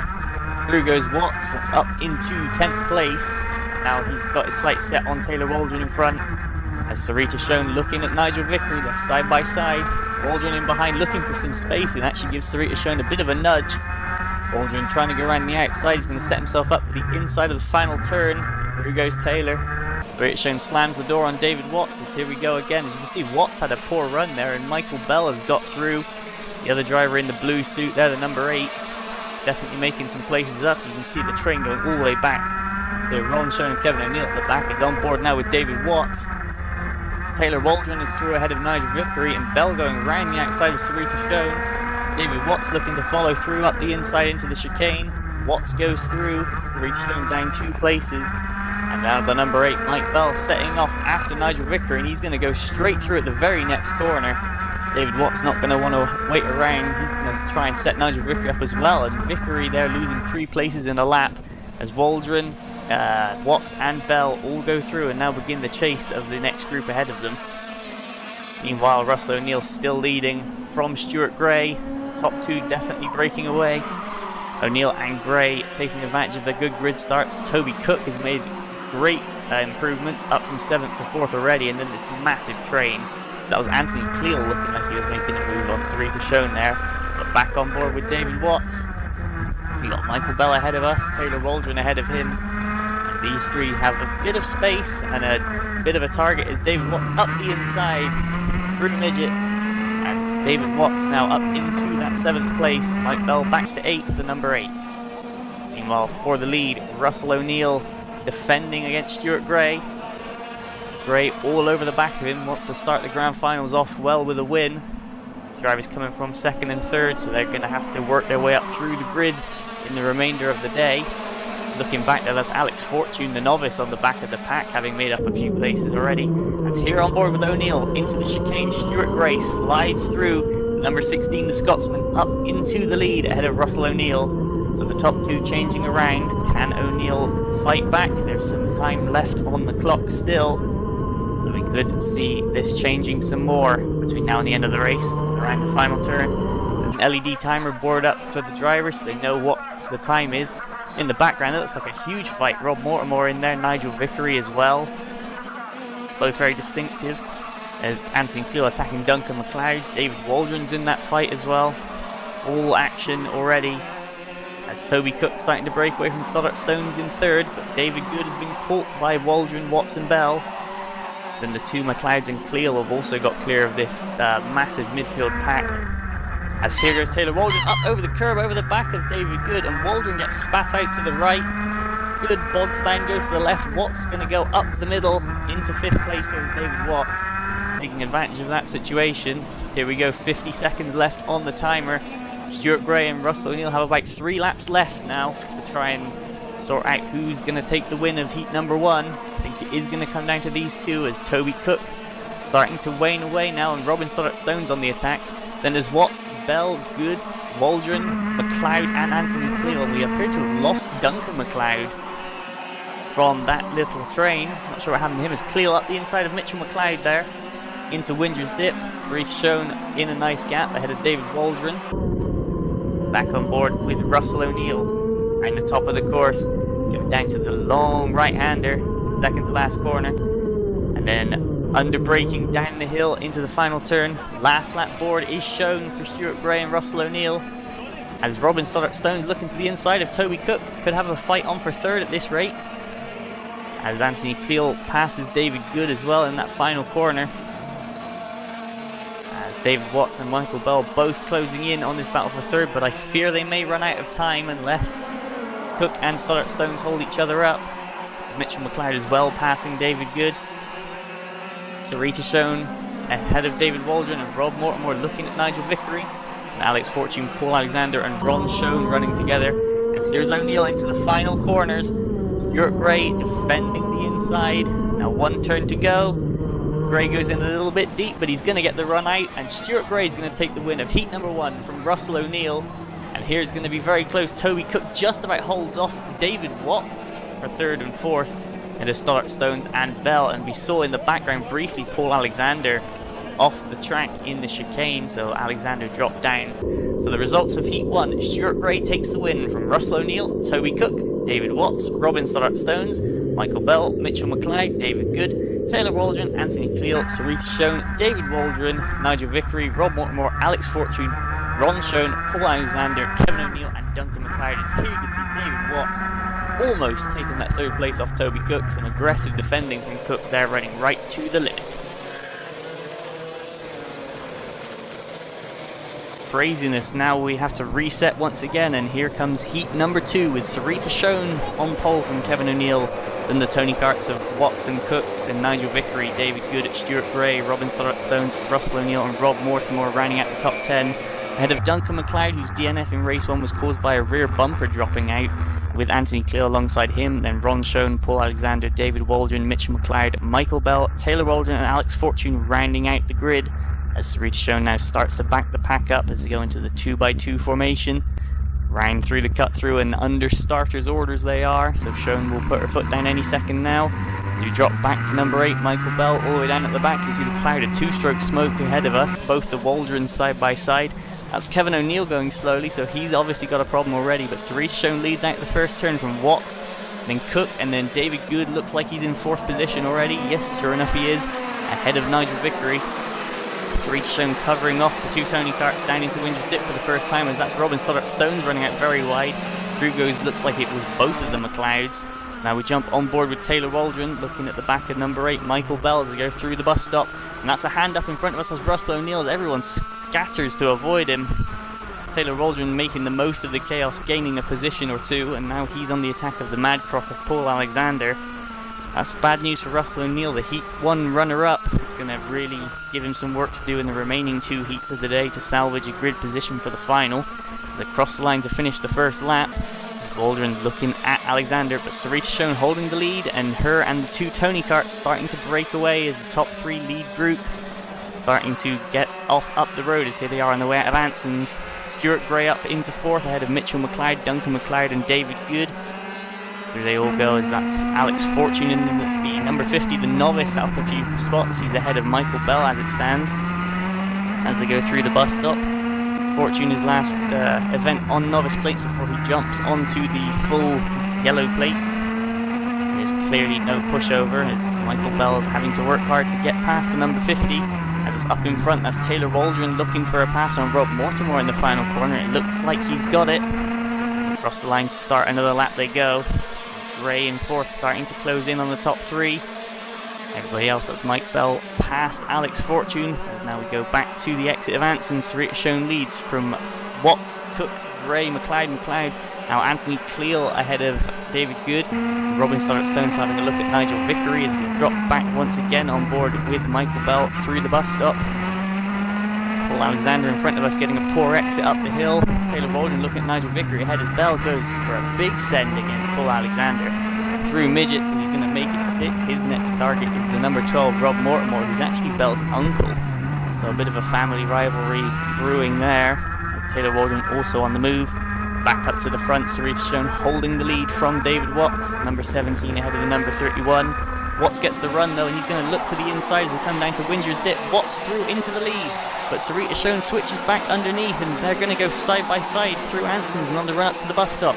Watts looks like he's going to break later, going to try and go around the outside. Toby Cook's got his eye in there as well. He's trying to take advantage. We drop back once again to Michael Bell. Nigel Vickery now the next kart ahead of us. As Taylor Waldron's checked up out the road. Bell to the inside, through he goes against Nigel Vickery. Taylor Waldron now ahead, looking at David Good. And now the next targets for Bell, as Waldron now we are on board with into Tollies once again, passes David Good. Taylor Waldron makes the place as we start another lap. His next target is the 65 of Robin Stoddart Stones, but everybody else ahead of them is in one big long train for the lead. As it stands, pretty much everyone's in one big long train aside from the two O'Neills, both with problems. As there we go, Stoddart Stones, Waldron starting to close up, and Bell already looking at David Good as he goes to the inside of the bus stop. Bell makes up another position against David Good. Now he's got a bit of a way to go. Taylor Waldron and Robin Stoddart Stones ahead. Good falls back again. He's still doing well though, is David Good. He's ahead of his main rivals, Ron Schoen and Rob Mortimer. Through the final turn once again to start another lap. Still on board with Bell, running over the rumble strips. Minute and a half or so to go as it's seen on the clock, as here we are now looking from Windsor's Dip. It's David Watts in the lead, ahead of Sarita Schoen. Stuart Gray now up to third, ahead of Toby Cook.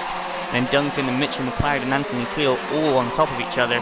With Stoddart Stones, Waldron, Bell trying to close in. There's Nigel Vickery holding off Rob Mortimer again.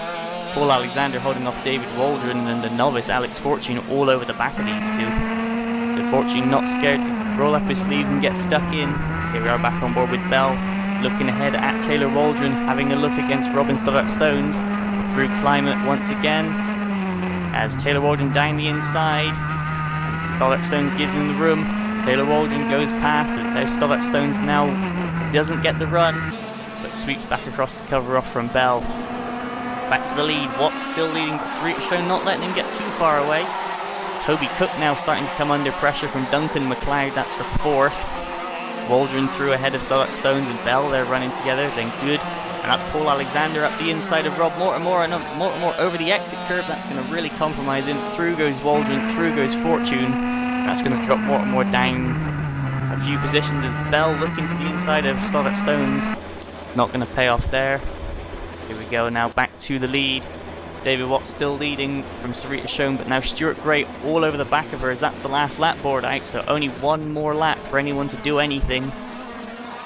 So there we go. For the lead, that's Stuart Gray in second, ahead of Sarita Schoen through Johnny's, now down towards Windsor's Dip again. Gray up to second, and that's Duncan McLeod ahead of Toby Cook as well. So positions changing for third and fourth and fifth. With Mitchell McLeod now all over the back. Looking back to the Nigel Vickery train, that's David Waldron's got ahead of Paul Alexander. Back to on board with Bell as Waldron defending from Stoddart Stones. Bell's in a good position to try and do something here, but around the final turn to win Heat 2, David Watts across the line. Stuart Gray's going to be second. That's somebody off in the background. Not sure what that is, but they're under the final turn of the race. I think that looked like Taylor Waldron potentially off. But anyway, the results. David Watts crossed the line, took the win.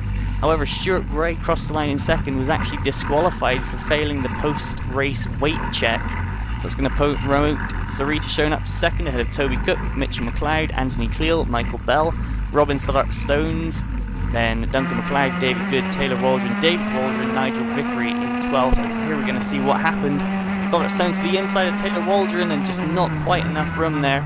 Both of them go off to the left, and there's Robin Stoddart Stones rejoining, trying to take the path of least resistance. Bell's going to sweep past them both and take the eventual 6th place on the run to the line.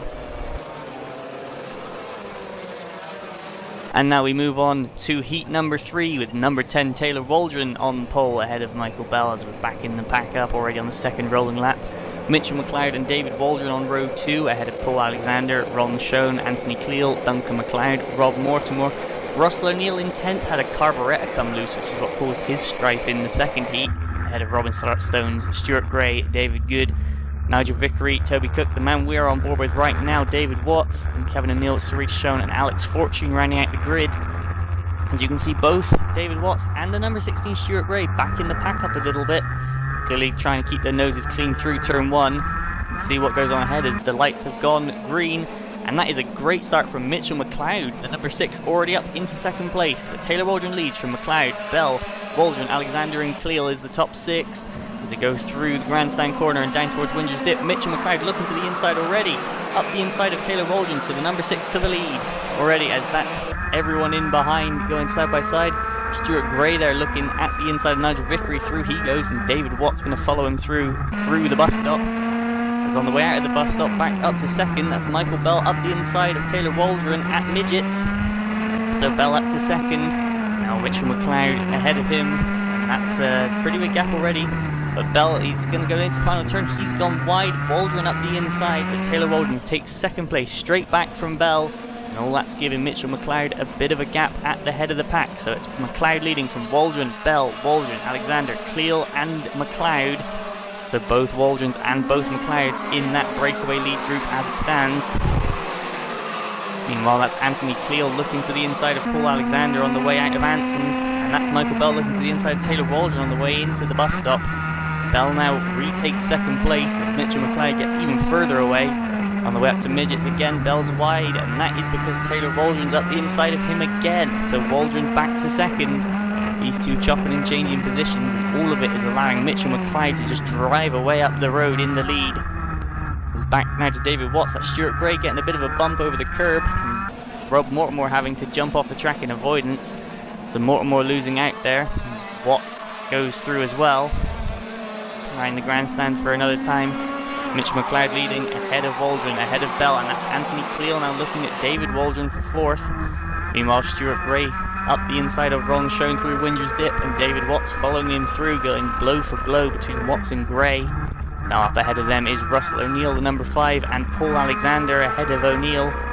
Alexander defending against O'Neill, very tough nut to crack, and Russell O'Neill finding out the hard way right now.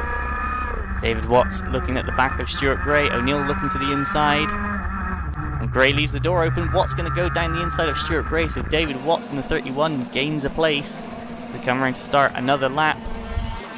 Big train there for basically 7th back, or 6th back as it seems right now. It's through they go around Johnny's once again. Now here on the exit of Anson's, Mitchell McLeod leads still ahead of Waldron, Bell, Cleal, Waldron, McLeod. Now David Watts looking to the inside of Russell O'Neill on the way into the bus stop. The number 31 goes ahead of the number 5. And now Watts' next target is Paul Alexander. To go up through midgets. Alexander going for the late apex to get the run out on the run down to climb it. Oh, Alexander's gone a bit wide there. Watts up the inside. That puts him on the outside for the final turn. Now he's going to try and switch back underneath Paul Alexander, who covers him off brilliantly. Alexander holds off David Watts for another lap. As there they are, starting to lose a bit of ground against Duncan McLeod and David Waldron, but that pack is growing. There's already 5 carts in the line there. Kevin O'Neill running at the back of the field. Glad to see he fixed his running problem from heat number 2. As McLeod looking at Waldron already. Watts having a look at somebody. That was Stuart Gray. And Kevin O'Neill having a look at Alex Fortune. Meanwhile, Michael Bell up a curb, trying to get past Taylor Waldron. And through goes the number 1, Anthony Cleal. Cleal's been a bit quiet so far today, but starting to move his way up through to the front. He's up to 3rd in heat number 3, as Mitchell McLeod still leads, but Taylor Waldron's starting to close the gap. And the top 4 starting to close up. As there's Toby Cook ahead of Ron Schoen, and Alex Fortune and Nigel Vickery, the novice and former novice, going into battle. Back to the front, the top 4 as close as that. It's David Watts and Stuart Gray. And that's Robin Stones up the inside of Alexander, but he's going to overshoot at Winger's Dip. While Alexander back ahead of the number 65. And meanwhile, back to the top 4. Bell looking at the back of Cleal. Waldron defending some thin air on the way into midgets, it seems. But Mitchell McLeod definitely being reeled in as it stands. Round climb it they go. 1, 2, 3, 4. Through Tollies and across the line to start another lap. You can see Cleal starting to reel Waldron back in. Definitely always a threat is Anthony Cleal, got much more experience than the 3 drivers around him, as Duncan McLeod and David Waldron both going into battle there. That's battling over 5th place, the dad of Mitchell McLeod and Taylor Waldron, so a Waldron versus McLeod battle for the lead and for 6th. Gray and Watts closing in. That's Toby Cook looking to the inside of Robin Stones, and David Good looking at the back of Ron Schoen on the way into the bus stop. Now back up to the lead. Round climb it once again. Mitchell McLeod definitely starting to be caught. 1, 2, 3, 4. They're all closing in now as across the line to start the last lap. See the board out on the left at the marshal's post. Can Mitchell McLeod hold off Taylor Waldron? Can Waldron hold off Cleal? Can Bell do anything at all? He's the top four as close as that. Waldron looking to the outside at Winger's Dip. Going to try and switch back for Anson's, but Mitchell McLeod puts his car in the right position. Has a quick look over his shoulder to see if he's got to worry about Waldron, but Bell up the inside of Cleel, having to slide out of it on the way into the bus stop, and that's going to drop Bell behind. Waldron looking to defend from Cleel and attack McLeod at the same time as they go now down towards Climate for the final time. Mitchell McLeod staying in the lead. It's only the final turn to go. Waldron's going to try and get the run, but out the final turn and across the line to win is Mitchell McLeod from Waldron, Cleel and Bell. And now there's the checker flag waving. That's Paul Alexander heading a big train. He's going to hold off against Toby Cook with Sarita Shones in there as well. And then further back, Alex Fortune down the inside holds off. That's Nigel Vickery and Kevin O'Neill in there as well. But across the line for the results, Mitchell McLeod took the win ahead of Taylor Waldron and Anthony Cleel. Michael Bell crossed the line in fourth, but he also failed the post-race weight check. A very hot day today has already claimed 2 drivers for losing just a bit too much weight out on track. That's going to promote David Waldron up to fourth ahead of Duncan McLeod, David Watts, Stuart Gray, Paul Alexander, Toby Cook, Sarita Shone running out the top 10 ahead of Russell O'Neill, with Ron Shone ahead of David Good, and then Alex Fortune holding off Nigel Vickery, Kevin O'Neill, Robin Stones and Rob Mortimer there at the end of the race. And now we, as the scrutineer just checking everybody's front bumpers, and we're underway for heat number 4. And there's the starter sending us around for one more rolling lap before we begin heat 4. And heat 4 is going to have Rob Mortimer on pole position, alongside him Paul Alexander, and behind them Ron Shone and Anthony Cleel on row 2. Ahead of Duncan and Mitchell McLeod, Taylor and David Waldron with Michael Bell and Sarita Shone rounding at the top 10. You're looking at Ron Shone, the number 13, starting up in third place as around Winger's Dip and out of Anson's. The marshals directing the drivers to get into a slow 2x2 rolling start. You see at the back number 50, Alex Fortune. This is going to be his final heat as a novice, so he's hopefully going to be sending those plates out with a bit of a bang. As around through the cut through and get ready to start the race, and away we go. And a good start from Mortimer, beats Alexander into turn 1, Cleel up into third. Looked like a poor start from Ron Shone, and sure enough Mitch McLeod up into 4th place with Shone in 5th and everybody else in behind. There's David Watts on the inside of Sarita Shone and Michael Bell and David Waldron side by side. Here's Anthony Cleel now up the inside of Paul Alexander into Winger's Dip. Several drivers going side by side there, including Kevin Russell O'Neill. Now on board with Michael Bell, and that's Ron Shone to our left as we go through the bus stop. Bell up another position, Shone down another position, side by side ahead as well. I believe that's Mitchell McLeod and Paul Alexander a little ways up the road. They're battling over 3rd place. As Anthony Cleel now has taken the lead, so around the final turn, Anthony Cleel leads over the line with Rob Mortimer right behind him. Mitch McLeod in 3rd ahead of Paul Alexander, Duncan McLeod and Taylor Waldron in the breakaway 6. Michael Bell in 7th, the most positions gained on lap 1 ahead of Ron Shone. And David Waldron and Toby Cook rounding up the top 10. Down to Wingers. Anthony Cleel leading. Cleel's starting to bunch up now. Ron Shone at the head of this huge train that encompasses the entire rest of the field. And now on board with David Watts, who is one of the drivers in that train. He's behind number 17, Sarita Shone. Go up 2 midgets. Watts looking left, and we looking right as well, trying to pass Shone, but Shone gets the exit. Just up ahead, that looks like David Waldron defending against Toby Cook. Sure enough, Cook to the inside, and David Watts to the inside as well. Watts makes the pass against Sarita Shone, and side by side, David Waldron holds off Toby Cook for the time being. So Waldron keeps hold of that 9th place ahead of the 2 Tony carts. And side by side, that's Robin Stones and Russell O'Neill. O'Neill trying to switch back to the inside. Back down to Wingers. Let's see who arrives first. It's Robin Stones. Sure enough, everybody else is still nose to tail. As now we're back on board with David Watts through the bus stop. That's David Waldron ahead of us, and ahead of him is Ron Shone. Shone looking, trying to make sure no one's alongside, and David Waldron sticks his nose in. Shone leaves him room. David Watts going to follow through as well. So Ron Shone there getting hung out to dry. We go through midgets, through Climate, and then down to the final turn. Cleel still leading from Mortimer and McLeod. And then Ron Shone, look, he's dropped a load of places. Ron Shone getting hung out to dry, clearly. He's lost 5 spots from that one move, as Toby Cook, Sarita Shone and Stuart Gray all followed through. Now shown under pressure from Russell O'Neill behind, but back up towards the front. That's Taylor Waldron up to second place ahead of Mitchell McLeod.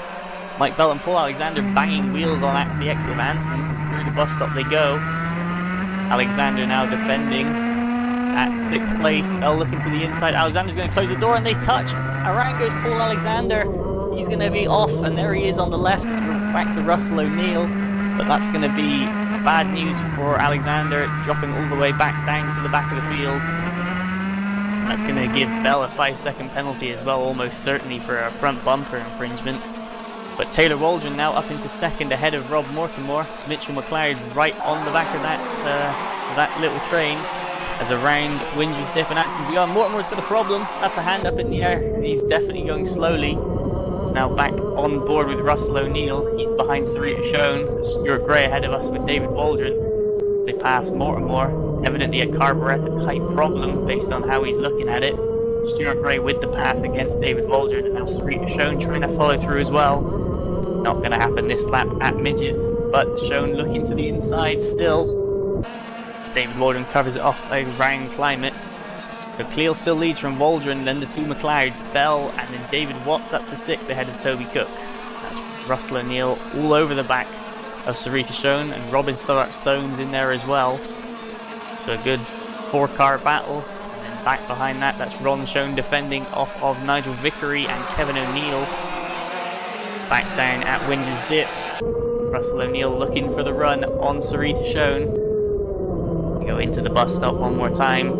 David Waldron ahead. O'Neill gets the exit. He's going to look to the inside going up through midgets, but Sarita Schoen in the middle of the road covering that off. Good to see Mortimer's kept going. Possibly a throttle issue then based on that lap time, but across the line again. Cleel, Waldron, McLeod, Bell and Watts. The top 6. And then there's Cook and Gray, and then this battle for 9th. There's Russell O'Neill to the inside of the Haynes Loop. He looks like he's going to make that move stick for 10th place on Sarita Schoen.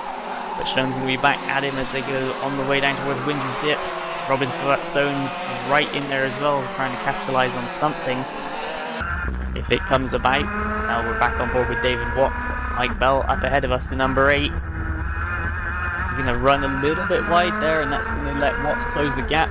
There's Mortimer going around on the hand throttle. That could leave Bell vulnerable, and sure enough it does. It's up the inside of the final corner. Through Tollies, through goes David Watts, and they're going to start the final lap of the race.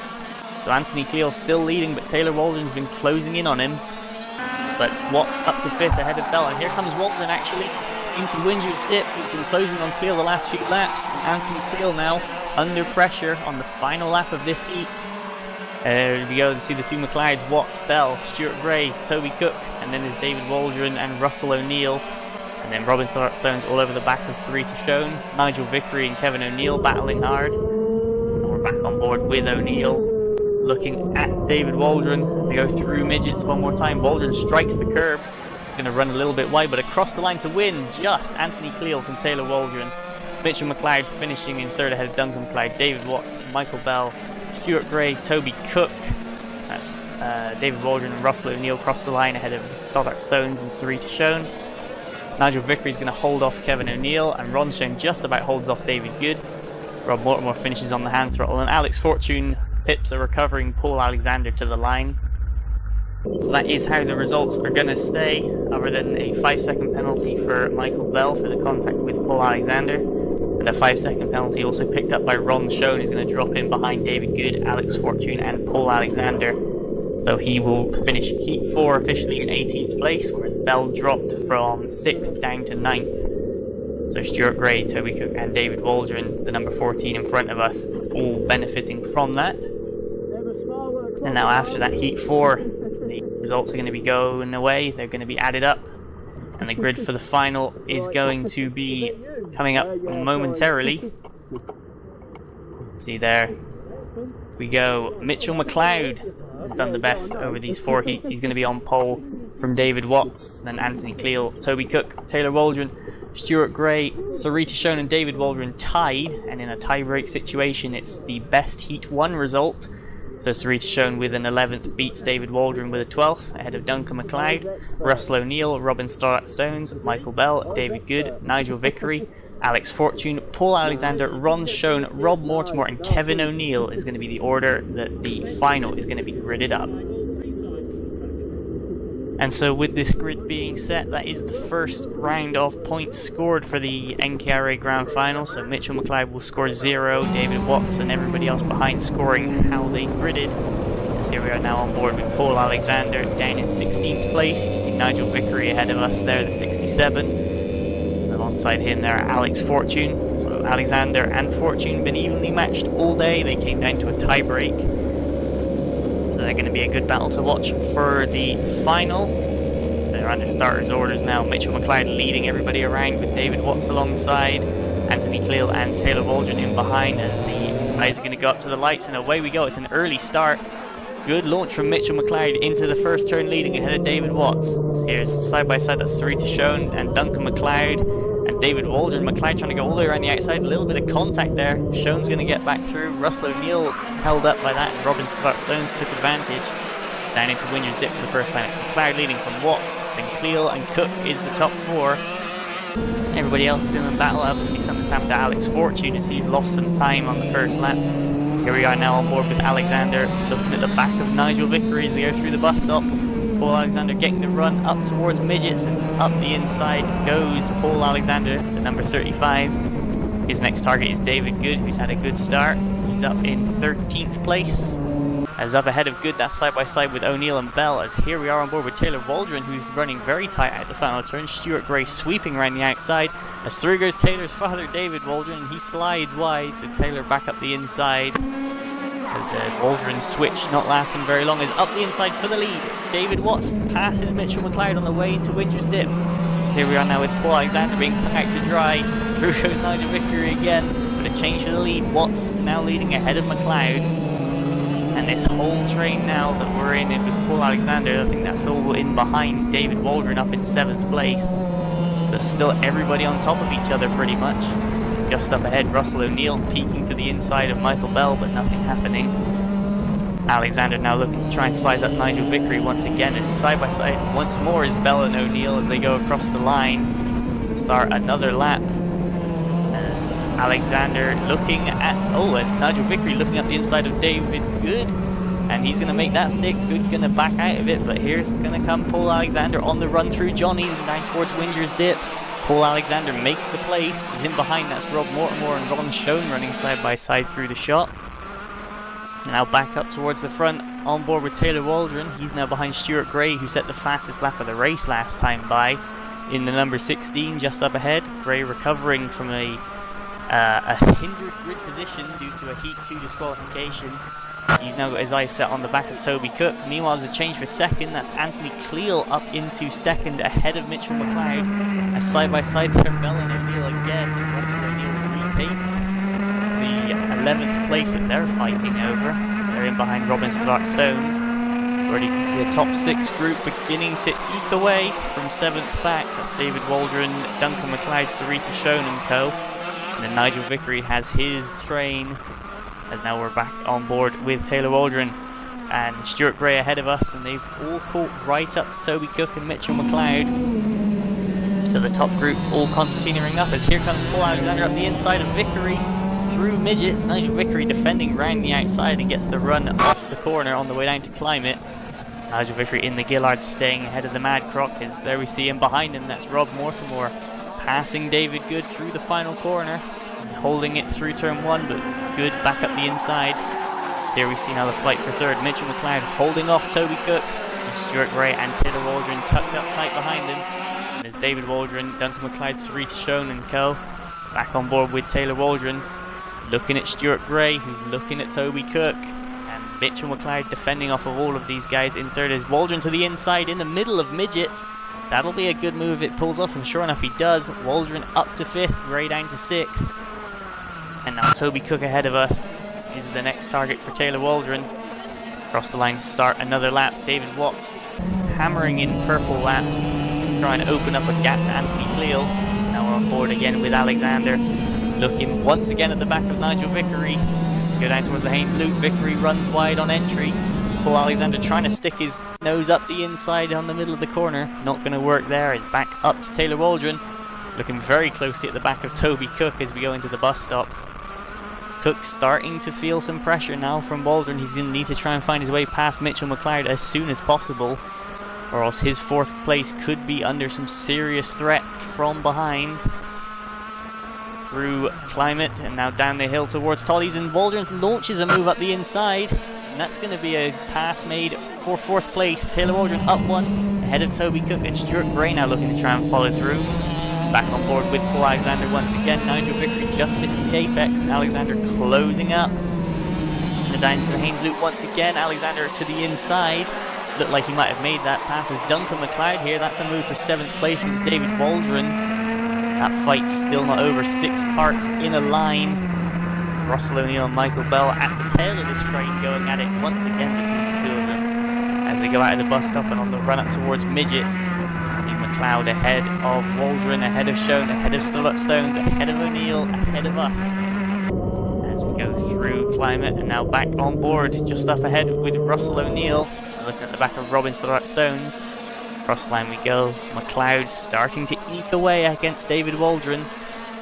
And then in the next group behind, Alexander defending from Rob Mortimer.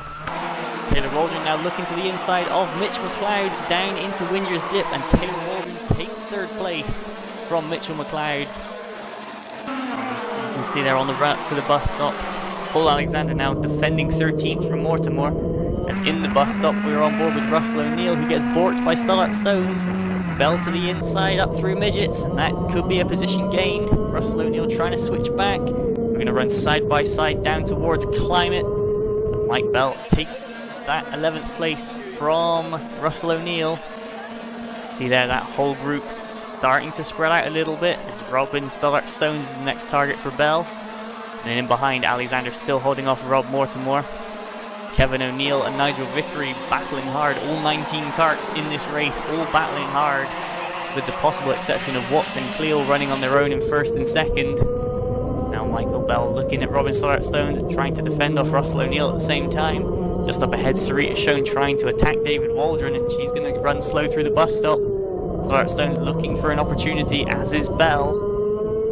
Only 25 seconds left on the clock, so there'll be this lap and then one more before the last lap board.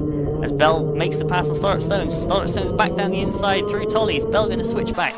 That's a change for 10th place. And now Russell O'Neill trying to follow him through, as he's now on the inside of Stullart Stones. They're going round the Haynes loop, but they're still side by side, and Stullart Stones holds the place through Johnny's. O'Neill trying to switch back to the left, switch back to the right, but now he tucks in behind, as there's Rob Mortimer and there's Paul Alexander. That's a big offer. Johnny's is going to do well to keep that out of the wall, and sure enough he does.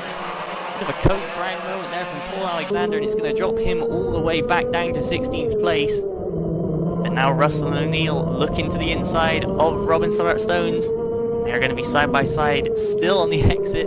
Stullart Stones pulls ahead on the run through Climate as the leaders start the last lap of the race.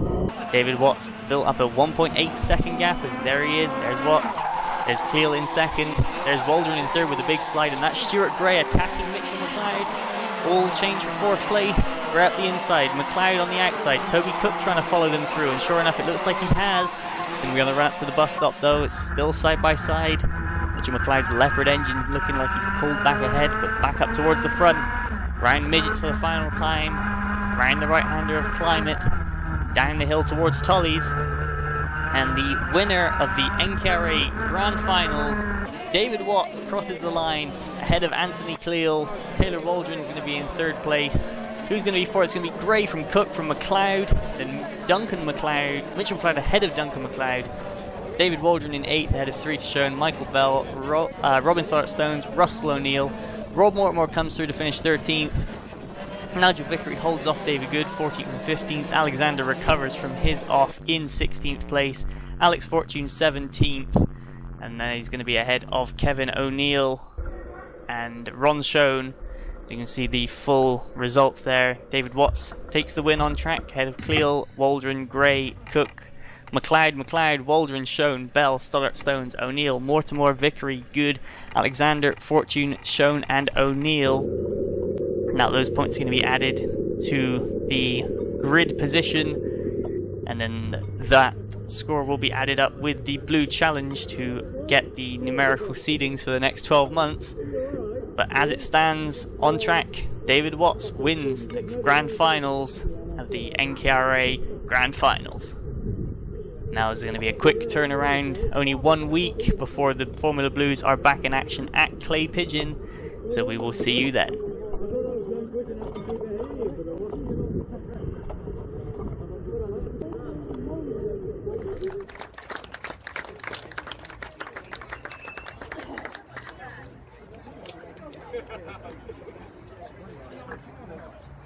Up to get that photograph.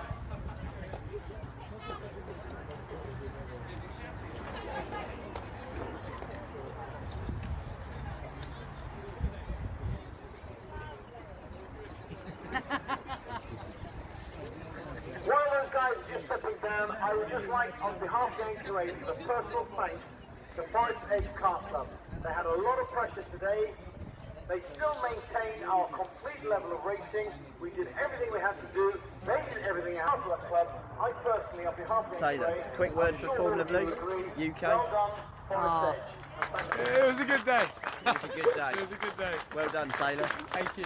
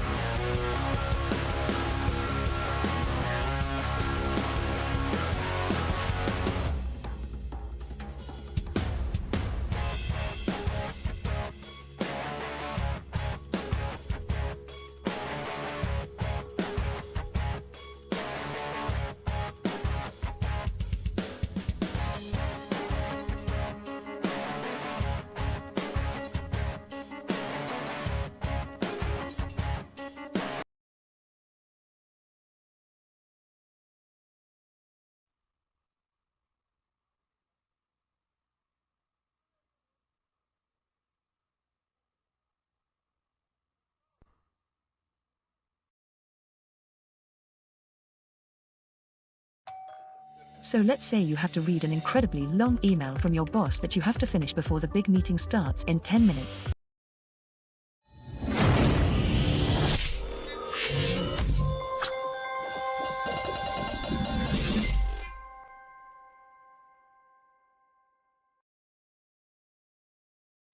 Hello and welcome to round 3 of the Two Counties Kart Club Championship, coming to you on this sunny September day from Clay Pigeon Kart Club just south of Yeovil. Lots of drivers love this circuit, it's going to be a blast.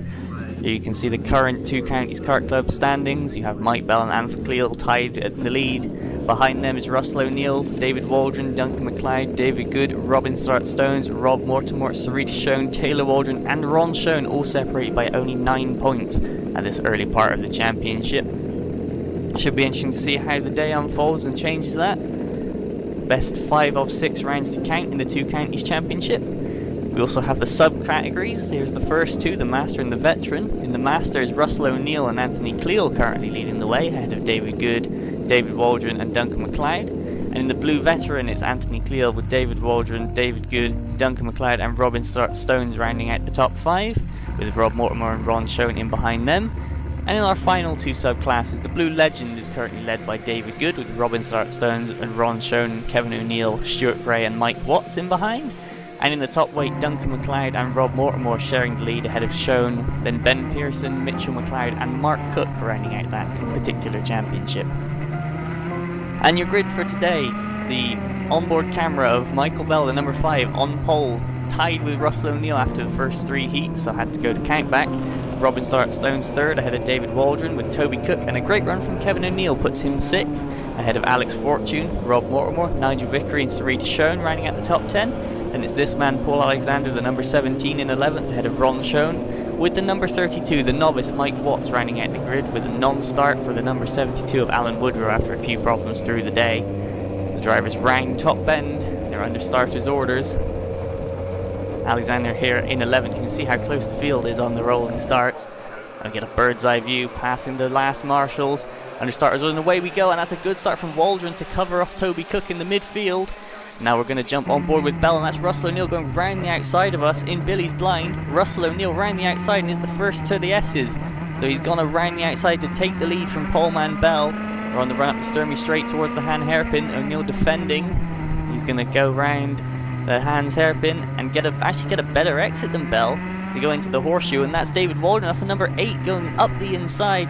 So Waldron up to 2nd, Bell down to 3rd, and O'Neill leading the way as they come round to finish the first lap. It's O'Neill leading from Waldron, Bell, Cook, Stoddart Stones, Fortune, and then behind him is Kevin O'Neill and Nigel Vickery. So that's the top 8 as it stands, with Rob Mortimer and Sarita Schoen in behind. A few drivers looking for an overtake on the way down to Billy's blind. On the way out, we're on board with Paul Alexander going through the S's. That's Sarita Schoen in front of us at number 4. And that's up ahead, that's Nigel Vickery. He's made a small mistake. Rob Mortimer looking at the inside, and there's contact. Vickery goes around, Schoen scatters. Alexander's going to make up 3 places, no 4 places, as he gets past Kevin O'Neill as O'Neill's bogging down. And that's Ron Schoen looking like he's made the same progress, so the number 14 making moves. And that's Mike Watts looking to try and get stuck in as well, the number 32, but no cigar there. Meanwhile, going down to start the next lap, new fastest laps from all of the front runners, Toby Cook holding it as it stands. Now we're going to jump on board with Bell as Cook's actually gone past us in Billy's blind. So Toby Cook, the number 41 with the Senna replica helmet, up into 3rd, and his next task is passing David Waldron. And Russell O'Neill's not getting away, so the top 4 as close as that, with Stoddart Stones and Alex Fortune battling hard in 5th and 6th. This is Fortune's first final off of novice plate, so he's really getting stuck in. Paul Alexander having a bit of space ahead of the Ron Schoen train. Now down to start another lap. Russell O'Neill leading, with a new fastest lap coming out of David Waldron in 2nd place. So Waldron having no intent to let O'Neill get away. The top 4 are so close you can throw a blanket over them as it stands.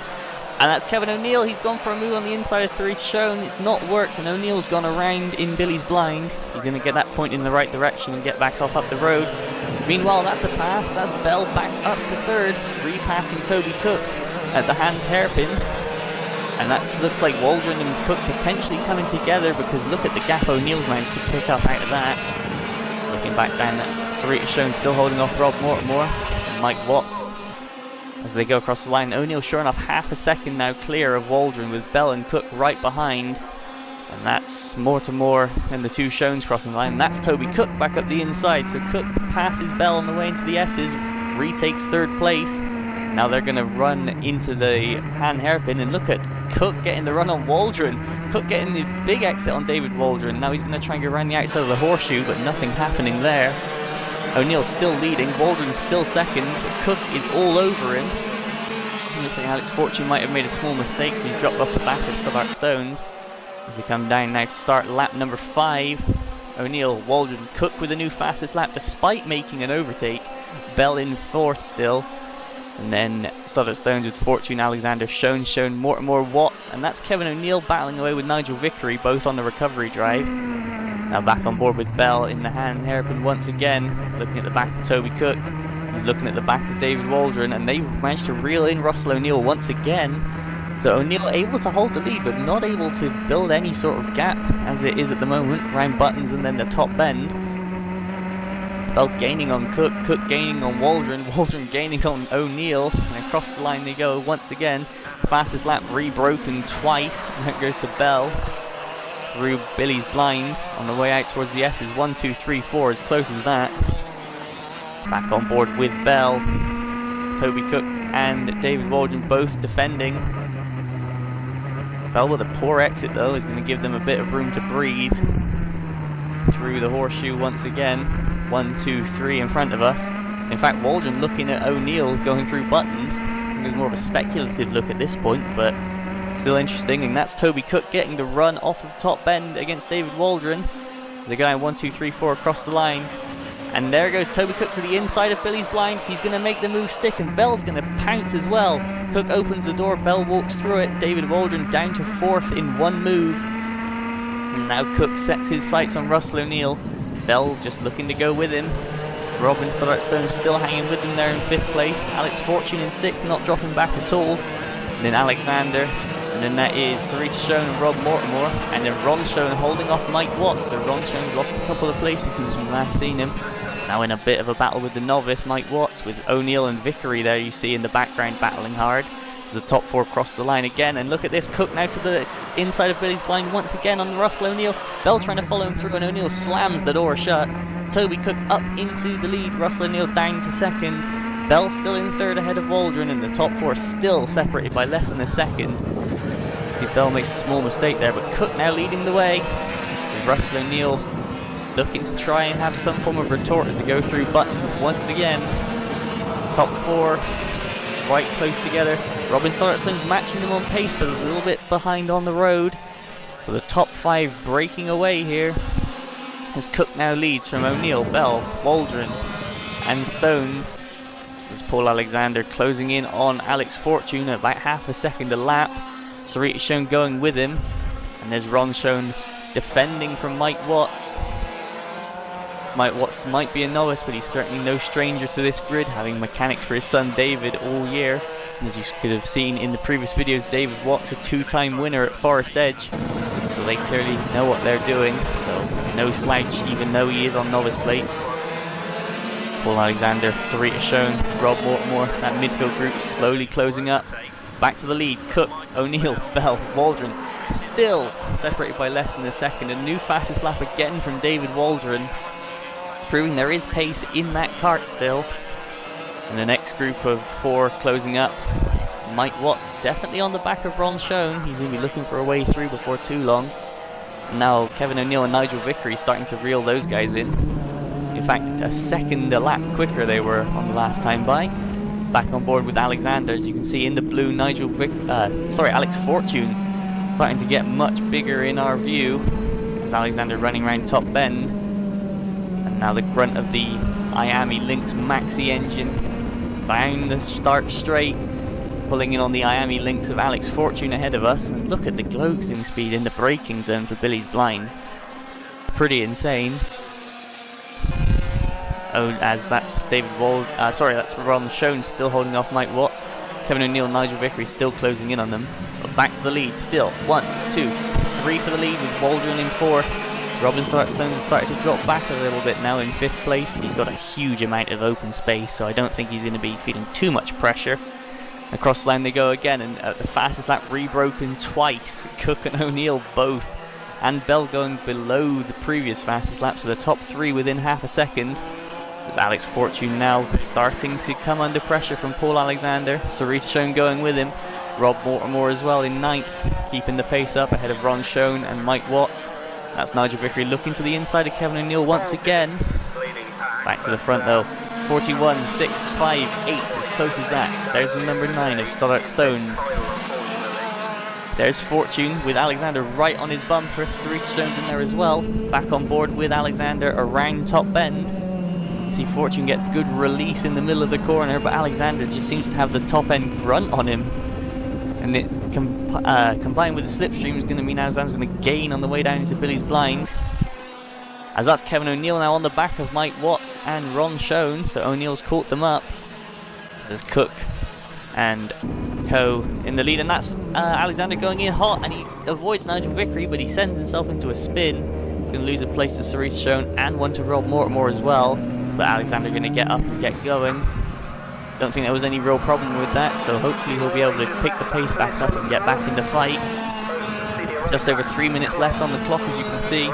There's Schoen, Watts and O'Neill, and we've lost Nigel Vickery somewhere. Not sure what's happened there, but here's Bell looking to the inside of Russell O'Neill. This is for second. O'Neill's going to close the door and keep it shut on the way out of the Hans Hairpin towards the horseshoe. And O'Neill holding on to second for the time being. Cook not really getting away. These three definitely seem to be the class of the field at the moment. With David Waldron just about hanging on in fourth, starting to drop a few tenths a lap now. But the fight seems to be O'Neill versus Bell. Less than a tenth separate them at the line. The number 6 versus the number 5 had to go to the second level of count back to actually decide who was the 5 and who was the 6 after the grand final. So these two have been close all year. Looking further down the field, that's Ron Schoen, Mike Watts and Kevin O'Neill getting very close now. Schoen holding off Watts, but O'Neill seems to be the quickest of these three over the race so far. That's Alex Fortune covering off from Sarita Schoen. There's Rob Mortimer and Paul Alexander after his spin, trying to recover. And then there's Schoen. Oh, and O'Neill with a bit of contact against Mike Watts, but nothing happening there. Watts regains the momentum, regains the track position, and O'Neill has to try again. Though he has to be careful that front bumper. If they get pushed back in, that's a 5-second penalty, regardless of how it happens. So O'Neill does need to be on his toes. Let's see, they are into Billy's blind once again. Schoen, Watts, O'Neill. And now up towards top bend, and Bell's made a mistake. O'Neill's gotten about the biggest gap we've seen on him so far. So now O'Neill could be setting off after Toby Cook, and David Waldron has dropped a long way back from these guys. In fact, he's not even come through yet. There he is. That's 4 seconds in a lap he's dropped, and Robin Stones has obviously seen it, and he's upped his pace to try and catch him. So something's happened to the number 8, not sure what, as here we go into the Hans Hairpin once again. Bell on the back of O'Neill, Toby Cook just up the road, and if anything, these two look like they're gaining a fraction. There's Ron Schoen, Mike Watts and Kevin O'Neill again, all three together into Billy's blind, the three legends battling away. And out of top bend once again, look at Bell right on the back of O'Neill once again. These two both lighter, so they will both be running less teeth, so have a higher top end, so it will work well against other drivers, but not necessarily against each other. Now O'Neill has that second place. Toby Cook leading though, doing a fantastic job. The number 41 already won here previously in the Wessex Challenge, and now David Waldron holding off Robin Stones, as Stones has actually caught Waldron, so that's a battle for fourth.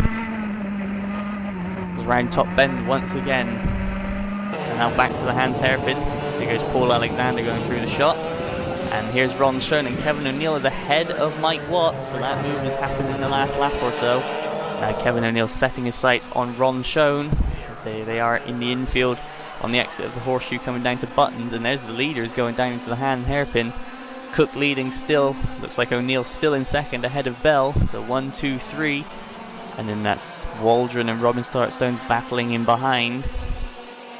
So although the race is getting a tad spread out, there are still battles going on all down the field. As out at the top bend one more time, Toby Cook could be seeing the last lap board this time by. Sure enough he is. It's Cook onto the final lap ahead of O'Neill, ahead of Bell. So Bell knows now there's only 1 lap to go to do anything about Russell O'Neill. Is through the chicane, taking a lot of curb on the entry, on the exit as well, and O'Neill looks like he's got a bit of a gap going after Cook. That gap is pretty deceptive. Look from the trackside, it looks a hell of a lot closer than it does look from onboard. It's now round Buttons for the final time, and up to top bend for the final time, and into Billy's blind for the final time. That's Kevin O'Neill making the move on Ron Schoen, so Kevin O'Neill up to 10th. But across the line to take the win here today, Toby Cook from Russell O'Neill and Mike Bell, 1, 2, 3 for round 3 of the Two Counties Kart Club Championship. And now looking back to fourth, David Waldron manages to hold off against Robin Stones regardless of his problem, although he did seem to have one. 39s indicates a not healthy kart.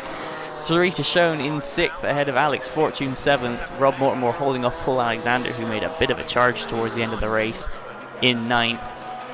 Kevin O'Neill is going to come round to round out the top 10 ahead of Ron Schoen and Mike Watts finishing, and unfortunately we lost Nigel Vickery somewhere along the line. Not sure what happened there to the Gillard, but it pulled up on the side of the circuit. Now here you can see the official results. Toby Cook takes the win ahead of Russell O'Neill and Michael Bell, with David Waldron in 4th. 5-second time penalty for Robin Stark-Stones promotes Sarita Schoen to 5th ahead of Stones. Alex Fortune 7th ahead of Paul Alexander, with Rob Mortimer 9th ahead of Mike Watts, and then Ron Schoen in 11th with another 5-second penalty, along with Mortimer as it happens.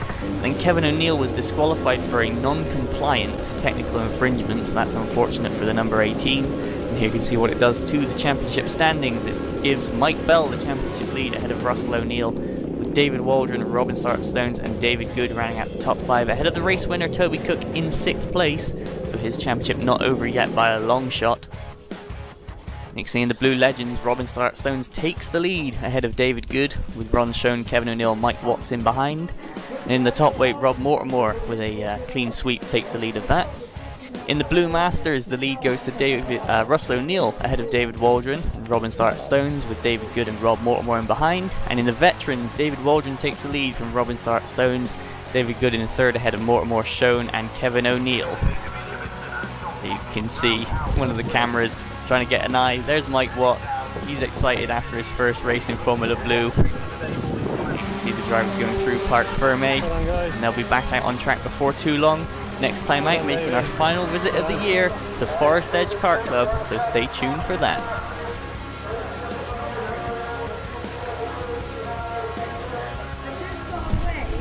Well done.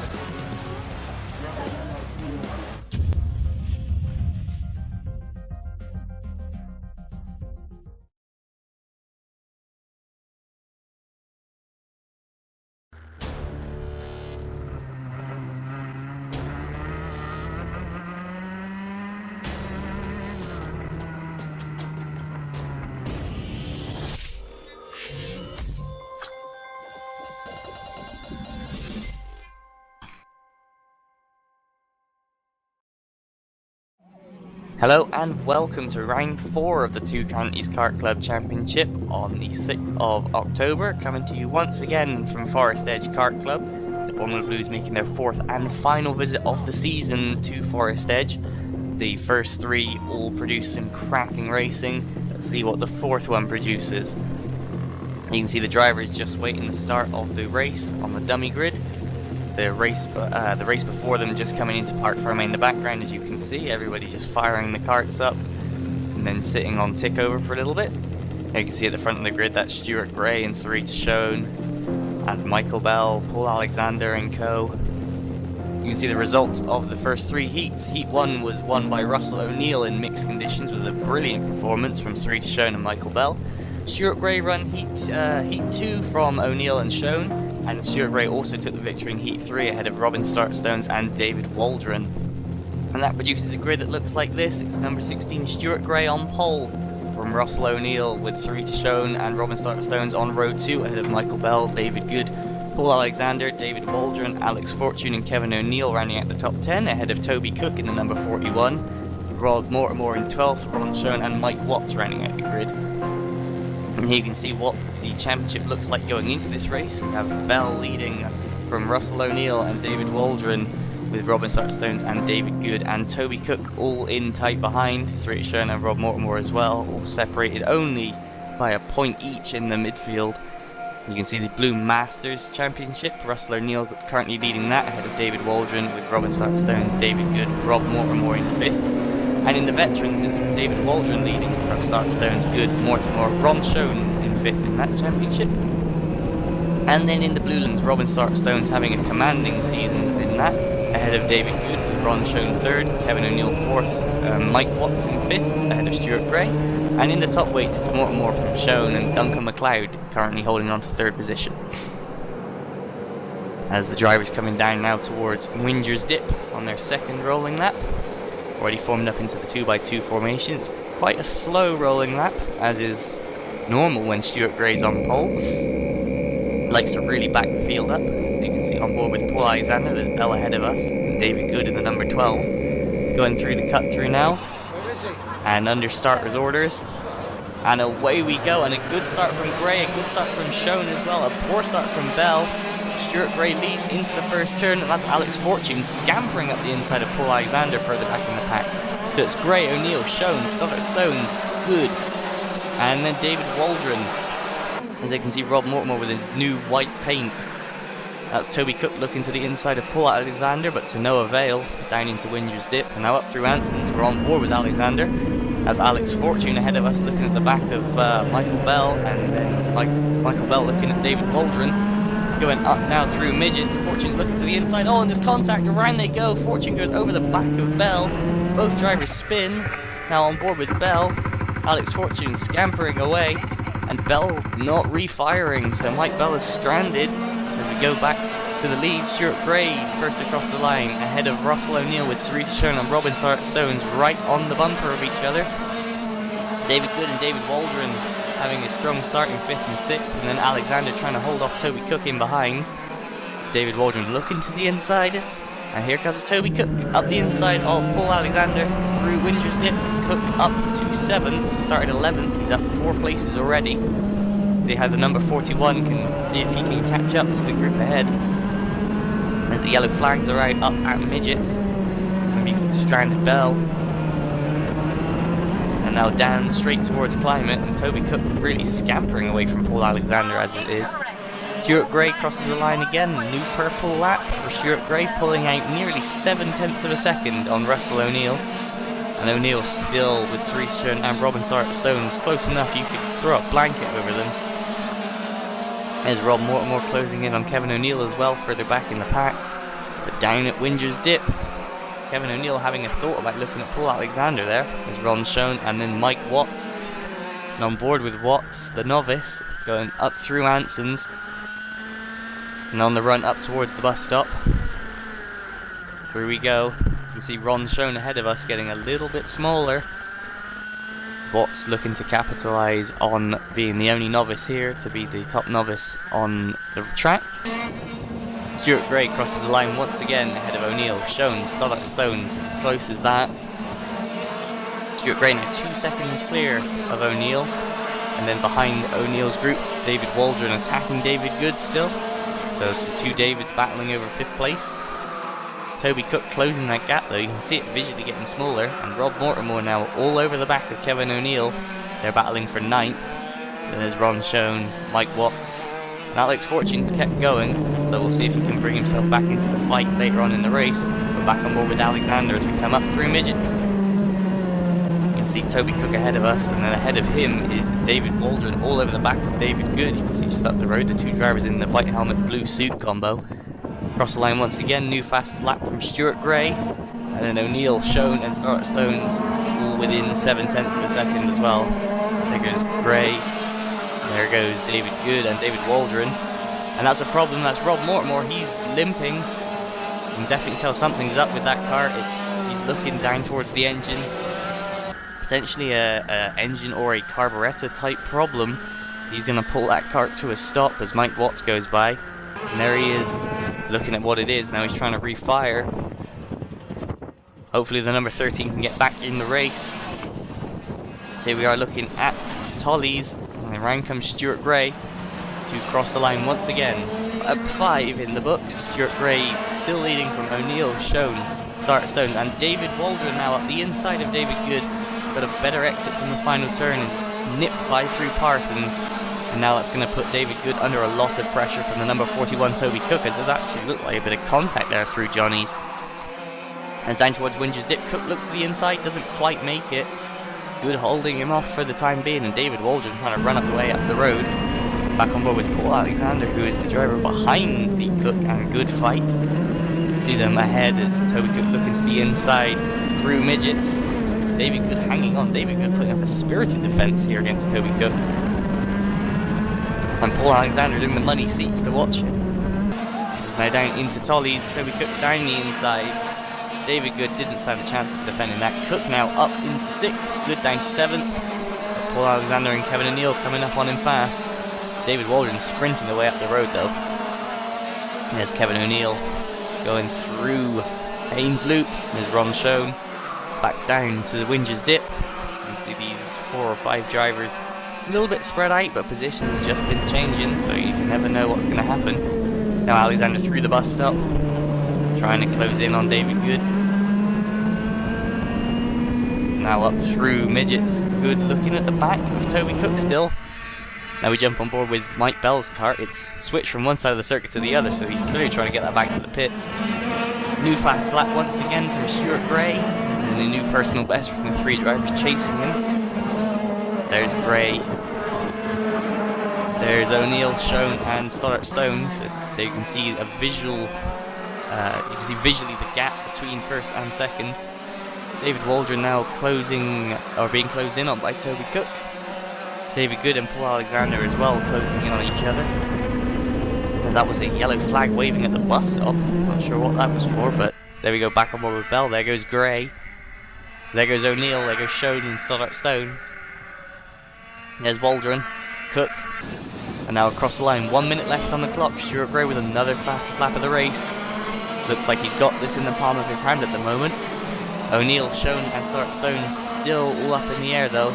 Less than half a second between the 3 of them. Through the shot they go. Now back at Windsor's Dip.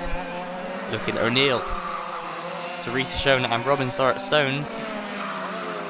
And the next 5 drivers all kind of equidistantly spread. Kevin O'Neill there on the back of that pack. And then a bit of a gap behind Kevin O'Neill, but back on board with Alexander through the bus stop once again. Taking a lot of the exit rumble curve.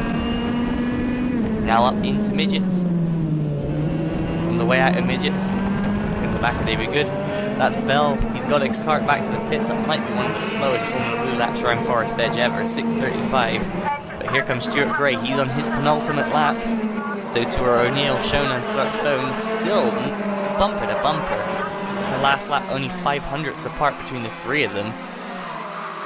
And it looks like Stoddart Stones could be lining up to try and make a pass here. Certainly not one who will shy away from going for a gap is Stoddart Stones. But on board with Alexander once again, looking at the back of David Good as they come up through the bus stop. Through the right, through the left, and then round the right on the exit. And Alexander seems to be closing in every braking zone, just a fraction, but David Good pulls it back on the corner exits. Now Stuart Gray comes around to start the last lap. So 1 more lap to go for any of these drivers. Now down at Windsor's Dip, you see Stuart Gray with a commanding lead ahead of Russell O'Neill, with Teresa Schoen and Robin Stoddart Stones still bumper to bumper with him. Then Good, Cook, Waldron, Cook, and then Good, and then Alexander. As looking back to the battle for 10th, that's Ron Schoen. He's been being caught by Mike Watts for the last few laps, and Alex Fortune has reeled them both in. So can Fortune do anything with this 1 lap he has left of the race? Through Anson's and up the hill, and that's into the final turn. That's out of the final turn. Stuart Gray crosses the line to take victory here from pole position, ahead of Russell O'Neill, Teresa Schoen, and Robin Stoddart Stones. David Waldron with a strong 5th ahead of Cook, Good, Alexander. Kevin O'Neill around the final corner to finish 9th. And now we jump back on board with Mike Watts, going through Climate and down to Tolly's, looking at the back of Ron Schoen. You can definitely see that the gap is coming down, but not fast enough. Schoen finishes in 10th ahead of Watts, and Alex Fortune rounding out the finishers on the road in 12th. Now on board with Alexander as we go into Parc Ferme. Drivers are going to get their front fairings checked. And in fact, Toby Cook and Kevin O'Neill both had front fairing infringements, so 5-second penalties for both of them. And that's going to change the results, as you can see here. Stuart Gray took the win from Russell O'Neill and Teresa Schoen. It Stoddart Stones 4th, Waldron 5th, David Good up to 6th ahead of Alexander, Toby Cook drops to 8th, Kevin O'Neill stays 9th ahead of Ron Schoen, Mike Watts, Alex Fortune, Rob Mortimer, and Mike Bell. And what this does to the championship is very interesting. It now ties it up at the top of the championship between Russell O'Neill and Mike Bell. O'Neill ahead with a better drop. Robin Stoddart Stones 3rd ahead of David Waldron with only 1 point in it. Same with Teresa Schoen and David Good for 5th and 6th. Toby Cook stays 7th. In the Masters, O'Neill stays top ahead of Robin Stoddart Stones, David Waldron and David Good in behind. Ron Schoen and Rob Mortimer tied up in 5th, with Kevin O'Neill in 1 point back. In the Veterans is David Waldron leading from Robin Stoddart Stones by just a single point. In the Blue Legends, Robin Stoddart Stones leading from David Good and Ron Schoen.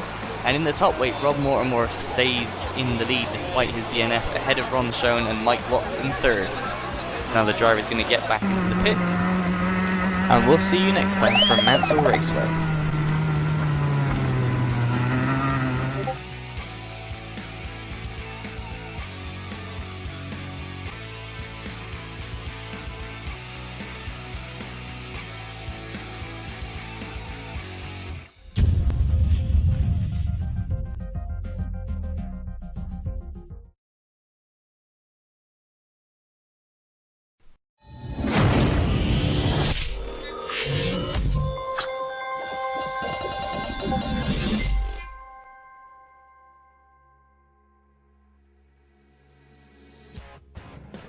Hello and welcome to Mansell Raceway on the 27th of October for the penultimate round of the Two Counties Kart Club Championship.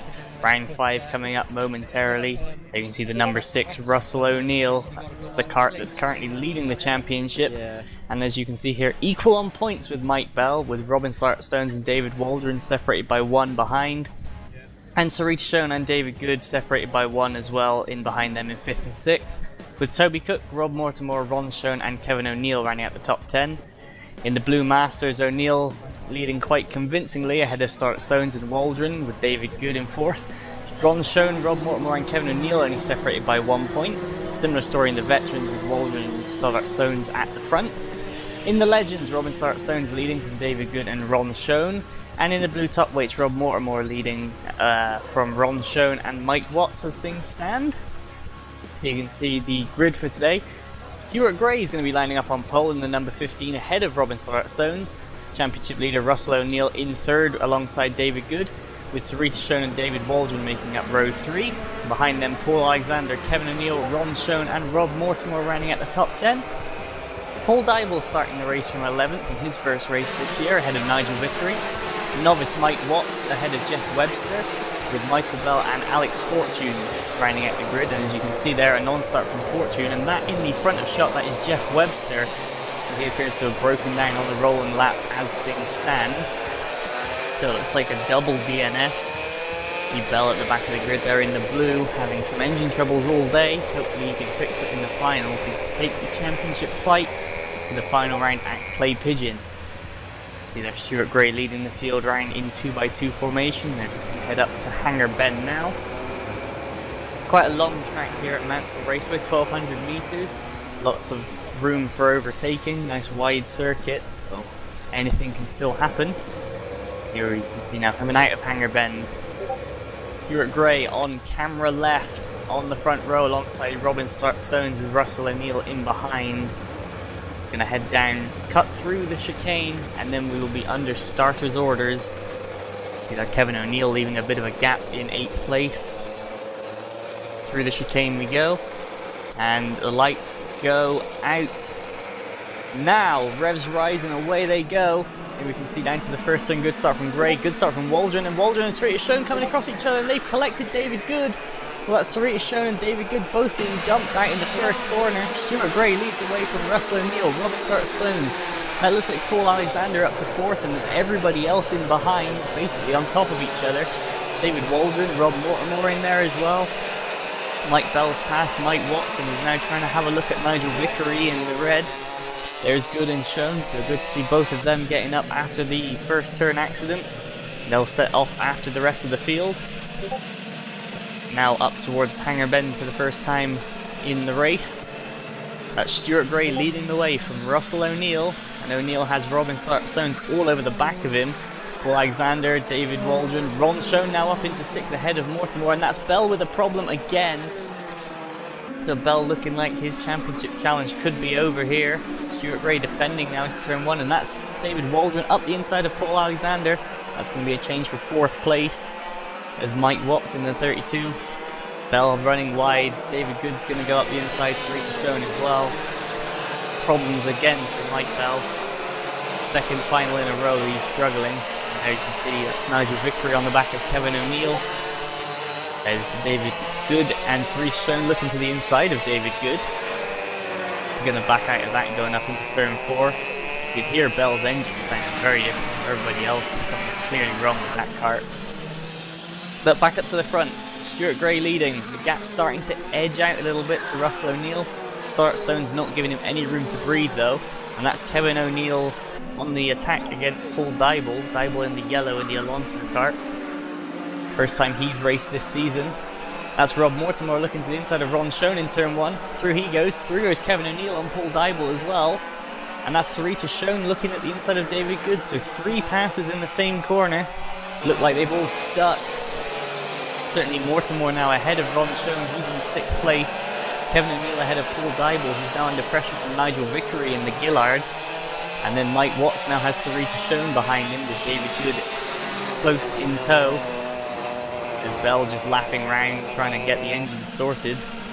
Back up to Hanger Bend again. Stuart Gray pulling out a bit of a lead now from Russell O'Neill, who still has start stones right behind him, but David Waldron's closed in on the pair of them. Paul Alexander in 5th. A big train of karts here. As Mike Watts, the novice, still holding off Sarita Schoen with David Good in tow. Through the chicane they go. Now back to turn 1. Ron Schoen, Kevin O'Neill, Paul Dybel, Nigel Vickery going through. That's Sarita Schoen up the inside of Mike Watts. They're going to run side by side. That's Jeff Webster there just getting up and over the fence. Unfortunately, his first race day in Formula Blue has been cut short. But there's Sarita Schoen ahead of Mike Watts. Now David Good having to pass the novice legend. Bell still trying to get something out of that kart. But back to the pit bend, they can see Stuart Gray going into the chicane and back out of the chicane. He's almost pulling away from Russell O'Neill. The gap now at 2.3 seconds in favour of the Scotsman. O'Neill starting to pull out against David Waldron, who passed Robin Stones on that last lap. So a change for 3rd place between the 2 rivals. Paul Alexander now being caught by Rob Mortimer, so everyone seeming to be buddying up in 2 kart battles. Sarita Schoen running on her own, but closing in on the group ahead of her, which is Paul Dybel and Nigel Vickery. David Good as well ahead of Mike Watts now, starting to try and gap the novice. And you can see in the far in the distance, that's Kevin O'Neill attacking Ron Schoen. There's Stuart Gray starting to pull the gap off. Oh, and O'Neill makes a big mistake into the chicane. He'll be glad no one's going to be on his tail for that one. And sure enough, Russell O'Neill losing half a second on that lap to Stuart Gray, but O'Neill in the perfect place at the moment. There's Paul Alexander on the defence, and here's Kevin O'Neill going up the inside of Ron Schoen. O'Neill through into, that would be 7th place if he's made that stick. There's the number 32 Mike Watts, top novice out there once again. And that's Ron Schoen back ahead of Kevin O'Neill, so Kevin O'Neill didn't make it the move stick. Now Nigel Vickery in behind with Paul Dybel. Vickery going to be on the attack very soon, I would imagine. Sarita Schoen closing on both of them, and that's Nigel Vickery up the inside through turn 5. Vickery through into 9th place ahead of Dybel. Now we go back to the outside of the first corner. Stuart Gray once again pulling out another couple of tenths on Russell O'Neill. Gap now up to 3.5 seconds. And O'Neill has Waldron and Start Stones in tow. There's Paul Alexander still with Rob Mortimer right behind him. And Ron Schoen defending from Kevin O'Neill. There's Vickery. There's Dybel. Now Dybel, having been passed by Nigel Vickery, has Sarita Schoen all over his bumper. Around turns 2 and 3. Schoen still ahead of O'Neill. Vickery starting to break away from Dybel now. David Good closing in. Mike Watts as well. Back to Hanger. There goes Stuart Gray once again. You can see the lead's getting bigger and bigger. Russell O'Neill making a carburettor adjustment there in 2nd place. Ahead of Waldron and Start Stones. Paul Alexander getting his head down to try and pull away from Rob Mortimer. And Ron Schoen with Kevin O'Neill looking. And that's Sarita Schoen pulling out alongside Paul Dybel. Looks like Dybel got the exit to cover her off. As now we look down in towards turn 1. Schoen, O'Neill, Vickery. And there's Paul Alexander coming into shot at turn 2. Rob Mortimer right behind him. Battle over 2 drivers with the orange helmets. And there's Ron Schoen with Kevin O'Neill all over him like a cheap suit. Sarita Schoen still can't crack Paul Dybel. He's got to hurry up because David Good's going to be with her momentarily. Now we look back at the chicane. There goes Stuart Gray. There goes Russell O'Neill. There goes Waldron and Start Stones, those two battling for 3rd in the championship as it stands. There goes Paul Alexander and Rob Mortimer into the chicane. Now we look, that's a great shot looking all the way down to Hanger Bend. There's a chicane in there somewhere, as you can see Dybel going into it. Now here comes Ron Schoen with a small choke on the engine. Kevin O'Neill uses that to his advantage. Kevin O'Neill dives to the inside.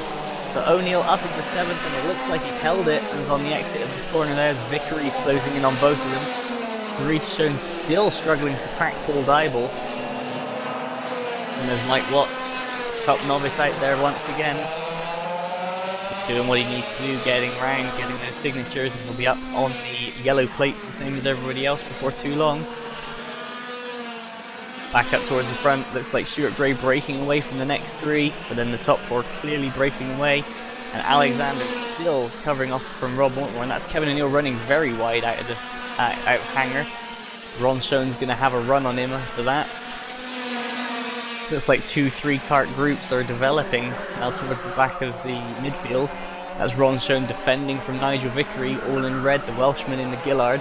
And that's Sarita Schoen up the inside of Paul Dybel, down into turn 1. They're going to run side by side.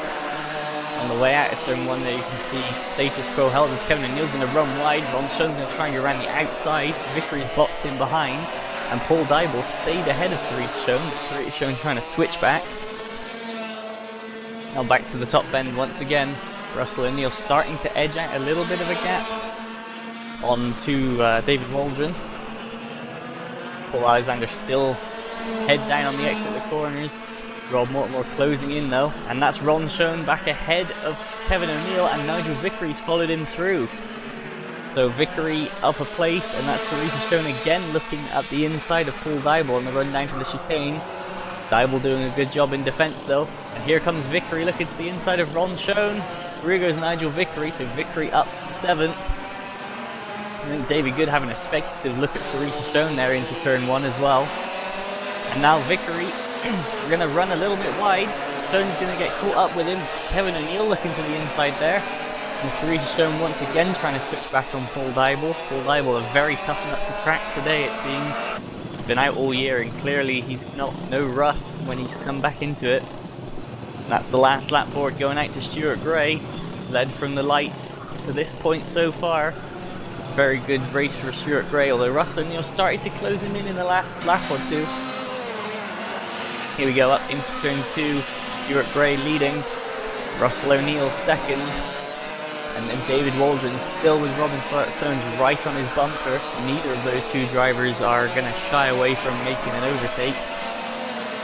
Paul Alexander still doing a good job to hold off Rob Mortimer. They go through turn 3 for the final time. Vickery ahead of Schoen. Kevin O'Neill still looking to try and pass Ron Schoen. And up to Hanger Bend. There goes Stuart Gray and Russell O'Neill. Looks like David Waldron's going to hold off Robin Stones for the time being. Now we wait to see who's going to be in 5th. It's still Paul Alexander. Rob Mortimer not being able to make anything happen yet. And across the line goes Stuart Gray to take the win here. His second final win in a row from Russell O'Neill. David Waldron crossing the line 3rd ahead of Robin Stones. And for 5th place, Rob Mortimer's got the run, but Paul Alexander's going to take it from Rob Mortimer, 5th and 6th. And across the line in 7th goes Nigel Vickery, all the way from 12th on the grid, ahead of Ron Schoen and Kevin O'Neill. Sarita Schoen closing them in the end, having passed Paul Dybel. Then Dybel 11th ahead of David Good. Mike Watts is going to come across the line to finish 13th. And there's Michael Bell rounding out the finishers. So all 14 drivers that took the start got to the end. Unfortunately, we lost Jeff Webster on the rolling lap. So hopefully he'll have a better time out next time at Clay Pigeon. So all these drivers are going to head back into the pit lane. And then only 2 weeks until the Clay Pigeon round. That's going to be the final round of the season, which will also be the Matthew Percy Memorial event. So a big prize on offer there for any of the Two Counties Kart Club drivers. And the top bend, everyone just going to head down the pit lane, showing their appreciation for the marshals and camera people. As you can see here, the official result: Stuart Gray with a lights to flag win took the fastest lap en route, ahead of Russell O'Neill and Robin Stones. David Waldron was penalised 5 seconds for having a drop down front nose after that turn 1 accident. He's going to drop to 4th ahead of Paul Alexander, with Rob Mortimer 6th and Nigel Vickery 7th, coming from further back in the grid. Ron Schoen, Kevin O'Neill and Sarita Schoen running at the top 10 ahead of Paul Dybel, David Good, Mike Watts and Michael Bell, with DNSs officially for Jeff Webster and Alex Fortune, unfortunately for them. Hopefully they'll both have better luck next time. And what that does to the championship is going to be pretty interesting. So you can see the overall standings. That's going to put Russell O'Neill well into the lead of the championship, with Bell now joint on points with Stoddart Stones in 3rd. David Waldron right behind him 4th, then Sarita Schoen and David Good only 2 apart, with Rob Mortimer, Ron Schoen, Kevin O'Neill and Toby Cook rounding out the top 10 of the overall standings. And there's Dave Truman, the scrutineer there, just making record of David Waldron's front bumper penalty. There's Russell O'Neill, he's all but confirmed as the champion of the Two Counties Kart Club this season. And there's Stuart Gray all the way down from Scotland to take his 2nd final win in a row. There's Paul Alexander, he's happy, that's his best finish of the season so far in 5th. In the Blue Legends standing, Robin Stark-Stone's going to increase his lead over David Good and Ron Schoen. Likewise in the top weight, Rob Mortimer and Ron Schoen sharing the spoils of the day. They're going to increase their lead in 1st and 2nd, with Mike Watts 3rd ahead of Duncan McLeod. And you can see Schoen, Kevin O'Neill and Nigel Vickery all having conversation after their fun race.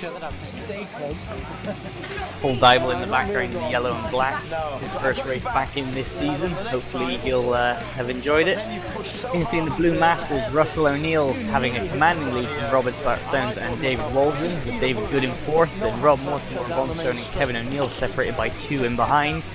And in the veterans, Stark-Stones leading from Waldron, Good, Mortimer and Schoen. And we will see you in 2 weeks from Clay Pigeon Raceway for the final round of the Two Counties Kart Club Championship.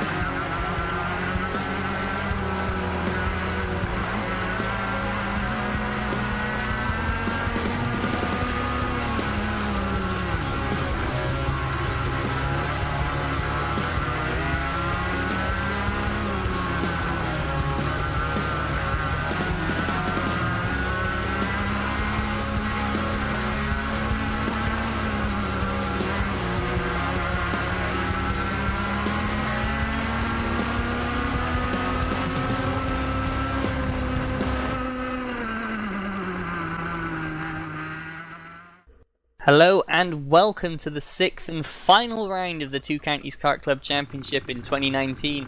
Coming to you from Clay Pigeon on Memorial Day weekend, the 10th of November 2019. Final round of the year for the Formula Blues, meaning it's also the Matthew Percy Memorial Trophy event. Similar to the O-Plate, this is for the highest combined start and finish of the final of any eligible driver. Formula Blue Championship standings for the Two Counties Kart Club. Russell O'Neill leading the way ahead of Mike Bell and Robin Stark-Stones even on points in second. with David Waldron only 6 behind in 4th. Sarita Shone only 2 points ahead of David Good in 5th and 6th, with Rob Mortimer 7th ahead of Ron Shone, Kevin O'Neill and Toby Cook rounding out the top 10. Paul Alexander only 3 points back in 11th, ahead of Nigel Vickery with Alex Fortune 13th, Mike Watts 14th, and the man who won the previous 2 rounds final, Stuart Gray. He's in 15th in the championship, but he's lining up 5th on the grid today, so let's see how the Scotsman goes. Now the driver's out onto the circuit. 2 rolling laps today owing to it being so cold. We are in the UK after all, it is in November. I'm surprised it's not raining. The rain has come and gone already, and a dry final would please most of the drivers. You can see the Blue Masters standings, Russell O'Neill leading the way, ahead of Robin Stoddart-Stones and David Waldron, with David Good 4th, Rob Mortimer 5th, only a point ahead of Ron Shone, who's only a point ahead of Kevin O'Neill in 7th, Paul Alexander in 8th, and in the Blue Veterans it's Stoddart-Stones with a 2-point advantage over David Waldron, David Good in 3rd, who's the man ahead of us on the road and has actually gone around as David Good. Plenty of time left to get back up into the order, but Good not going to be happy with that. Rob Mortimer 4th ahead of Ron Shone, only 2 points ahead of Kevin O'Neill in 6th. And in the Blue Legend standings, Robin Stoddart-Stones has an 8-point lead over David Good with Ron Shone 3rd and Kevin O'Neill 4th. And in the top weights, Rob Mortimer leading the way, 8 points ahead of Ron Shone with Mike Watts 3rd, Duncan McLeod still on 4th, and Ben Pearson, the highest top weight on the grid, he's starting 2nd. Starting on pole is the number 31, David Watts, by only a point ahead of Pearson. Row 2 is made up of Michael Bell and Taylor Waldron, who equalled each other on points. Stuart Gray in 5th, the Scotsman, ahead of the Welshman Nigel Vickery. David Waldron 7th, ahead of Rob Mortimer, with Sarita Shone and Robin Stoddart-Stones rounding out the top 10. And all pole row 6 is Dybel ahead of Alexander. David Good in 13th ahead of Ron Shone. A non-start for Kevin O'Neill promotes Mike Watts to 15th ahead of Jeff Webster and Russell O'Neill. Both O'Neills having lots of trouble over the course of the day. And Kevin O'Neill missing out on the final due to getting Russell's kart ready in time. So Russell O'Neill, the uncrowned champion, at the back of the grid. But at the front of the grid, David Watts gets underway, and a good start from Watts, good start from Taylor Waldron as well, who looked like he got a bit boxed in. But down to turn 1, that's Pearson getting loose, Bell up the inside, Waldron up the inside. And that's Russell O'Neill around the outside of Shone and Good, and that's Stuart Gray. Stuart Gray's gone around at the chicane. That's big, that's one of the main contenders, spinning out of contention. Russell O'Neill now already up onto the back of Paul Alexander, and that's Robin Stoddart-Stones passing Rob Mortimer. So Mortimer not getting off to the best of starts, and Russell O'Neill running out of road. Meanwhile, Watts leading from Waldron, Bell, Pearson, Waldron, Vickery, Shone and Stoddart-Stones. As through goes the rest of the pack now through Buttons on the first lap. That's Rob Mortimer running wide with Paul Alexander looking like he's gone up the inside. Russell O'Neill's in there tight as well, down across the start line and into Billy's blind. Alexander up the inside of Mortimer, and O'Neill switches back underneath both of them. Russell O'Neill with a double pass. On the way into the S's, O'Neill up to 9th, Alexander up to 10th, Mortimer down to 11th already. He's had a poor opening lap as round the hand hairpin we go, on board with Mortimer. And that's Paul Dybel slithering up the inside, the number 77, so Mortimer's bad first lap gets even worse. Paul Dybel, missing most of the year, came back at Dunk as well and showing no signs of rust in the Alonso kart, up into 11th place. Meanwhile in the lead, down towards Billy's blind, Dave Watts still holding on to the lead. There's David Waldron in 5th, sliding sideways, and battle for 7th, Sarita Shone ahead of Robin Stoddart-Stones through the S's. They've got Russell O'Neill gaining on them fast, and that's David Good up the inside of Rob Mortimer through the S's. So Mortimer still not quite getting the tyres up to temperature or something. He's struggling in the early part of this race, and now Ron Shone, the number 14, looking up the inside of the hand hairpin. And into the horseshoe, Mike Watts closing in as well, the novice. You can see all 4 of these karts closing right up on each other. Round top bend we go. And now down the start straight, that's Russell O'Neill getting the run on Robin Stoddart-Stones down to the inside of Billy's blind. Russell O'Neill makes another place. Through the S's we go, still on board with O'Neill. One goes right up to the back of Sarita Shone, who's making a carburettor adjustment. And Russell O'Neill won't need a second invitation to dive down the inside into the hand hairpin. O'Neill already up into 7th, starting from last, so a brilliant first couple of laps. Meanwhile at the front, David Watts sets the fastest lap of the race as he's going to cross the line to start the 4th lap. New fastest lap again from Watts. Waldron only 0.8 behind. They've gapped Bell and Pearson at the moment. Russell O'Neill up into 7th, ahead of Robin Stoddart-Stones ahead of Sarita Schoen. So that position has changed on that lap as well. Paul Alexander is starting to get into a bit of a no man's land, with Paul Dybel, David Good, Rob Mortimer, Ron Schoen and Mike Watson behind. Now here's O'Neill on the back of Nigel Vickery as we go down into the horseshoe, and Russell O'Neill up the inside of Vickery for 6th place. O'Neill charging through the field. The one and only upside of having problems all day is those tyres have not done many laps, so they're basically as good as new, and he's really putting them to work in this final. There's Watts on the back of Ron Schoen. They go down to start another lap. Meanwhile on board with O'Neill, that's Waldron getting sideways through the S's, and Russell O'Neill's got the run. Now Russell O'Neill up into 5th place as they go through the hand hairpin. His next target's a bit of a way off, that's Ben Pearson in the Octane, the O plate ahead of him. But in the lead, Watts from Waldron, who set the new fastest lap last time by. Bell 3rd ahead of Pearson. Then there's O'Neill, Waldron, Vickery and Stoddart-Stones right behind. Meanwhile the leaders, Watts and Waldron, they're catching up to Jeff Webster. Webster's still basically in his first race day, given the problems that prevented him from doing much running last time out at Dunk as well. And his novice rival, Mike Watts, on the back of Ron Schoen still, as they go down into Billy's Blind once again. On the way through Buttons, that gap between Watts and Waldron has come right down. In fact, as they go onto the start straight, there's maybe 5-7 lengths between them. Less than half a second is the gap, with Bell in 3rd. Pearson starting to fall back and forth, and Russell O'Neill, the man on the move, in 5th place. Anybody else on that lap by. Meanwhile, that's David Good on the back of Paul Dybel. So those two have closed right up. Mike Watts still pressuring Ron Schoen as they get down into Billy's Blind once again. Mortimer running a little wide. That's going to let Ron Schoen close the gap up through the S's. Mike Watts is going to actually lose a bit of time to Ron Schoen through the S's that lap. Meanwhile, we're up on board with O'Neill, and that ahead of us in the O plate, that's Ben Pearson. You can see the straight line grunt between someone who's basically on the lowest restrictor versus someone who's on the highest engine. It's how well balanced they are, and Ben Pearson runs wide, Russell O'Neill through. O'Neill now up to 4th place. So his charge through the field continuing. Here's Dybel, Good, Mortimer, Schoen and Mike Watts through Billy's Blind. The 5 of these guys all starting to close up. While at the top bend, you can see not much of a gap between Watts and Waldron. Both setting even times in that lap, only 6/10 apart. Stuart Gray's gotten back going after his first lap spin.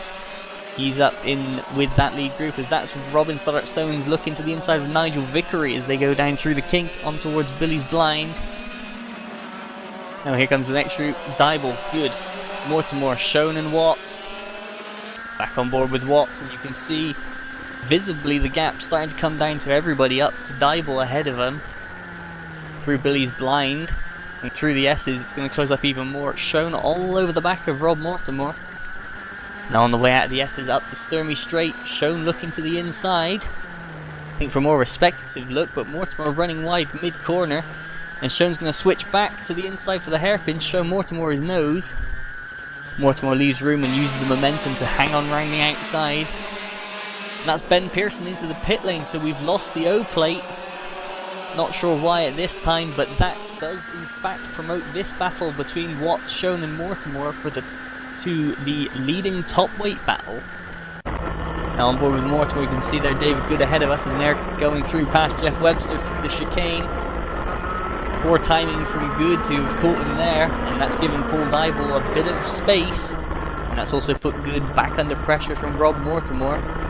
As out of hand hairpin and in towards the horseshoe they go once again. 5 minutes left on the clock, plus 1 lap. And this battle's still just as heated as ever. Dybel through the final bend. Then the next 4 carts all in one line.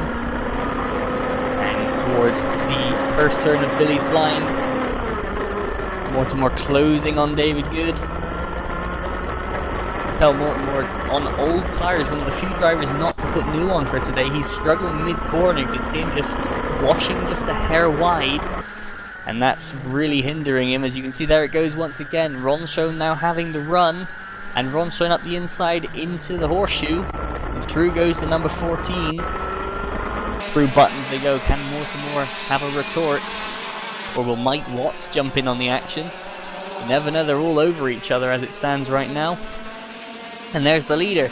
David Watts has been pulling out a little bit against Taylor Waldron, the gap up to 1 second. There's Bell in third, and that is Russell O'Neill, the number 6, in 4th place from the back of the grid. Still basically lapping the fastest of anybody out there. He is really closing in against Bell, and Bell now coming up behind Jeff Webster. That looks like going to be a relatively easy move for Bell. That's David Waldron with Nigel Vickery in tow. And Robin Stoddart Stones has lost a few places that lap as Sarita Shone and Paul Alexander have gotten by. Meanwhile, Watts still looking at Rob Mortimer as down the straight they come. Watts has the overlap, but he's on the outside for the kink, backs out of it, and then goes into Billy's blind. Mortimer running out into the middle of the road for the S's, and Watts thinking about going for the inside, taking a big bunch of curb and actually going a bit under that exit curb, which is not what you'd want to do through the horseshoe. Sorry, through the chicane. As into top bend, that's Paul Alexander now under pressure from Robin Stoddart Stones. Stoddart Stones pulling out to the left and is going to have the inside line for the kink. And Robin Stoddart Stones retakes 8th place from Paul Alexander. His next target, Sarita Shone's way up the road. Meanwhile, Mike Watts once again on the back of Mortimer as they come down towards Billy's blind. You can see Shone and Good both reeling Paul Dybel back in again. Was that a blue flag from the marshal's post? I think it might have been, as Watts over the exit curb gets a bit of loose momentum. Mortimer looking over his shoulder, possibly to see what's around him. But Watts all over the back of him as they go into the horseshoe once again. There's Dybel, there's Shone, there's Good, there's Mortimer, and then both Wattses. Mike Watts for position, David Watts to put a lap as they both got the inside of Mortimer in pit bend. Taylor Waldron's there or thereabouts as well, so that gap's come right down as they go around. Start another lap across the line. David Watts to the inside of Mike Watts in turn 1. Taylor Waldron's in there behind as well, so that lead gap has come right the way down through the S's they go once again. You can see Taylor Waldron trying to take advantage as quick as he can to get back into this race for the lead up the inside. That's Ronshone and David Good looking to the outside, and they're going to let them through. And they're going to let Mortimer through, and Watts. They've both dived through. They've taken advantage of Shone and Good taking the wide line to let the leaders through. Bet they're both going to be blue in the face after that, and that is not a good noise. That's Russell O'Neill, that's an engine with no tension, which means the chains come off. Absolute heartbreak from Russell O'Neill. He was up to 4th from the back of the grid, with still plenty of time to go to make an assault at 3rd. He'll sleep easy though, knowing that he is almost mathematically confirmed as the champion. Every cloud and all that. Now back on board with Mike Watts as Rob Mortimer again running wide in the middle of the hand hairpin, and that's going to allow Mike Watts straight through. So Watts through the horseshoe, and when they come past the pit lane, that'll turn this battle into a battle for 10th. Meanwhile, they've got Bell now on their tail. He's still going to be going hard because he doesn't know what happened to O'Neill, and he's 2 wheels on the grass trying to pass David Good, trying not to lose as little time as he can. Now in behind the number 14 of Ronshone. Mortimer running wide again, and Ronshone up the inside in the way through the S's. So Ronshone making more places. Bell switches to the other side to get down the inside of his uncle into the hand hairpin. Meanwhile, the leaders, they've lapped Paul Dybel, and Dave Watts has pulled out 1.1 seconds on Taylor Waldron. So Watts returning to having the race in the palm of his hand. Waldron's going to be giving him no easy job of it. Meanwhile, Bell going up through against Ronshone. Here we are down in Billy's blind. The timer's about to hit 0. There's Watts, Bell, Shone, Mortimer, and Good. Very confusing fight for all involved. Bell just trying to get through and not lose time. Meanwhile, everybody else trying to battle for position. Ronshone there just gesticulating to see if anyone's going to go up the inside. It's putting a lap on him. Realizes that they're not, but Mortimer has used that to gain on the back of the number 14. As meanwhile, there go the leaders up towards the last lap board. It's going to be out. There's David Watts through Billy's blind for the final time. Taylor Waldron through Billy's blind for the final time. There's Paul Dybel There's Jeff Webster, Mike Watson, Michael Bell. And then the battle shown, Mortimer and Good. Now we're on board with Bell, and that's Webster in front of us. Bell to the inside. Through he goes, and Webster's going to leave the door open. Watts is going to try and go through it, taking a big bite of curb on the way through is Mike Watts. No harm, no foul there. As round the final corner, David Watts, for the third time this year, is going to take victory. He's going to be followed home by Taylor Waldron in second. Then I think that's Paul Dybel coming through. Third place is going to go to Bell. And now as everyone sorts themselves out, no, here we go. David Good's got the run on Rob Mortimer. There goes Ron Schoen, and Good pit to the line by mere hundredths. And here's another close one. This is Sarita Schoen with Robin Stoddart Stones back on her rear bumper. But Stones runs out of laps, and Sarita Schoen finishes in 6th ahead of Robin Stoddart Stones, with Paul Alexander, the final man across the line, in 8th place. Everybody going to head down the pit lane and sort out the results. And here it is confirmed. David Watts there, the number 31, takes the win on the road ahead of Taylor Waldron, the number 2, with Michael Bell, the number 5, in 3rd ahead of David Waldron. Season's best result for Nigel Vickery in 5th place ahead of Sarita Schoen, with Robin Stoddart Stones 7th. Paul Alexander leading Paul Dybel in 8th and 9th, and the top novice Mike Watts in 10th ahead of Ron Schoen, with David Good, who pipped Rob Mortimer to the line by 0.05 of a second. Jeff Webster 14th ahead of Russell O'Neill, who pulled off with a chain off. Ben Pearson with a cracked exhaust pulled in early in 16th ahead of Stuart Gray, and a non-start for Kevin O'Neill. So the drivers into Parc Ferme, no front fairing penalty, so the results are going to stand. And what are they going to do with the championship table? Well, Russell O'Neill is confirmed as your 2019 Two Counties Kart Club champion, ahead of Mike Bell in 2nd, with Robin Stoddart Stones and David Waldron tied on points. They're going to go back to the first stage of countback, which is drop scores. As you can see, they're both even. The next stage of countback is round 1 result, so it is going to go in the favour of Stoddart Stones ahead of Waldron. Sarita Schoen in 5th ahead of David Good, Rob Mortimer, Ron Schoen, Kevin O'Neill and Paul Alexander rounding out the top 10, with Nigel Vickery 11th ahead of Mike Watts and Stuart Gray, Toby Cook and Alex Fortune rounding out the top 15. In the Blue Masters, Russell O'Neill going to take the win of that and become a double champion, with Robin Stoddart Stones and David Waldron once again even on points, and once again it goes the way of Stoddart Stones on tiebreak.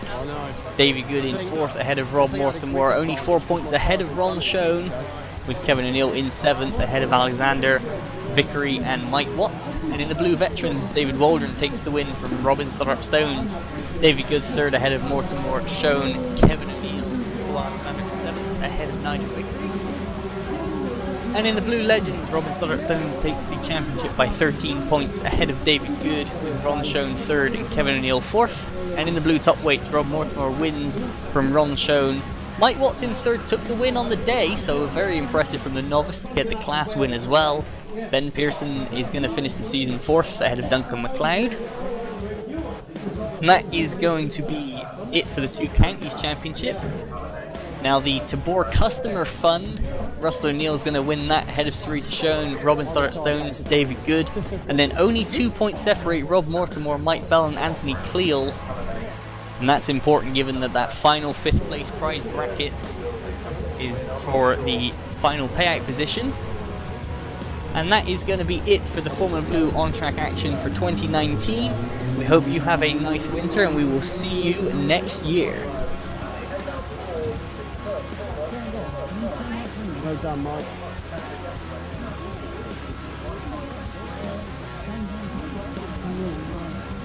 What the nonsense? Oh, got the fourth. Oh, put it on film.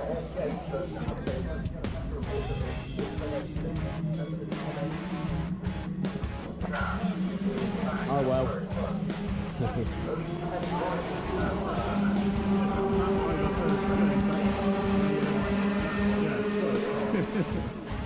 In 3rd place, Michael Bell. Runner up today, Taylor Waldron.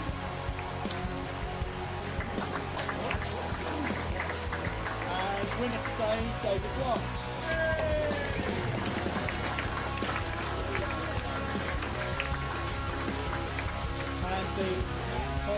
trophy goes to Whilton.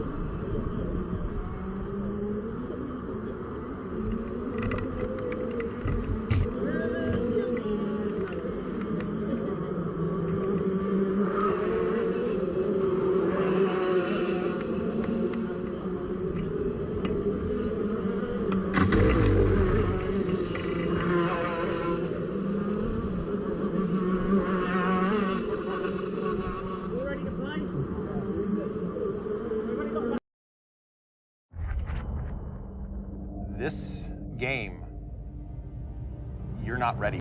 If you're looking to get into kart racing, or you're an existing racer looking for a new, fair, cost-effective competitive class, then Formula Blue could well be for you. Formula Blue is a successful karting class that's been running for over 20 years. The Formula visits various circuits across the south of England and has many standout features which make it the ideal class. Fair racing for all is the cornerstone of Formula Blue, and that's why over the last 20 years we've perfected different engine and restrictor combinations for different weights. The heavier drivers get more power than the lighter drivers. At this year's prestigious O-Plate event, the top 3 drivers ranged from 73 to 105 kilos. Each had a different engine and started the last lap all within just 0.25 seconds of each other, and the eventual winner was the top weight driver. Formula Blue always promises great battles from the front of the grid to the back, but not at the expense of safety and your bank balance. Across 64 races in 2019, Formula Blue drivers caused a total of 0 red flags. Having been running for over 20 years, Formula Blue is a well-known class that enjoys excellent grids. In 2019, the average grid size for the NKRA races was 19. Each Formula Blue Championship is run over a carefully selected set of the best and fastest circuits in the south of England. This allows drivers to challenge themselves and get a different experience each race. All Formula Blue engines must be raced exactly as they are when sold as new, with no expensive tuning needed or allowed. This is enforced with regular scrutineering at race meetings, ensuring a low-cost, level playing field for all. Other measures in place to keep the cost down are long-lasting, affordable Bieber race tyres and discounted practice and race fees. Our media team film races from the sidelines and on board where permitted. This is then edited and uploaded to YouTube and Facebook, complete with commentary for you to enjoy with your friends and family. Focus is given to racing right through the grid, not just the front runners. Formula Blue is for you if you're looking for competitive, cost-effective racing that's kept fair for different weights. If you are interested in joining this welcoming, friendly class, please contact Planet Karting on 01305 774 074.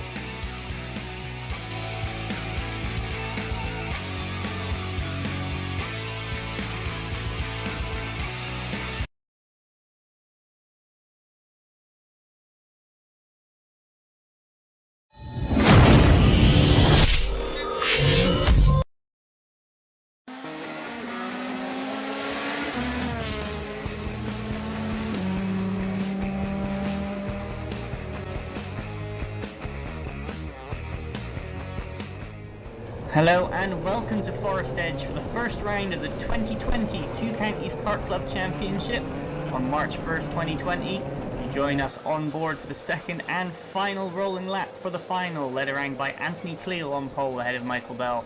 Defending Two Counties Kart Club champion Russell O'Neill lines up third ahead of David Good, with Paul Alexander and Paul Dybel on row 3 ahead of David Waldron, Nigel Vickery, Ron Schoen and the novice Mike Watts rounding out the top 10.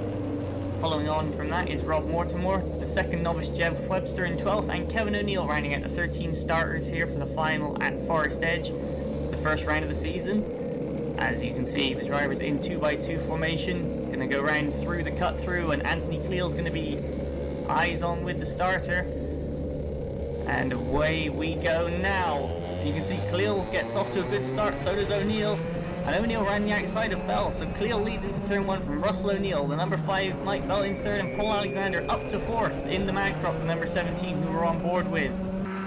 On board now with Bell as they go through Johnny's, and Russell O'Neill gets a big exit from Johnny's. He goes down the inside of Anthony Cleale into Winger's Dip, and he's going to cover off the cut back up through Anson's. Russell O'Neill takes the lead as they head up to the bus stop for the first time. Anthony Cleale settling into 2nd, but he's not going to let Russell O'Neill get away that easily. You can see up at midgets, that's O'Neill leading from Cleale, Bell, Alexander, good. David Waldron with a good start. He's up into 6th place ahead of Paul Dybel. You can see Kevin O'Neill there on the attack of Rob Mortimer, but back on board with Bell as they go round through Tollies for the first time. O'Neill leading from Anthony Cleale, the number 1, the 12-time champion, bearing down on the reigning 2 counties champion as they cross the line. You can see there Cleale with a much wider entry. O'Neill still defending heavily as they go through Johnny's once again. Past the grandstand. 1, 2, 3, 4. That's David Waldron up into 5th ahead of David Good. And that's Nigel Vickery on the attack of Paul Alexander by the looks of it in there as well. Now on board with Bell up towards the bus stop once again. And look at that, Cleale and O'Neill both seem to be pulling away on the exit of the bus stop. That was up to midgets. Anthony Cleale right on the bumper of Russell O'Neill. It's Paul Alexander in a nice comfortable 4th position. And that's Kevin O'Neill looking at the inside of Mike Watts as they go through the second part of midgets, but to no avail. And around the final corner, once again, Russell O'Neill, new fastest lap from Anthony Cleale and Mike Bell, all within 3/4 of a second, and they've pulled out a bit of a gap to Paul Alexander, who now has David Waldron just a second behind him. And through once again, through Johnny's down towards Winger's Dip. You see Waldron closing in, then Good. That's Paul Dybel with Nigel Vickery right on his tail, and Rob Mortimer on the tail of Mike Watts. And there's Jeff Webster as well coming through, and back up into midgets again. The top 3 through the bus stop, and David Waldron with a huge launch over the curb in the background. You can tell he's really pushing to try and catch Paul Alexander. That's Nigel Vickery still having a look on the back of Paul Dybel. Mike Watts, that's Kevin O'Neill ahead of Rob Mortimer, ahead of Mike Watts. Now on board with Bell once again. Russell O'Neill across the line, and once again a new fastest lap. Anthony Cleale only a 10th slower though, and less than half a second between the 2 leaders. They're starting to pull away now from Bell in 3rd. Meanwhile behind Bell, that's Paul Alexander with David Waldron right on his bumper. And then the 3-kart group, that's Good, Dybel and Vickery all in there together as well. Kevin O'Neill, Rob Mortimer both passing Mike Watts on that previous lap. You can see now the lead starting to stretch out. Russell O'Neill ahead of Anthony Cleale as we're on board with Paul Alexander, and he's running a wide entry, and that's David Waldron up the inside into midgets. David Waldron up into 4th place ahead of Paul Alexander, so Waldron really making hay while the sun is shining, but Alexander closes right up to the back of him on the run down to Tollies and across the line. David Waldron up to 4th, Paul Alexander down to 5th, but still plenty of time left to go in this race. In fact, we're not even at the halfway mark yet as Russell O'Neill breaks into the 44-second barrier. So he's starting to pull away in the lead. Meanwhile, the next group behind, Good, Dybel and Vickery closing up. Now we're on board with Alexander on the run up to the bus stop. See if David Waldron goes across the curbs like he did a previous lap. No, he doesn't. All flat, all good. David Waldron starting to pull away from Alexander, who's got a bit of a buffer himself. Back to David Good. There's Nigel Vickery, there's Ron Schoen, and Kevin O'Neill really reeling these guys in. In fact, Kevin O'Neill faster than everybody who isn't in the top 4 right now. So keep an eye out for Kevin O'Neill making a late race charge as across the line once again. Russell O'Neill and Anthony Cleale both below the previous fastest lap, so both drivers turning up the heat. Number 5, Michael Bell, seems to be unable to live with them, but he's got a big gap back to Waldron. There's Alexander. Good. Dybel and Vickery on his tail. Ron Schoen as well. And then Kevin O'Neill running over the exit curb. A very distinctive noise that exit curb has, as now Russell O'Neill up towards midgets once again, with Anthony Cleale still on his tail. If anything, that gap looks like it's come down a hair this lap. Through the shot, that's Paul Dybel and Nigel Vickery right behind him. Ron Schoen and Kevin O'Neill really closing in on them. Back on board with Russell O'Neill. He's gone through Parsons, now he's going round the Haynes loop. Clear track ahead of him, as you can see, and O'Neill on fresh tyres today, and you can hear not lifting through Johnny's. You can tell he's got real confidence in the grip of that kart. Down through Windsor's Dip and up through Anson's and then up the hill towards the bus stop. Russell O'Neill definitely at 100% right now. Another new fastest lap came in last lap, 44.7. With only Anthony Cleal running in the 44s as well, right behind him, as it seems like we've lost Rob Mortimer, as Mike Watts and Jeff Webster both have made up a place. There's Paul Alexander, David Good, Paul Dybel, Nigel Vickery, and that's Kevin O'Neill having a real look at Ron Schoen. These two battling over for 9th place on the track, but 2nd place in the Legends subclass. There's Mike Watts, the novice, still up and going. There's Russell O'Neill and Anthony Cleal. That gap does not look like a second, but Russell O'Neill seems to be pulling out about a 10th a lap at this rate. Cleal as well going with him. There's Bell in 3rd. There's Waldron. There's Paul Alexander, David Good, Paul Dybel. Nigel Vickery's lost a bit of time, and look at that, Kevin O'Neill looking all over the back of Ron Schoen as they go down into Windsor's Dip, up the hill towards the bus stop. Look back across, there's Mike Watson. That's Rob Mortimer, the white bumper there of the number 13 on the side of the track. So that's where he's gotten to. Unfortunate start to the year for Mortimer, it seems like. He had a chain come off in one of the heats, potentially a lingering issue. But back to the racing, as you can see there, David Good is really reeled in on Paul Alexander, and he's taken Paul Dybel with him. That 3-kart battle's about to be for 5th place, and then behind them there's another 3-kart battle as Ron Schoen and Kevin O'Neill are taking chunks out of Nigel Vickery. So here we go again on the run down to Windsor's Dip. Alexander leading this group from Good and Paul Dybel right on his tail. Kevin O'Neill as well looking all over the back of Ron Schoen once again on the way up to the bus stop is Dybel, Good and Alexander, Vickery, and then Schoen and Kevin O'Neill. He's quick through the bus stop, he's looking up the inside towards midgets but gonna bail out of that move. Meanwhile we're on board with the leader Russell O'Neill, that's Jeff Webster going a lap down. Russell O'Neill there through Johnny's, and now Anthony Cleal has a back marker to negotiate, and Cleal makes short work round the outside on the way down to Windsor's Dip. That's not going to have really affected either of them. There's Bell in 3rd. And through the chicane, O'Neill, Cleal. You can see the speed difference between the top two and the back marker. There's Bell in 3rd. Waldron going in hard, and look at this, that's Paul Dybel up the inside of David Good, but not going to happen this lap. Once again, Kevin O'Neill as well backing out of a move against Ron Schoen, as they're going to run up towards midgets. And now we jump on board with Paul Alexander. You can see ahead of us that looks like David Waldron. So Alexander not really dropping off all that much. Through Tollies once again, going to run a little bit wide though, and across the line to start another lap. Now into the Haynes loop, and Alexander's going to go in. Oh, and he's got his turn in a bit wrong, runs very wide, nearly going down the pit lane, does Paul Alexander. He's got to be careful not to do that too many times, as he's got himself David Good and Paul Dybel for company, and one mistake will see both of them pounce. There's Vickery, Schoen and O'Neill, those three closing up again. Now back into the bus stop, Alexander, Good, Dybel, 1, 2, 3, and Good's got the exit, he's looking to the inside. Gonna back out of it though. Kevin O'Neill as well with Ron Schoen, and look at the sky up there. Heavy hailstorms on the Saturday for this race. Could they be coming back? Hopefully they hold off towards the end of the race, because we're on the final lap. Russell O'Neill half a lap away. Meanwhile, Paul Alexander making the same mistake going through Haynes Loop. He needs to keep his lines clean for this final lap if he's going to hold on to 5th place. So they go down towards Windsor's Dip. Through the chicane, there's Bell. There's Mike Watts going around to start the final lap. And keep an eye out, just coming in on left of shot. There he is, round the final corner. Russell O'Neill takes the win for the first round of the Formula Blues in 2020. 1.7 seconds clear of Anthony Cleal, but there's still racing going on as Ron Schoen's right on the back of Nigel Vickery as they're on the run down to climb it. Ron Schoen thinking about going to the inside. Can he make anything happen going through Tollies, the final corner? No, he can't. Vickery's going to hold off this train. Nigel Vickery 8th ahead of Schoen, ahead of Kevin O'Neill. And then the full rundown will come up any second now. But Russell O'Neill, you can see in Parc Ferme, just ahead of us, the white helmet. You can see head in his hands. You can tell it means a lot to him. the first win he's had in 11 years in a final, and he beats the 12-time national champion Anthony Cleal to get it. You can see Cleal already going over to congratulate Russell O'Neill. Good camaraderie between this grid off track, fierce rivals on track.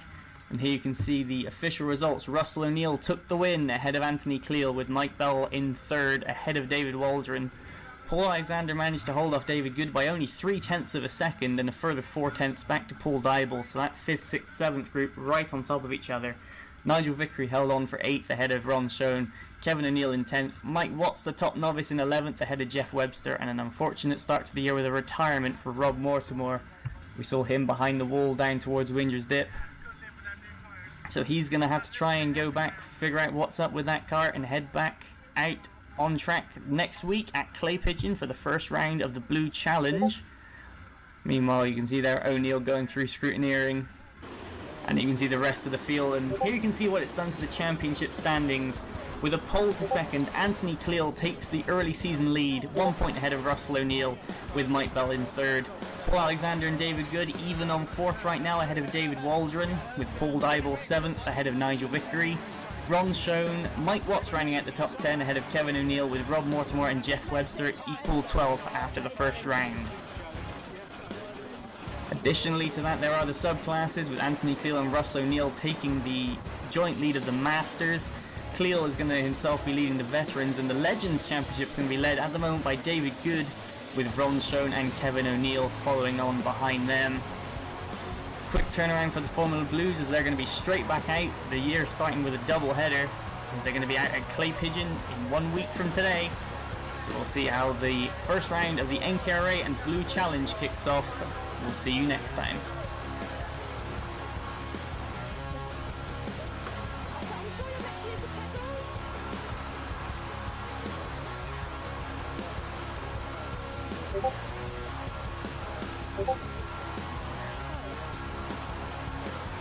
Congratulations. You deserve that. I was keeping an eye on Gave you a run for your money, didn't he? I was keeping an eye on like my mistakes, because like I know what you boys are like. Any clips I know. Every time I hit a curve before he's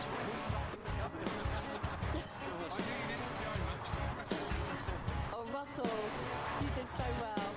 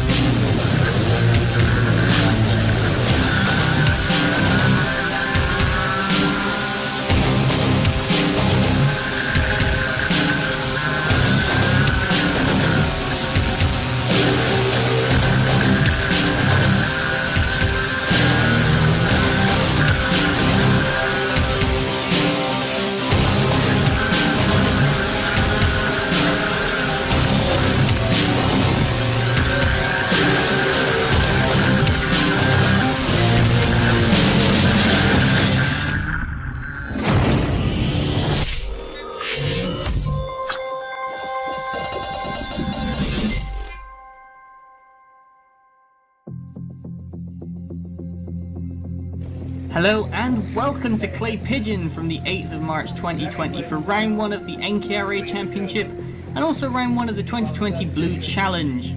As you can see from the sky being clear and the ground being wet, it's been a bit of a changeable conditions day, and that has shown in the heats. As Heat 1, Stuart Gray took the win from David Watts, with Anthony Cleland and Russell O'Neill chasing them home.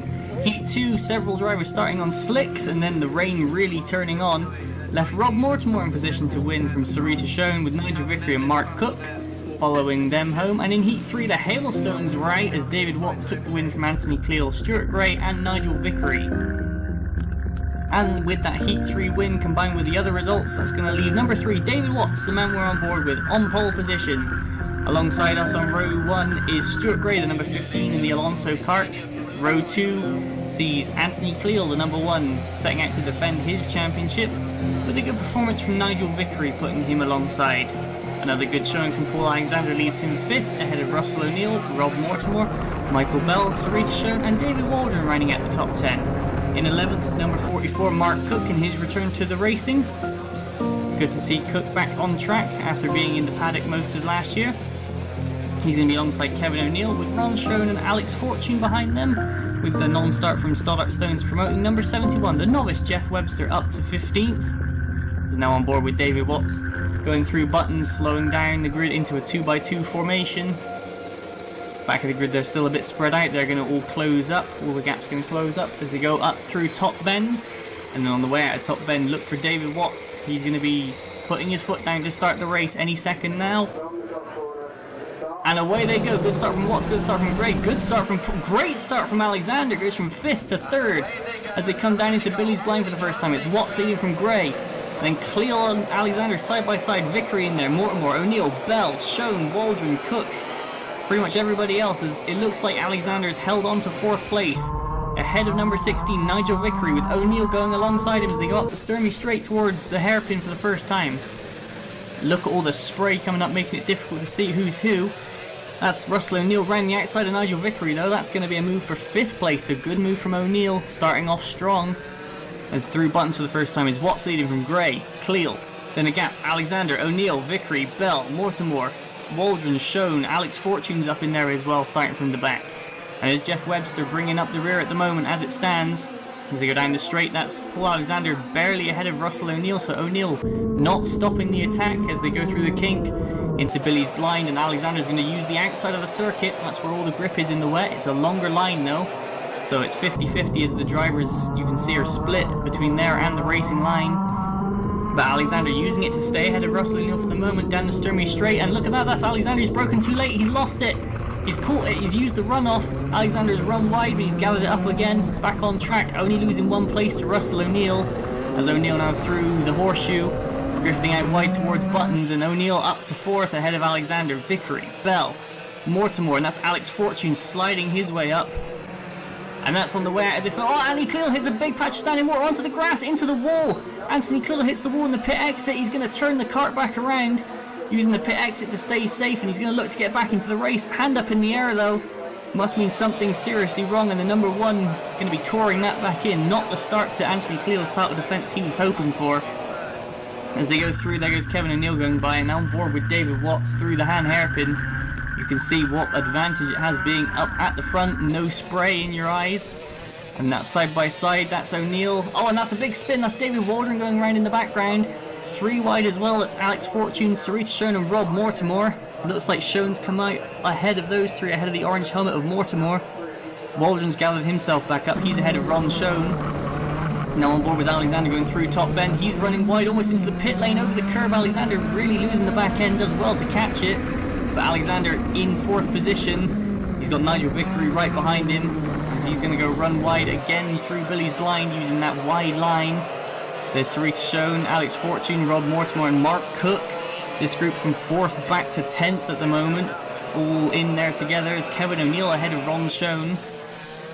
Meanwhile into the horseshoe, there's Watts leading from Gray.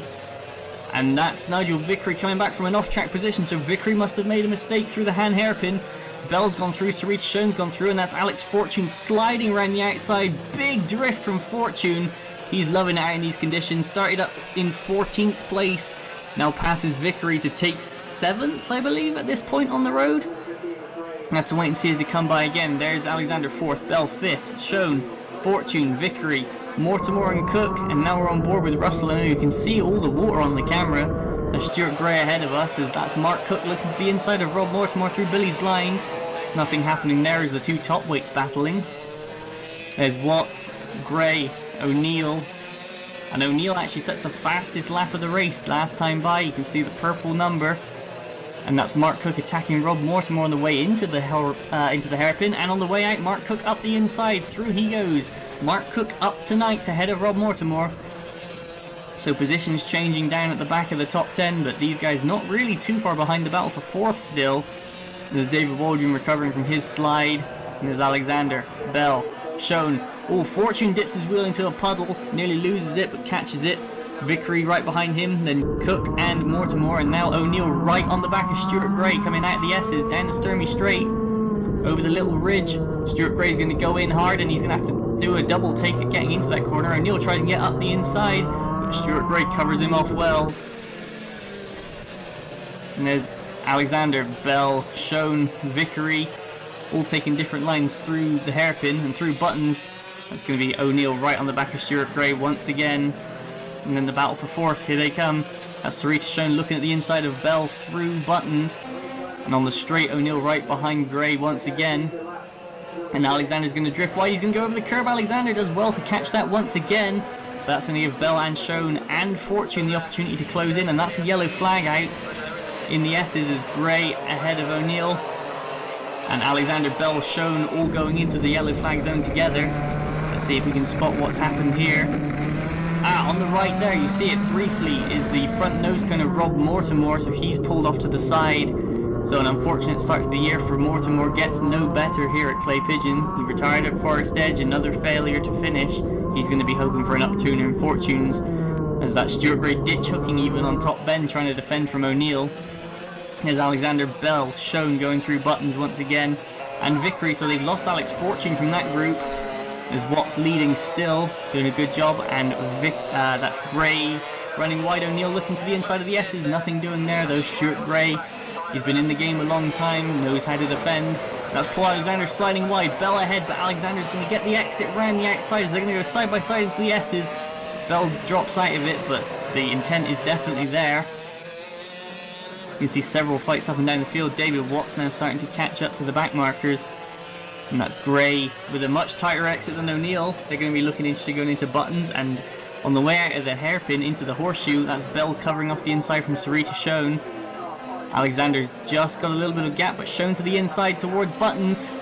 Bell going to hang on around the outside though, is on board with O'Neill through the kink, and that's Stuart Gray. He's hit the curb, he's gone around.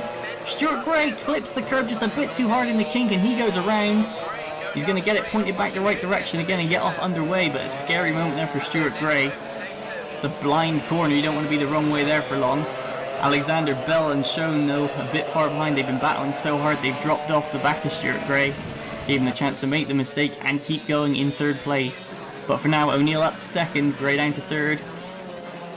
And then you can see Alexander, Bell, Schoen all in there together, and you can see just how much time Gray lost with that spin. It was actually comparatively little considering what happened, but he's still in 3rd. Still ahead of Alexander, who's still ahead of Bell, who's still ahead of Schoen. And Nigel Vicker ranging in on the 3 of them is through buttons again, Bell having to slam the door. And they go down the straight, there's Gray in 3rd, Alexander 4th, and Bell and Schoen together on the way out of the corner, but Bell's got the legs. Just pulling ahead of Sarita Schoen, they cross the line, just under 3 minutes to go. Once again, Alexander running wide, Bell and Schoen taking a tighter line but catching right the way up. They can't do anything at the moment. There's Alex Fortune, he's in 8th place and he's lapping quicker than the guys ahead, so we'll see if he can move into the fight later on. And then just a bit further behind, that's David Waldron and Mark Cook battling, so Cook recovering, Waldron also recovering, they've met each other. Now on the way into the horseshoe once again, Alexander, Bell looking to the inside, Sarita Schoen's there as well, Nigel Vickery's coming into view as well, and that ahead of them is Jeff Webster as Bell looks inside through buttons but nothing doing there.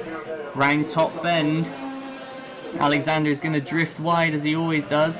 Bell's going to be closing in, and he's going to look to the outside, but it looks like Alexander's going to squeeze him off as they all go past Webster.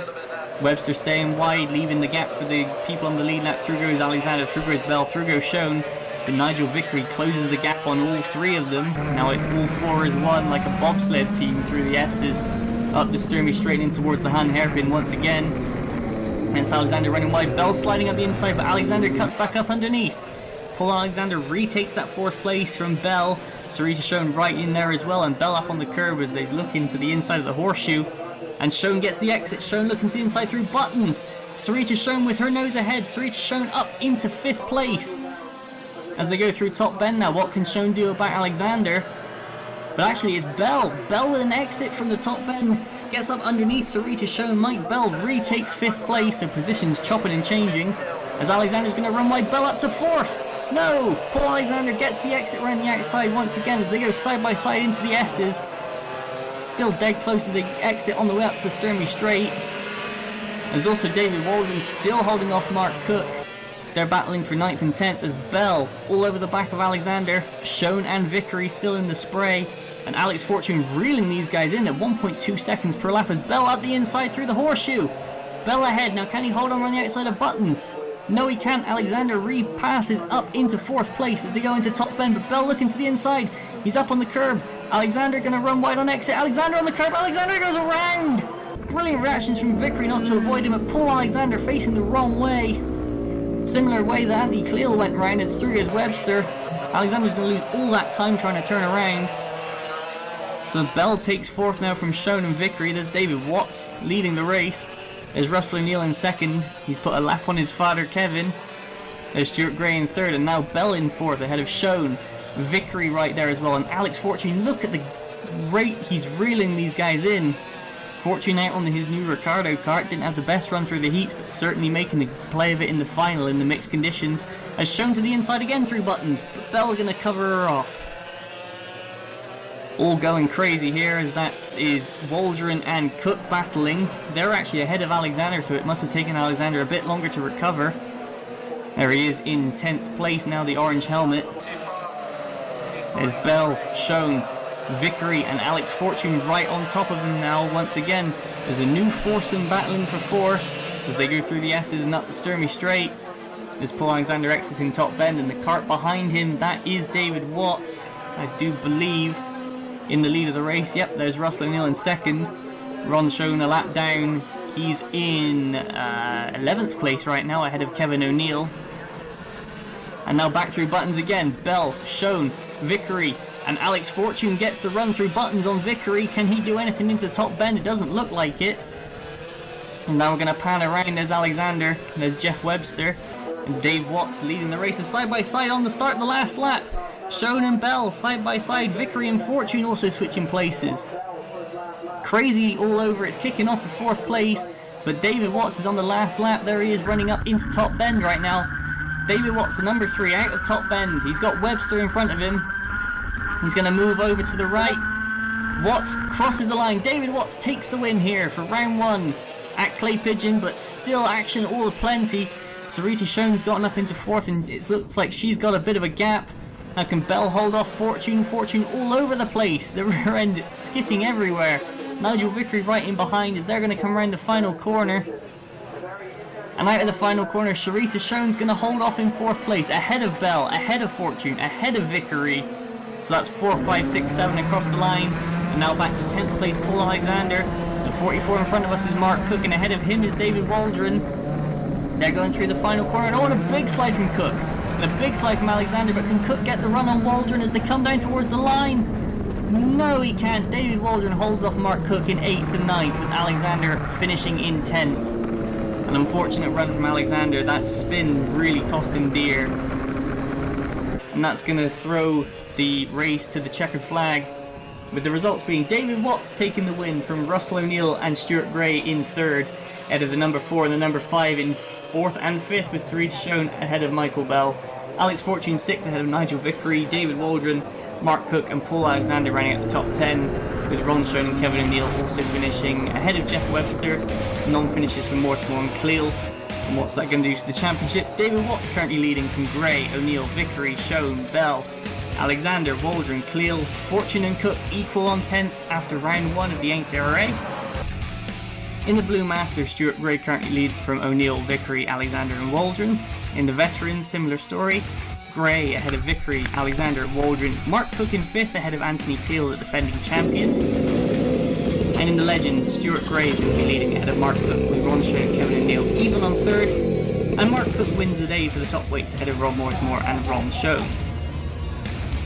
And in the Tabor Prize Fund, it's Russell O'Neill continuing to break away into the lead ahead of Mike Bell, with the 2 Showns equal in 3rd ahead of David Waldron. And with all that said and done, let's catch our breath. The Blues have got a few weeks off, and then they're going to be back out once again at Clay Pigeon for round 2 of the Blue Challenge and for the Wessex Championship. So we will see you there. Throw it away. Throw it away. Oh, just put it in my power. Oh no, come on, back into the end of the pit lane. I was going to hold that, but he's having a go, I know. Yeah, good battle though, mate. Yeah, I tell you what, I had nothing, but every time you got slightly, and then they come around here, I'm on a totally different line to you and just set me. I'm outside most of it. I was on the way and I couldn't, there was nothing more to do. Oh no, yeah. Oh, I started to protect, I shouldn't have done that, and I should have just stuck to my line. Because I got to look down the inside and I stuck back in the outside. I started to defend against there. It was really good. It was good. One more stage, Russell O'Neill.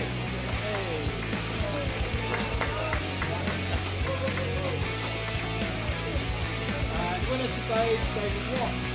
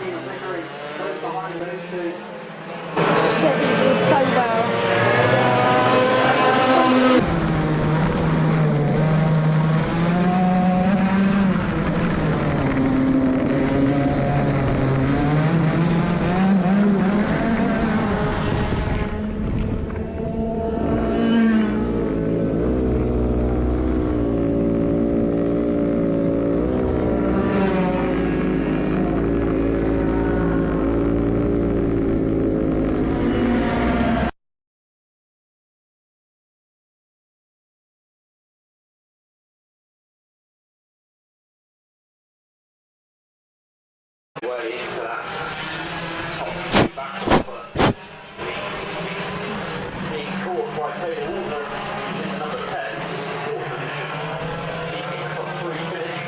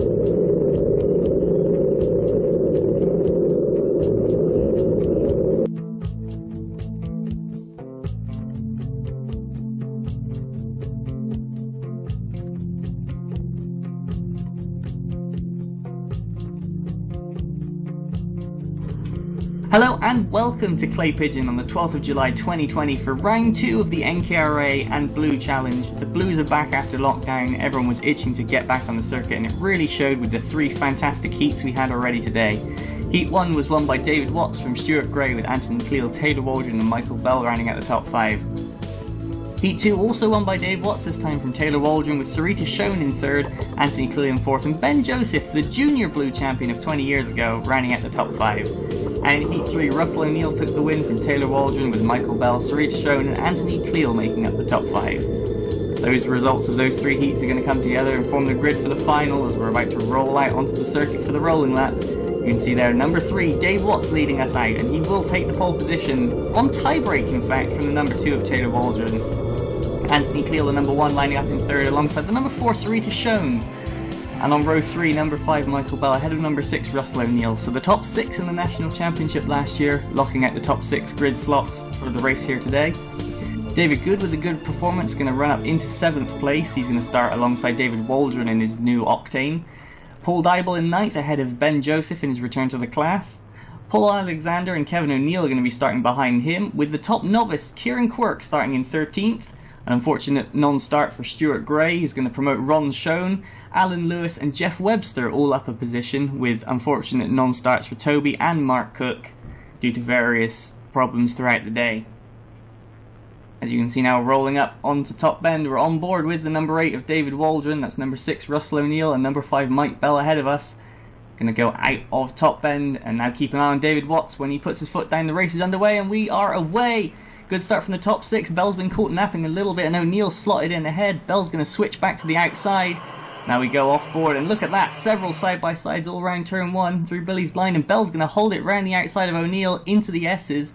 Bell retakes 5th ahead of O'Neill. David Waldron's up to 7th, but Dave Watts carries the lead ahead of Taylor Waldron with Anthony Cleal and Sarita Schoen. Top 4 still as they were. Good start there from Alan Lewis, he's up ahead of Paul Dybel, and now we're on board with Kevin O'Neill, he's chasing Kieran Quirk. The novice, the number 27, making a good getaway. Unfortunately, Kevin O'Neill slipping down a few spots. And now we're going around to finish the first lap. Watts leading from Waldron, Cleal, Schoen, then a gap. Bell and O'Neill side by side. Russell O'Neill looking to the right. He's going to hold it to the inside of Billy's, and he's going to make the pass stick. Bell trying to switch back underneath, but to no avail. That's Russell O'Neill up into 5th, Bell down to 6th. Now he's got to defend from Waldron. Meanwhile, Watts, Waldron and Cleal, top 3 as quick as that. You can see everyone there in one big line. Jeff Webster bringing up the rear as it stands. Kevin O'Neill now on the attack of Kieran Quirk, and Quirk's going to shut the door. Show Kevin O'Neill a clean pair of heels, and through the horseshoe they go. Around buttons and up to the to pit bend. There go the leaders. Down the straight once again. Dave Watts pulling out a bit of a gap. 2/10 clear on that lap. Top 4 starting to eke away from O'Neill. Then there's Bell, Waldron, Joseph, Good. It's Dybel, and that's a spin. That's Alan Lewis going around, and Jeff Webster goes with him. So the 2 novices dropping it into Billy's blind. It's a tricky corner at the best of times. Now we look down from the hairpin. There's Dybel, there's Ron Schoen. Kevin O'Neill gets past Kieran Quirk in all of that, so O'Neill's up 3 spots in 1. So now we have Waldron going side by side. Bell's going to hang around on the outside though. Bell's going to not give up that 6th place without a fight, even with Waldron and his new Octane. The former Anthony Cleal kart from a couple of years ago, so it's definitely got some pace in it and some pedigree. You can see there Schoen, Dybel, O'Neill all crossing the line back to back, and Waldron still looking at the back of Bell as they go through the S's up towards the hairpin into the little bit of camber. Bell kicks it sideways on the way in. Waldron keeps it far more in line. There's Dybel, there's Schoen, Kevin O'Neill on the back of Ron Schoen. Kieran Quirk starting to drift off the back a little bit, but he's going to keep it in. Now up towards Top Bend. Bell still ahead of Waldron, and now we're going to have a look at a replay. We're on board with Kevin O'Neill, and that's Alan Lewis going around, just too heavy on the brakes, lost the rear end, and then Billy's blind claims another couple of mistakes. Meanwhile, that's David Good looking to have fallen back from Ben Joseph, and Dave Watts starting to extend his lead from Taylor Waldron, with Cleal and Schoen still on the back bumpers of each other. There's Dybel in the 77 ahead of Schoen. There's Kevin O'Neill going to be putting the pressure on. Kieran Quirk doing a good job to stay with them, but back on board with Waldron once again. We're looking up towards pit bend. You can see O'Neill starting to break away from these two a little bit, And David Watts with a new fastest lap of the race in the lead, extending that gap.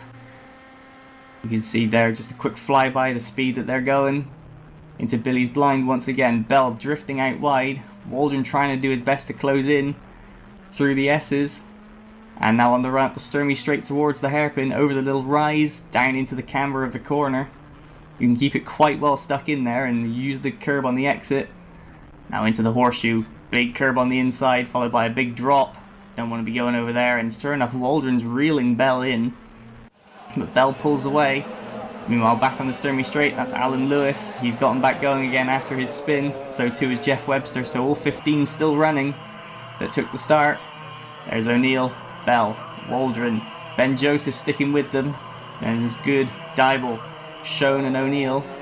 Meanwhile, you just saw there briefly the gap that Dave Watts is starting to pull away. Taylor Waldron with Cleo all over the back of him. And Taylor's father David Waldron all over the back of Bell, so both Waldrons in a battle. Shown on the back of Dybel as well, with Kevin O'Neill closing in. These three all battling in the Masters Championship as well. Back on board with Waldron as we come down across the start line. About 4 laps to go, give or take a few seconds. And into Billy's blind, can Waldron do anything? Back on board to the static camera. There's Dybel, Schoen, O'Neill. Kieran Quirk still going well. Meanwhile, Waldron looking at the inside of Bell into the hairpin. Nothing doing this lap. And there's the three-way battle in behind. Ben Joseph doing well. There's David Good staying ahead of Dybel. Meanwhile, up to pit Ben once again, and Bell makes a small mistake. That's going to let Waldron close in. Just under a minute left on the clock, so it's going to be a minute plus a lap. Into Billy's blind once more. Bell stays ahead of Waldron. But David Waldron is definitely within attacking range now. And that's Kevin O'Neill up the inside of Ron Schoen. But Schoen's going to cut back underneath and retake the 11th place. It's going to give Paul Dybel some respite as well in 10th. You can see there, Schoen and O'Neill still battling hard. There's another Schoen and O'Neill just up ahead in 4th and 5th. And here's David Watts coming around. This is going to be the second to last lap. You can see the lead that David Watts is pulling away. Waldron still in second, Cleo right behind him. That's Sarita Schoen, and I believe that's Jeff Webster being put a lap down ahead of Russell O'Neill. But back on board with Waldron, through the S's, through the right, through the left, and opening up onto the Sturmy straight. Bell's just about got the legs to stay away from Waldron here, but he gets sideways under braking. Waldron closes the gap in again. David Good closing in on Ben Joseph. Ron Schoen and Kevin O'Neill reeling in Paul Dybel again. And now back out through Buttons and up to Top Bend. David Watts, new personal best, starts the last lap. And this is Bell and Waldron 6th and 7th. They're going to start their final lap. Not much time left for Waldron to make a move. And Bell's going to keep it tidy through Billy's blind. Now through the S's, over the curb, stay off the exit curb and up the Sturmy straight. Bell defensive. And here we have Russell O'Neill, who's just up the road from them, going through the horseshoe. See that big curb, and now on board with David Watts out of the final corner and down the start-finish straight to take the checkered flag. David Watts takes the win of NKRA and Blue Challenge Round 2, and that's Kieran Quirk with a problem. Fortunately for him though, he's gotten onto that final lap, so he's going to guarantee himself 13th place and top novice honours. So David Watts is going to take the win from Taylor Waldron ahead of Cleo, Sarita Schoen, Russell O'Neill, Michael Bell, David Waldron, Ben Joseph with a strong 8th place in his return, David Good with a good solid 9th, the top of the legends, ahead of Paul Dybel with Ron Schoen and Kevin O'Neill getting to the end on the lead lap. Kieran Quirk, I don't think he's actually going to be able to get to the finish there, but he's going to be classified 13th regardless, ahead of Alan Lewis and Jeff Webster.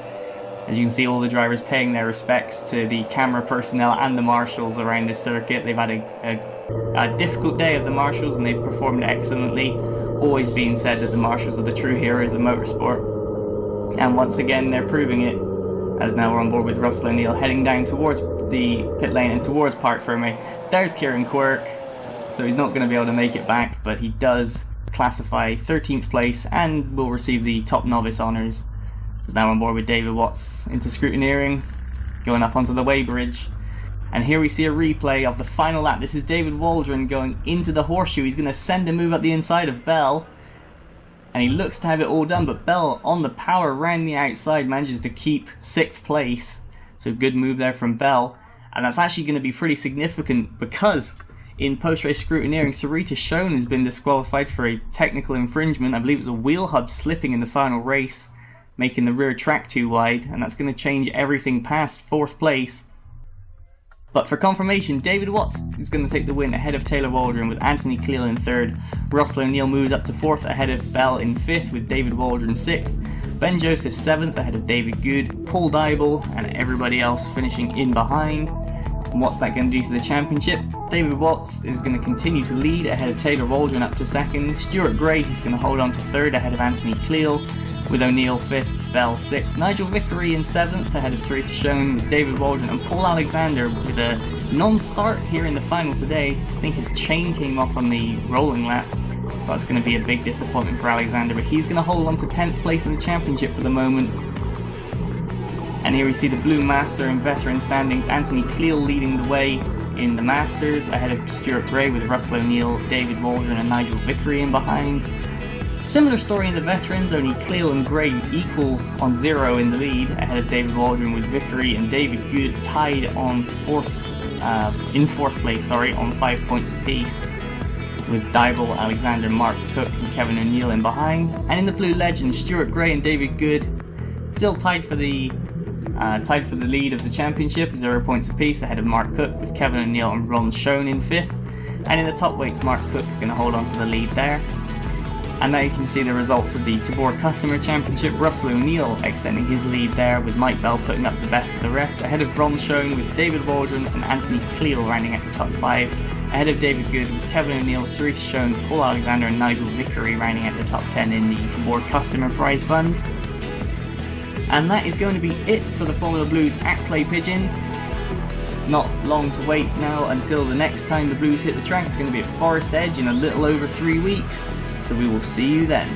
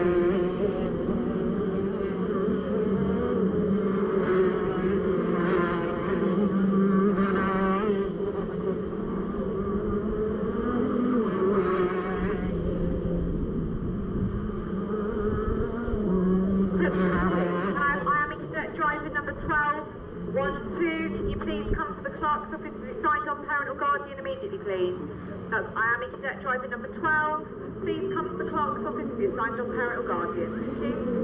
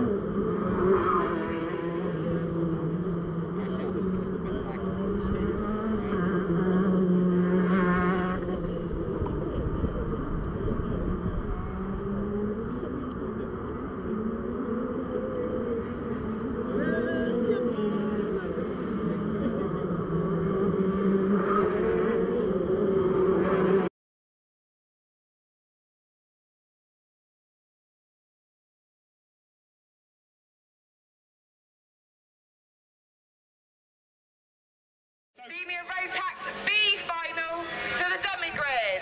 Numpty. Senior Rotax B final to the dummy grid.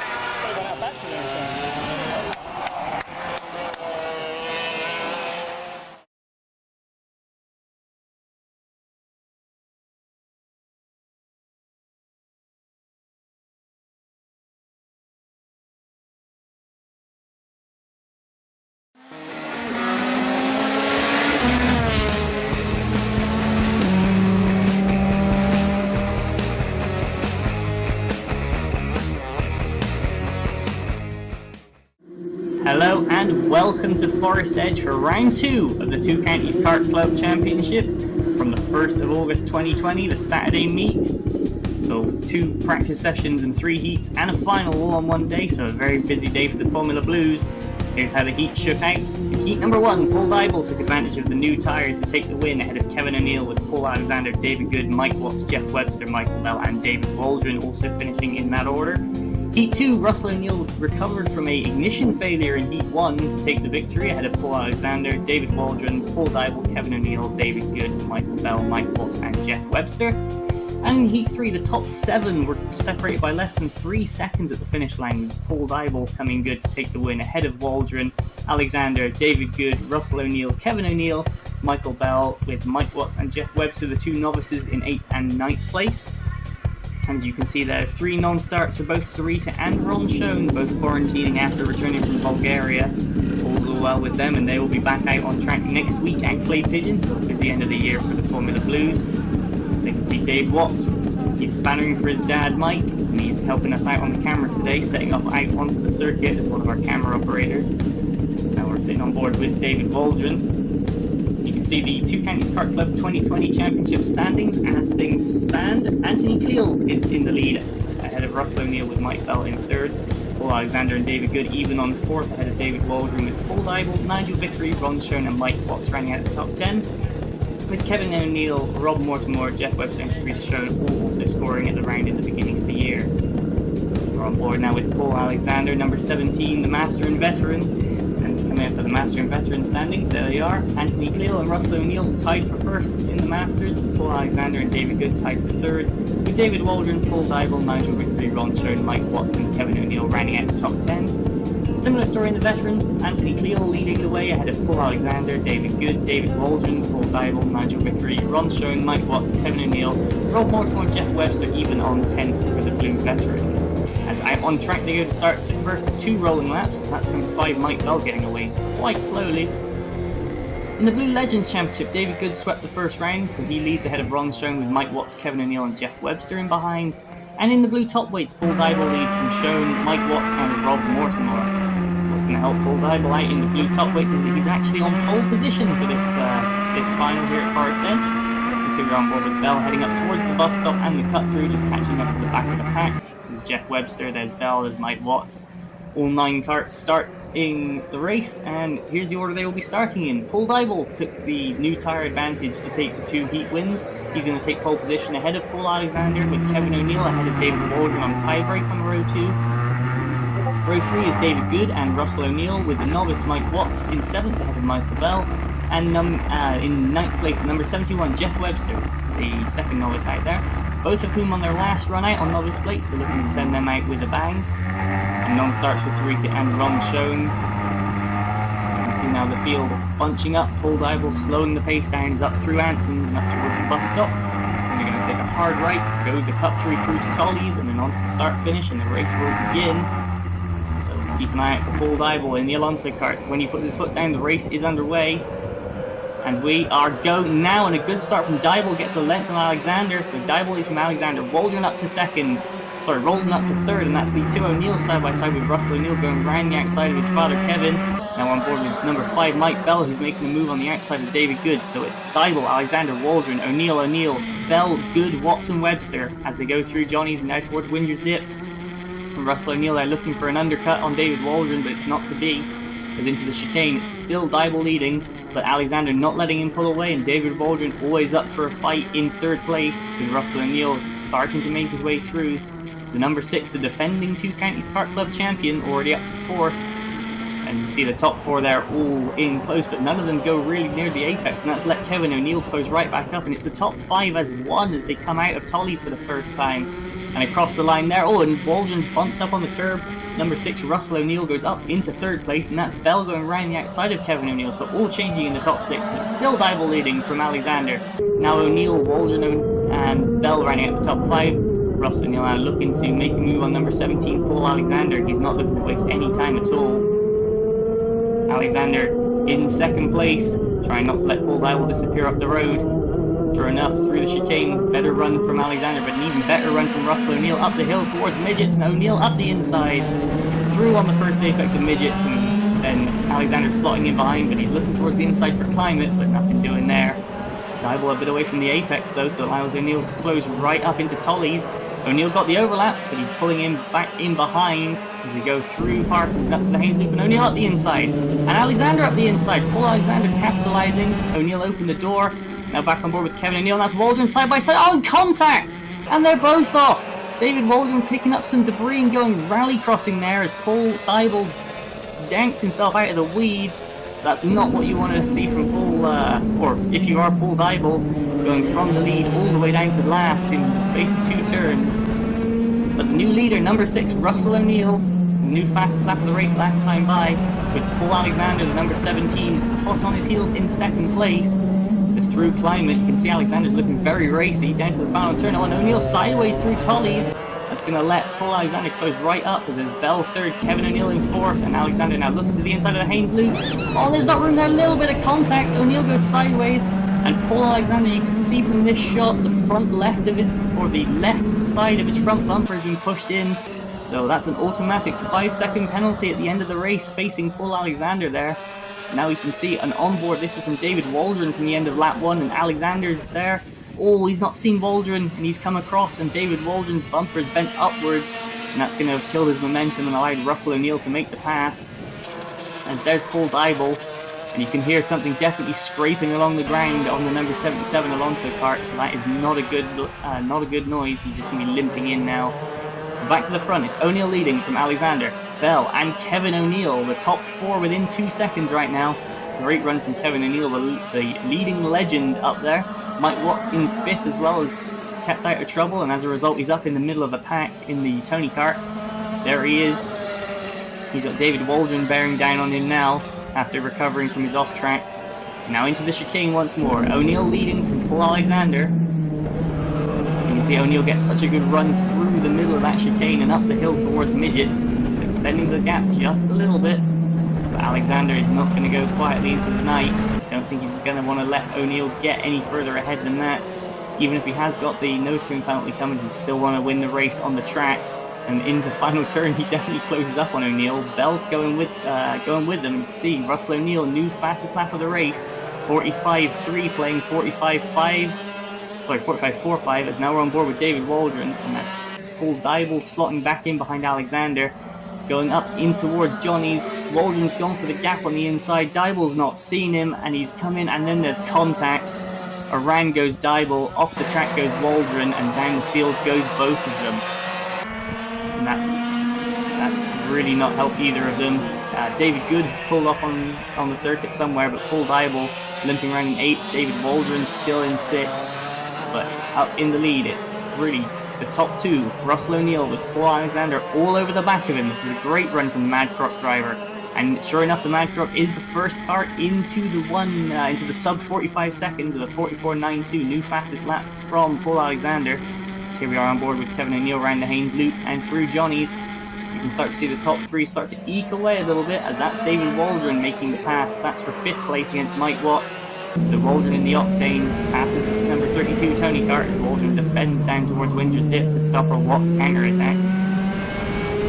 Good defense from Waldron, now up into 5th, but he's certainly got a lot of work to do. And I think it's probably safe to say that it's mostly on him that he has to do that work. It was a bit optimistic at best, but Mike Watts is definitely going to attack back, as there's Paul Dybel letting the top 3 through. That kart not at full speed, and you can hear the scraping noises getting worse and worse as time goes on. So about 100 seconds left, O'Neill leading, Alexander still in 2nd, but facing that 5-second penalty.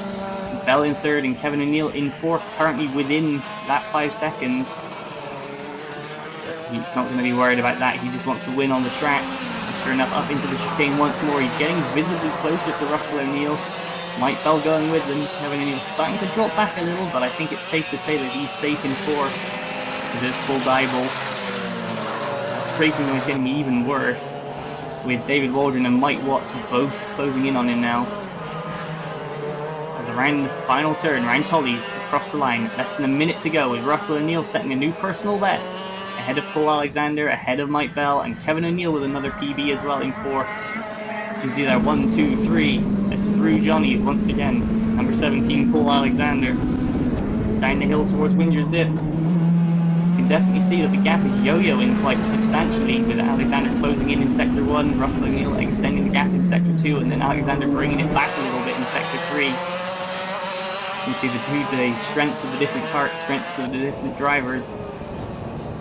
As across towards the climate once more, Russell O'Neill breaking away a little bit, Paul Alexander in second, Mike Bell in third, doing everything he can to hang on. You can see there in the background Mike Watts giving chase to David Waldron as across the line goes Russell O'Neill, another new personal best. O'Neill coming good in this late stage of the race. Alexander in second, Bell third, and Kevin O'Neill's dropping back a little bit in fourth. And there's David Waldron in fifth, with Mike Watts still all over the back of him, less than a second apart. As that's David Good. He's come off in the chicane somewhere, and he's forced to watch this race. Is now coming on through the chicane for the penultimate time, go the top three, 2 seconds separating the three of them. There's Kevin O'Neill in fourth, and looking back down the hill towards Anson's, there's David Waldron. He's in fifth, ahead of Mike Watts. Watts in the Tony kart there, leading the novice race, but in second in the Legends. As across the line to start the final lap, Russell O'Neill, new fastest lap of the race, 44.88. Good lap time on old tyres there for O'Neill. Alexander doing his best to hang on in second, Bell going with Alexander in third. Kevin O'Neill starting to get it a bit detached now as he's going through Johnny's, but nonetheless a good run from Kevin O'Neill, leading the Legends class by nearly 10 seconds, so he'll be very happy with that. As into the chicane for the final time, first, second, Bell in third, on the way up towards Midgets. There's O'Neill into the chicane for the final time. There's Jeff Webster through Johnny's, he's on his last lap. As the checkered flag you see there being prepared. And it's going to be shown to number 6, Russell O'Neill, as out of the final corner and across the line to take his second win of 2020, second win of the Two Counties Kart Club Championship, and second win at Forestedge. Congratulations to Russell O'Neill. Paul Alexander second on the road ahead of Mike Bell, with Kevin O'Neill in fourth. Around the final turn, David Waldron in 5th place, Mike Watts in 6th. And then Jeff Webster is going to round out our finishers in 7th place. There he is into Tollies for the final time. And across the line to round things out. And your results, Russell O'Neill took the win ahead of Michael Bell, with Paul Alexander and his 5-second time penalty dropping him back to 3rd ahead of Kevin O'Neill, with Mike Watts promoted to 5th after a 10-second penalty to David Waldron for overtaking under yellow flags. Jeff Webster in 7th, Paul Dybel pulled off 3 laps from home, and David Good with a carburettor coming loose is what caused his retirement. And what that does to the championship standings, Anthony Cleal using his drop score to stay in the lead ahead of Russell O'Neill, with Mike Bell and the event winner Paul Alexander even on 3rd now, with Kevin O'Neill 5th, Paul Dybel, David Waldron, David Good, Mike Watts and Jeff Webster rounding out the top 10. As you can see, the top 4 carts now going through scrutineering, being weighed and having their bore sizes checked. There's Alexander on the weighbridge. All seems good. And in the Blue Masters Championship, Russell O'Neill and Anthony Cleal 1st and 2nd, with Paul Alexander 3rd ahead of Kevin O'Neill, Paul Dybel, David Good, David Waldron, Mike Watts, Jeff Webster, and the absent Nigel Vickery holding on to 10th place. And in the Blue Veterans, it's a similar story, with Cleal leading from Alexander, Kevin O'Neill, Paul Dybel, David Good, David Waldron, Mike Watts, Jeff Webster, Nigel Vickery, and Ron Schoen picking up enough points to stay in 10th place despite the non-start. And in the Blue Legends Championship, David Good still holding on to the lead by virtue of drop score from the event winner Kevin O'Neill. Ron Schoen 3rd ahead of Mike Watts and Jeff Webster, with Paul Dybel and Mike Watts sharing the honours in the top weight, with Ron Schoen in 3rd, as they see number 5 Mike Bell running over his own foot in scrutineering. That shows how much all the drivers give out on track. They're a bit dopey when they come in sometimes. There's As you can see there, O'Neill and Alexander realising the front bumper penalty. It's coming. Right, it's coming. Don't worry. It's a bit over-exuberant, yeah, but you're there. Do you hear that? It's coming. You're there from Russell O'Neill to Paul Alexander. He's definitely going to be one to watch in the near future, is Alexander. Taking the event win today, but number 6, Russell O'Neill, on track, taking the second win of the season, as Bell and Kevin O'Neill both successfully through scrutineering. And then we are going to be heading on to Clay Pigeon for round 3 of the NKRA and Blue Challenge. It's only next week, so a week off for these drivers. It's a furious end of the season for all types of motorsport in the UK, let alone the Formula Blues. So we shall be out next week at Clay Pigeon, and we will see you then.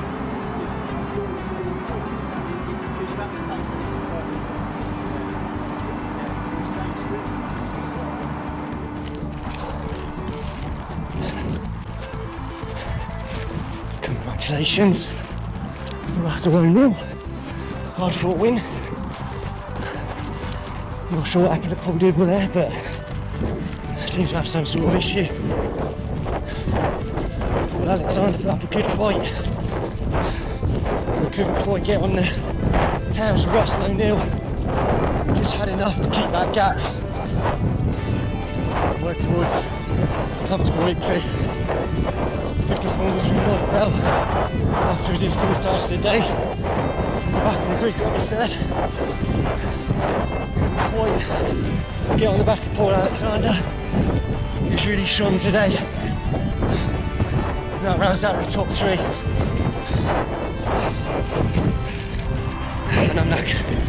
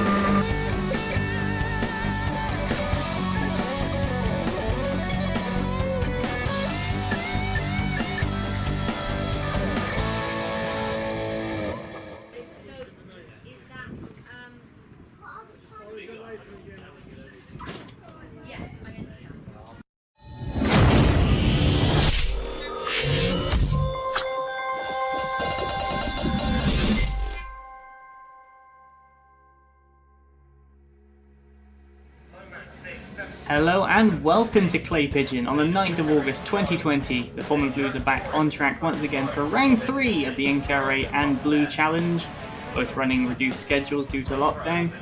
Here's the current championship order. David Watts currently leading the way with a perfect score of 0. Taylor Waldron heads the chasing pack with Stuart Gray in 3rd. 2019 champion Anthony Cleal in 4th ahead of Russell O'Neill and Mike Bell, with Nigel Vickery, Sarita Showing, David Waldron and Paul Alexander running at the top 10. It's going to be a very hot one this weekend, about 30 degrees, 12 minutes plus 1 lap final in store for the Formula Blues, so it's going to be pretty hard on the drivers. Let's see how they handle it. In the subclasses, the Blue Masters is headed by Anthony Cleal with Stuart Gray 2nd ahead of Russell O'Neill with David Waldron and Nigel Vickery. David Good, Ben Joseph, Paul Alexander and Dybel ahead of Mark Cook. And in the Blue Veterans, it's Anthony Cleal ahead of Stuart Gray with David Waldron in 3rd ahead of Nigel Vickery, David Good, Paul Dybel, Paul Alexander, Kevin O'Neill, Mark Cook and Ron Schoen. 2 more subclasses, they've got the Legends and the Top Weights that will be coming up momentarily. And here they are, the Legends led by Stuart Gray by virtue of drop score ahead of David Good, with Mark Cook 3rd ahead of Kevin O'Neill, Ron Schoen and Jeff Webster. And Mark Cook leading the top weights from a joint 2nd place of Ben Joseph and Paul Dybel ahead of Ron Schoen, Rob Mortimer, Alan Lewis and Mike Watts rounding out the class. There's Mike Watts in the green giving a good luck pat on the head to Anthony Cleal. Cleal and Mike Watts' son David Watts have a very good friendly rivalry going on at the moment. And here's the Tabor Customer Prize Funds. 2019 champion Russell O'Neill leading the way ahead of Mike Bell in 2nd with Kevin O'Neill and David Waldron. 3rd and 4th ahead of Ron Schoen, David Good, Paul Alexander, Anthony Cleal, Sarita Showing and Nigel Vickery rounding out the top 10. That's for the customers of Tabor who have a car purchased or a engine maintained by Tabor. And in the 3 heats today so far, Dave Watts took the win of Heat 1 from Mike Bell, Russell O'Neill, Anthony Cleal and Sarita Showing. Anthony Cleal firing back for the win in Heat 2 ahead of Taylor Waldron, Sarita Showing, Dave Watts and Stuart Gray. And in Heat 3, Anthony Cleal took the win again, this time from Stuart Gray, Dave Watts, Michael Bell and Russell O'Neill. And that's number 8, David Waldron. Looks like his cart's having some problems started, so one of the mechanics has jumped in to help him out. Actually one of the Haworth Racing mechanics who are looking after Stuart Gray this weekend. The grid as things stand, Anthony Cleal takes pole position with David Watts in 2nd. Michael Bell and Sarita Showing make up row 2 ahead of Russell O'Neill ahead of Stuart Gray on tiebreak on row 3. Taylor Waldron 7th ahead of Ben Joseph with number 27 Kieran Quirk, the novice, starting up in 9th. David Waldron, the number 8, if he can get it going, will be starting in 10th. They're just going to move the car out of the way for a minute to try and get working on it. Ron Schoen's going to be behind him in 11th ahead of this man Paul Alexander with Alan Lewis, and then this man Kevin O'Neill in 14th ahead of Jeff Webster with a non-start from David Good. He broke a collarbone, I believe, in a cycling accident earlier in the week, so we will be wishing him the best of luck and a speedy recovery and hope to see him back on track soon. As you would have seen in the pre-race build-up to this, we had a few Junior Blues out on track on the Friday with the aim of getting Junior Blue back up and running for 2021. And to help out, Tabor are offering a free engine for your first year of competition in a kind of engine deal thing. If you want to learn more about that, check the link in the description below. As there's Jeff Webster getting out and onto the circuit. He must have had a little bit of a problem getting going as well. As Anthony Cleal and Dave Watts can start bunching the pack up as they go through the horseshoe and up towards Buttons. There's Kevin O'Neill starting to range in on the back of the pack and up towards top end, and there's David Waldron taking advantage of the cut through just to catch back up just a little quick. He's going to take his position on the grid and then we will be heading to the green flag. Alright, for number 1 Anthony Cleal, he's got control of the start ahead of number 3 David Watts, and away we go, and a great start from Waldron. Must have had a bit of a run up. Cleal's got a good start, and that's a signal which means we're going to be going round for one more rolling lap. Evidently the clerk of the course and the officials not happy that they weren't in their correct order, so everyone's going to get back up together. David Waldron's going to retake his place, and then we're going to be going green again at the end of this lap. See, now up onto the Sturmey straight they go.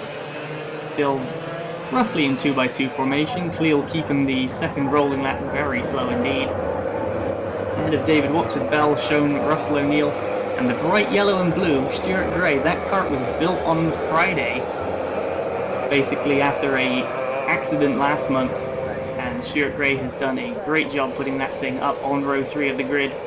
We'll see how he goes in the final. There's Jeff Webster just catching back up to the back of the pack.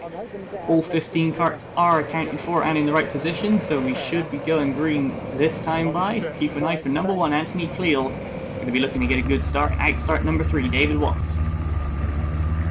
You can see Watts keeping dead level with Cleo, not giving him any room at all. We go down towards the line now, and away we go, and a great start from Anthony Cleo. Great start, he's pulled away massively. Bell's going to catch up alongside with David Watts. Russell O'Neill getting mugged, so it's Cleo leading into the first turn from Bell and Watts. Side by side, that's number 40, Ben Joseph, going around the outside of Russell O'Neill. Taylor Waldron up the inside of Russell O'Neill and Ben Joseph through the chicane, so a great opportunistic move from Waldron. Meanwhile, up into the hairpin, Cleo leads. Watts back up to second, ahead of Bell, Schoen, Gray. Side by side, that's Paul Alexander and Kieran Quirk, and that's Sarita Schoen looking to the inside of Mike Bell through the horseshoe, but nothing doing there. But look at the lead Cleo's got just from getting to turn 1 first and not being in the battle. Now we're on board with Russell O'Neill chasing the Welsh Dragon on the back of Ben Joseph at number 40. O'Neill having a bit of a poor getaway at the start of this race. Ben Joseph jumping him and Taylor Waldron jumping both of them, as old Joseph gets a bit of a twitch under braking into Billy's blind. Russell O'Neill's going to beat him to the apex, and sure enough, O'Neill going to go through into the chicane. As there's the leader, Anthony Cleo. You can see the gap he's got from Watt, Bell, Schoen. Stuart Gray's going to run wide, and Taylor Waldron's going to get up the inside and make the place ahead of Gray, O'Neill, Joseph, and David Waldron in the Octane. Good to see that he's gotten his problem fixed. He's out there on track. Now on board with Russell O'Neill heading up towards Top Bend. Number 15 ahead of us is Stuart Gray. Then O'Neill's going to close right up, but Gray's going to get the exit. Stuart Gray now focusing on the back of Taylor Waldron, but Russell O'Neill with the new fastest lap of the race already, so the man on the move is the number 6, down in 7th place though. He's got a lot of ground to make up, and he's got a lot of karts to try and get through to do it. He's up into the hairpin once more. It's Cleo, Watts, Bell, Schoen, Waldron, Gray, O'Neill, and there's a gap. Joseph, Waldron, Quirk, Alexander, and Ron Schoen hanging on to the back of that group.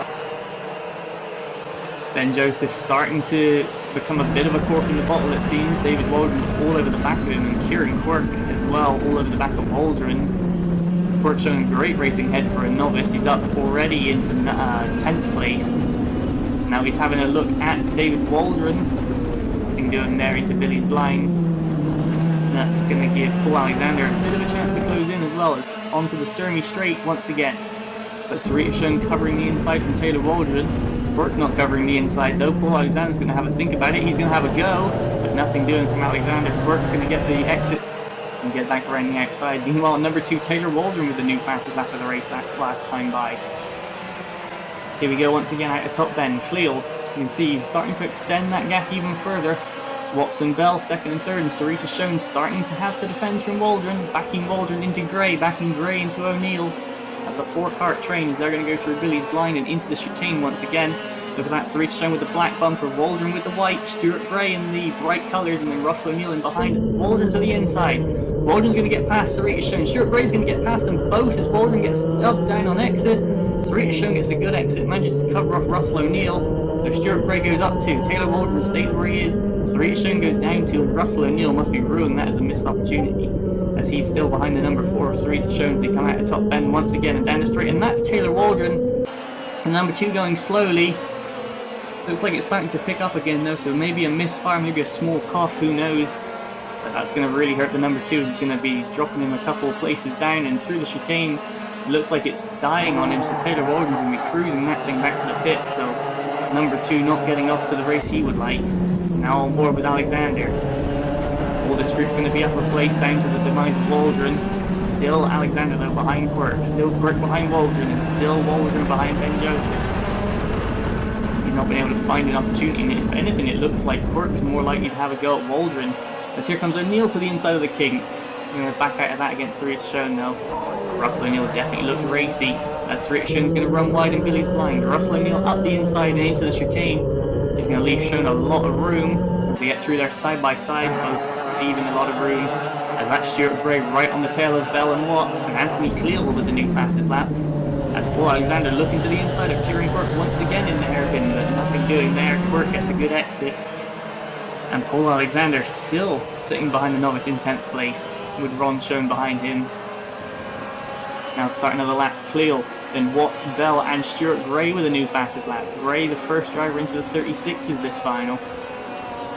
Track's so hot it's slowing the tyres down a fair chunk, so don't expect anybody to get too much quicker than that. Meanwhile, Alexander all over the back of Kieran Quirk.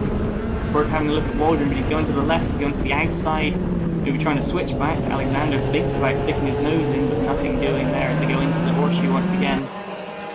Waldron runs a very tight line to the horseshoe, and that's costing him time against Ben Joseph and giving Kieran Quirk a good opportunity to catch back up. Meanwhile, Cleo with a new personal best. Another 3/10 extended against Watts, Bell and Gray. Stuart Gray all over the back of Mike Bell now as they go through Billy's blind and into the chicane. And a good exit from Gray. Bell's covering the inside, but he's not covered it well enough. Stuart Gray up the inside into the hairpin. Stuart Gray up to third. Bell down to fourth as we're now back on board with Bell and Gray.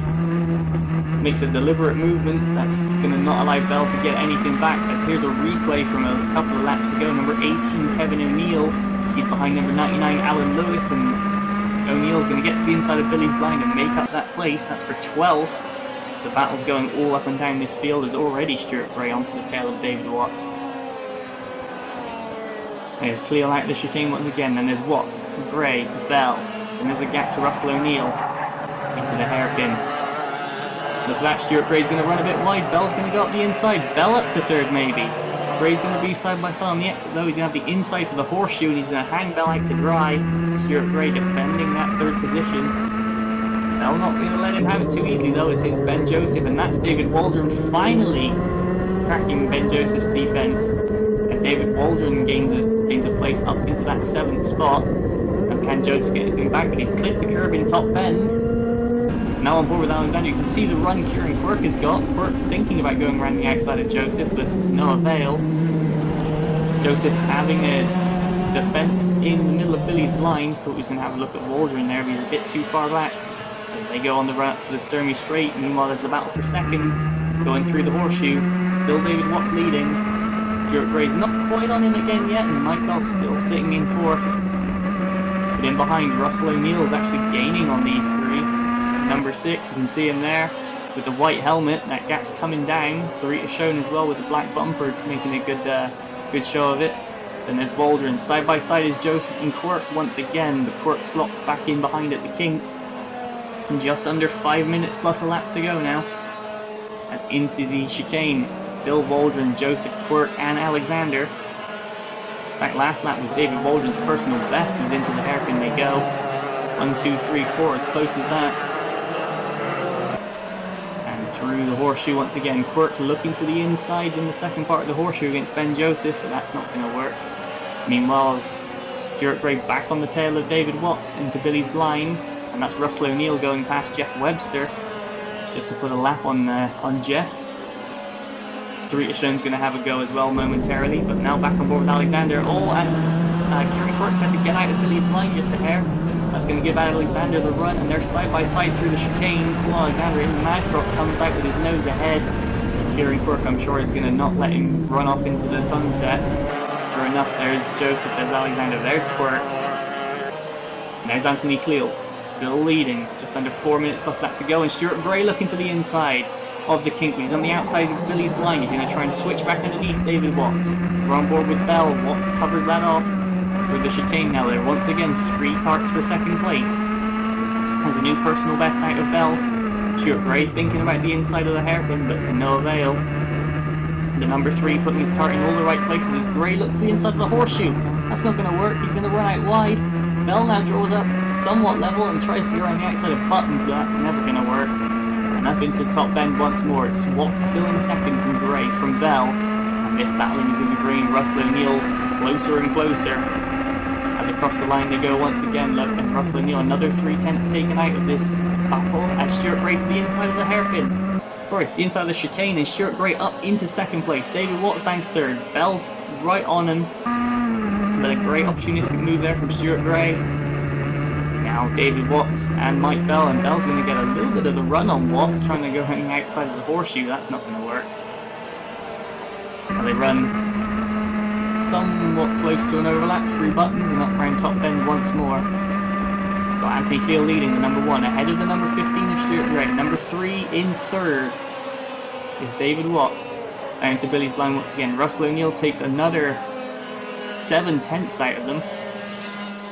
You can tell he's about the fastest person out on the track at the moment. They're the number 6 with the white helmet. He's giving chase.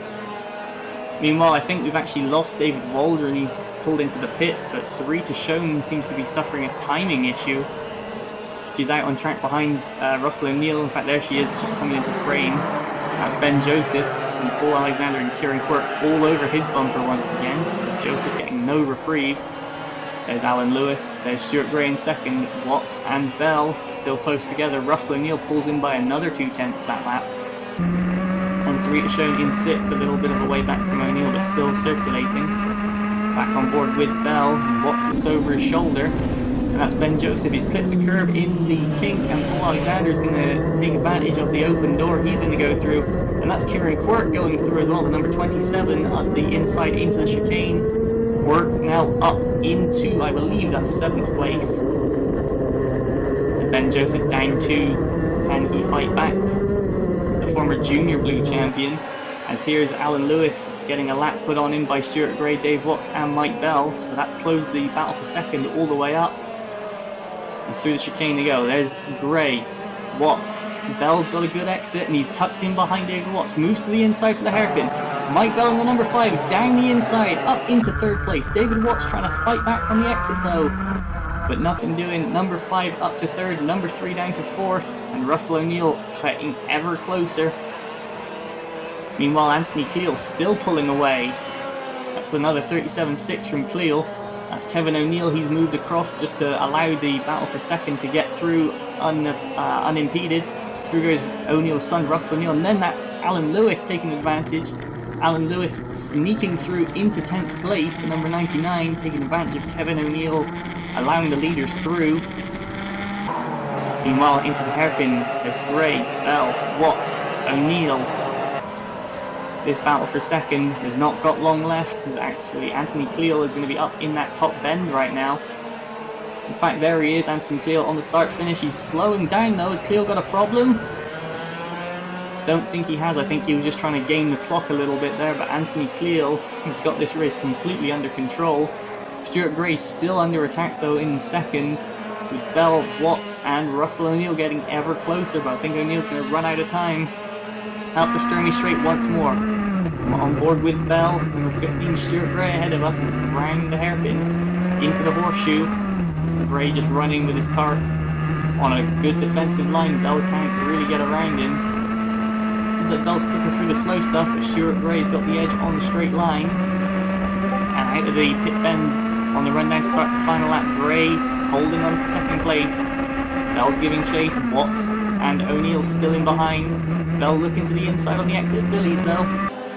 Nothing doing there as Gray defends. Now on board with Kevin O'Neill. He's going to attack back against Alan Lewis into Billy's blind. And O'Neill's made the place against Alan Lewis, the number 99 and the number 18, still swapping positions even on the last lap. That's Stuart Gray running defensive through the horseshoe. Bell's still all over him though. Now on board with Russell O'Neill. He must be ruining his start, because that's David Watts right ahead of him for the next position in 4th. Meanwhile, Anthony Cleal's going to cross the line, take the win. Who's going to be second? It's Stuart Gray holding off Mike Bell. David Watts in 4th ahead of Russell O'Neill. And that's the Anthony Cleal that he needed to come out today if he wanted to have any chance of defending his championship. Number 1 Anthony Cleal, number 1 on the road, Stuart Gray, Bell, Watts, Russell O'Neill and Sarita Schoen there finishing in 6th place despite the timing error. And that's going to round out the finishers there, as that's Paul Alexander. Looks like he's just held off Kieran Quirk. The Quirk finishing, I think, 8th on the road is a fantastic performance for the novice. We have Ben Joseph with Ron Schoen. I think he's going to be 10th when everything's all said and done. We'll have to wait for the carts to go through scrutineering and we'll find that out. And sure enough, Anthony Cleal won the race, but 2nd place Stuart Gray was disqualified post-race for technical infringement, so that's going to move everybody else up a spot.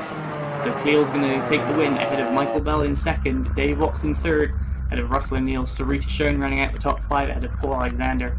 And in 7th place, the number 27, the top senior novice of the entire event, Kieran Quirk, ahead of Ben Joseph with Ron Schoen 9th and Kevin O'Neill rounding out the top 10 ahead of Alan Lewis, with Jeff Webster also finishing, with David and Taylor Waldron both pulling in early with problems, and David Good with a DNS is going to round out the field. And what's that going to do to the championship? Well, we're about to find out, as David Watts is going to retain the lead of the championship ahead of Anthony Cleal, who's going to jump up into second, Mike Bell third, Russell O'Neill and Sarita Schoen rounding out the top 5 ahead of Taylor Waldron, Stuart Gray, David Waldron, Paul Alexander and Ben Joseph, the number 40, rounding out the top 10. So you can see David Watts and his father Mike just discussing what's gone on out on track. Seems like Watts is saying, you can read his body language correctly, there's a bit of a lack of grip around some of the bends. Could be a tyre problem, it's very hot today, who knows. But what that's going to do to the Blue Masters standings, Anthony Cleal is going to extend his lead from Russell O'Neill with Stuart Gray third ahead of Ben Joseph, David Waldron, Paul Alexander, Ron Schoen, Kevin O'Neill, David Good and Alan Lewis. And in the Blue Veterans, Anthony Cleal once again is going to extend his championship lead from Stuart Gray, David Waldron, ahead of Paul Alexander, Ron Schoen, Kevin O'Neill, David Good and Jeff Webster. With Mark Cook in 9th and Nigel Vickery in 10th, and he's going to be returning to the circuit next time out at Clay Pigeon, so we'll be looking forward to seeing him back. In the Blue Legends Championship, Stuart Gray is going to hold the lead ahead of event winner Ron Schoen, with Kevin O'Neill third ahead of David Good, Jeff Webster, Mark Cook, Robin Sarstones, and newcomer Chris Underhill. We'll be seeing him next time. And in the Blue Top Weights, Ben Joseph took the event win in order to take the championship lead ahead of Ron Schoen, Mark Cook, Alan Lewis, Paul Diebold, Rob Mortimer, with Mike Watson and another newcomer Phil Shears. In the Zabor Fund Championship, Russell O'Neill is going to extend his lead ahead of Mike Bell, with Kevin O'Neill and Ron Schoen moving into joint third, ahead of Anthony Cleal, who's up to 5th, ahead of Sarita Schoen, with David Waldron, Paul Alexander, David Good and Jeff Webster rounding out that championship. That's for drivers who purchase a cart and get their engine serviced by Tabor. And that's going to round out the action from this month at Clay Pigeon. The Formula Blues will be back next month, once again at Clay Pigeon, for their twice scheduled O-Plate, so we will see you then. Goodbye.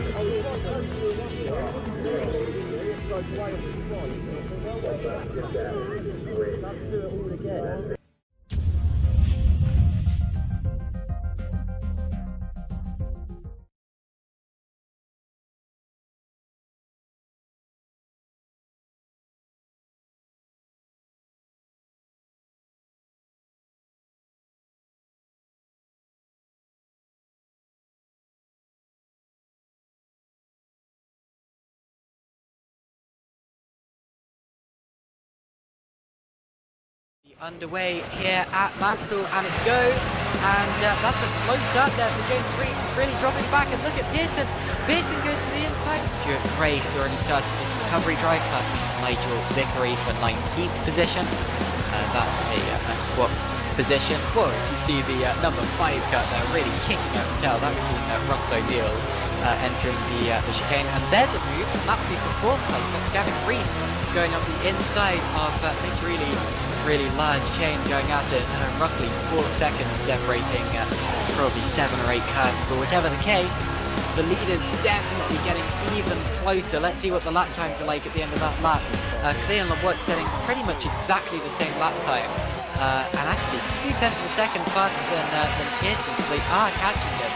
And again, leader's just about to come into shot, and Cleal has a much better run, and they're going 3 wide. 3 wide as David Watts comes up the inside and has to back out a bit. They both back out a bit, in fact. It's 14. And look at Cleal. Cleal's got a much better exit, and he's up the inside into the chicane. Anthony Cleal takes the lead on the penultimate lap of the race. Extremely well done as they go into the final lap. Pearson comes back at him into turn 1, but there's no room on the outside. Cleal hangs him out, and Pearson comes back to him now again up into turn 2. Is going to be on the outside line. And that might well give, it does give Watts a chance, and Watts in second, so Watts got second. 3rd place was Ben Pearson, 4th was Gavin Rees. 5th place was taken on the final lap by Russell O'Neill there. In fact, they should have fired, lost 2 places. James Rees is up into 6th, Cloud is 7th, then it's Waldron, Mortimer, Waldron.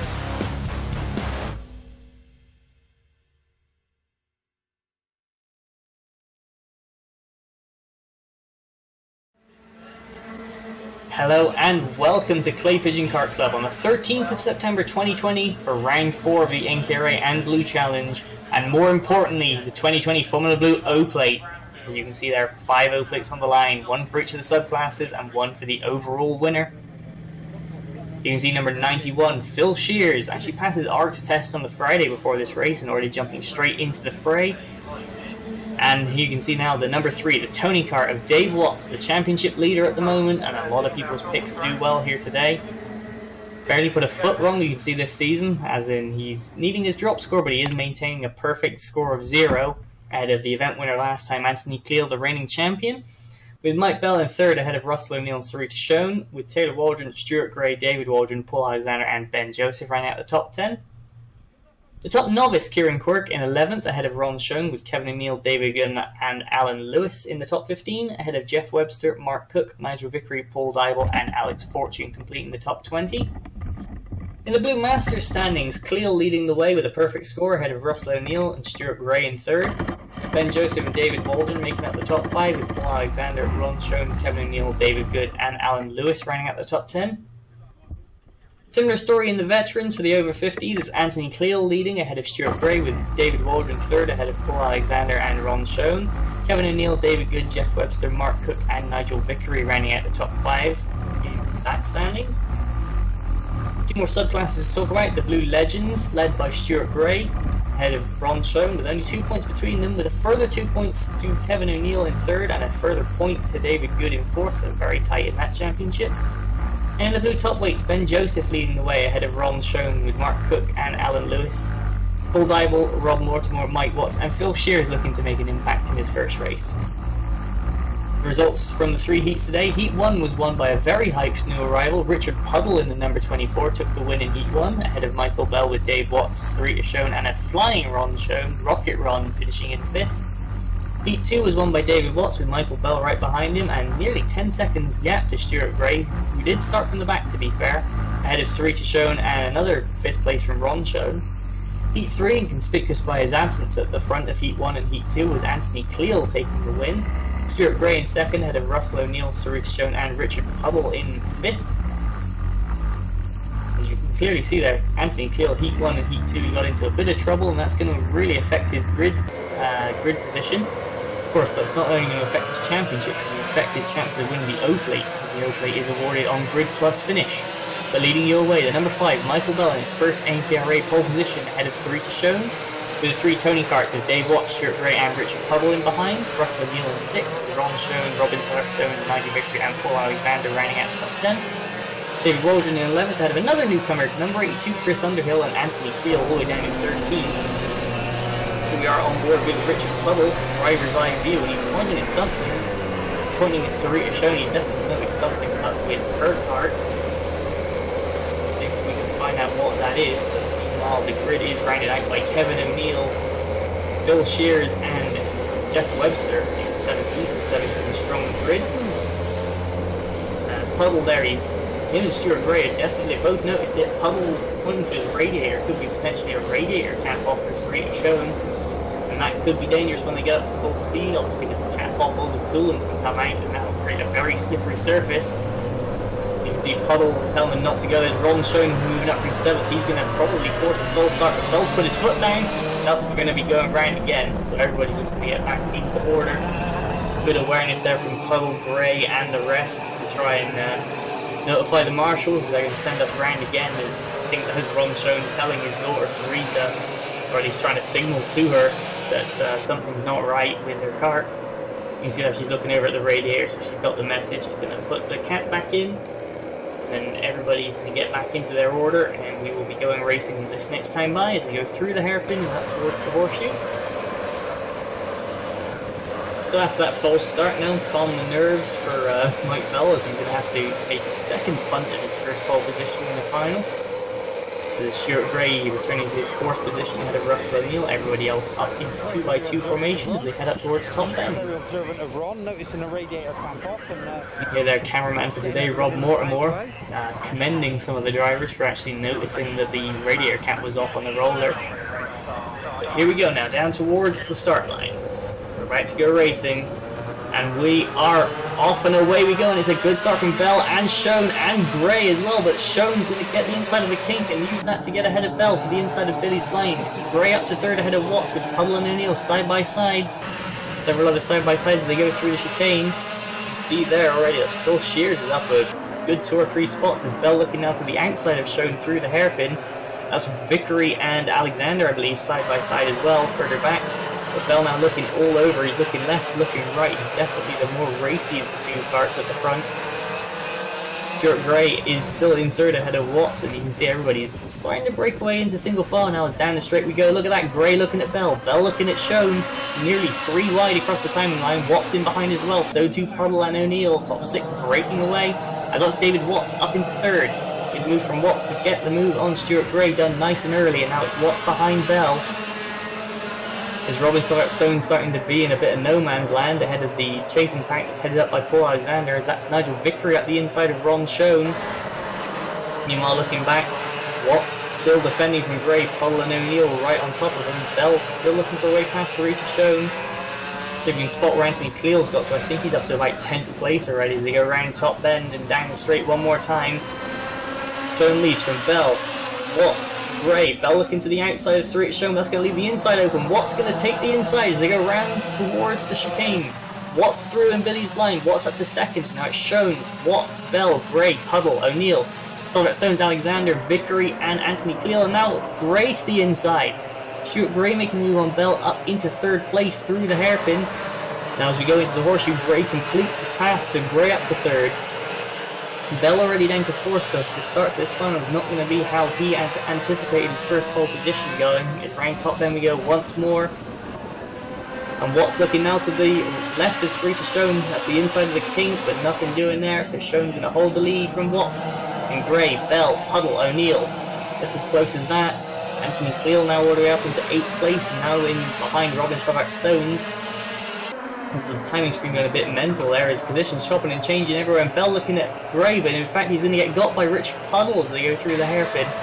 And Watts to the inside of Schoen on the horseshoe. They're 2x2 as they go through. Gray looking at, Puddle looking at Gray, O'Neill looking at Bell, and O'Neill's gotten through at Buttons. So a good move from O'Neill, the top 6 all chopping and changing, but still Sarita Schoen leading.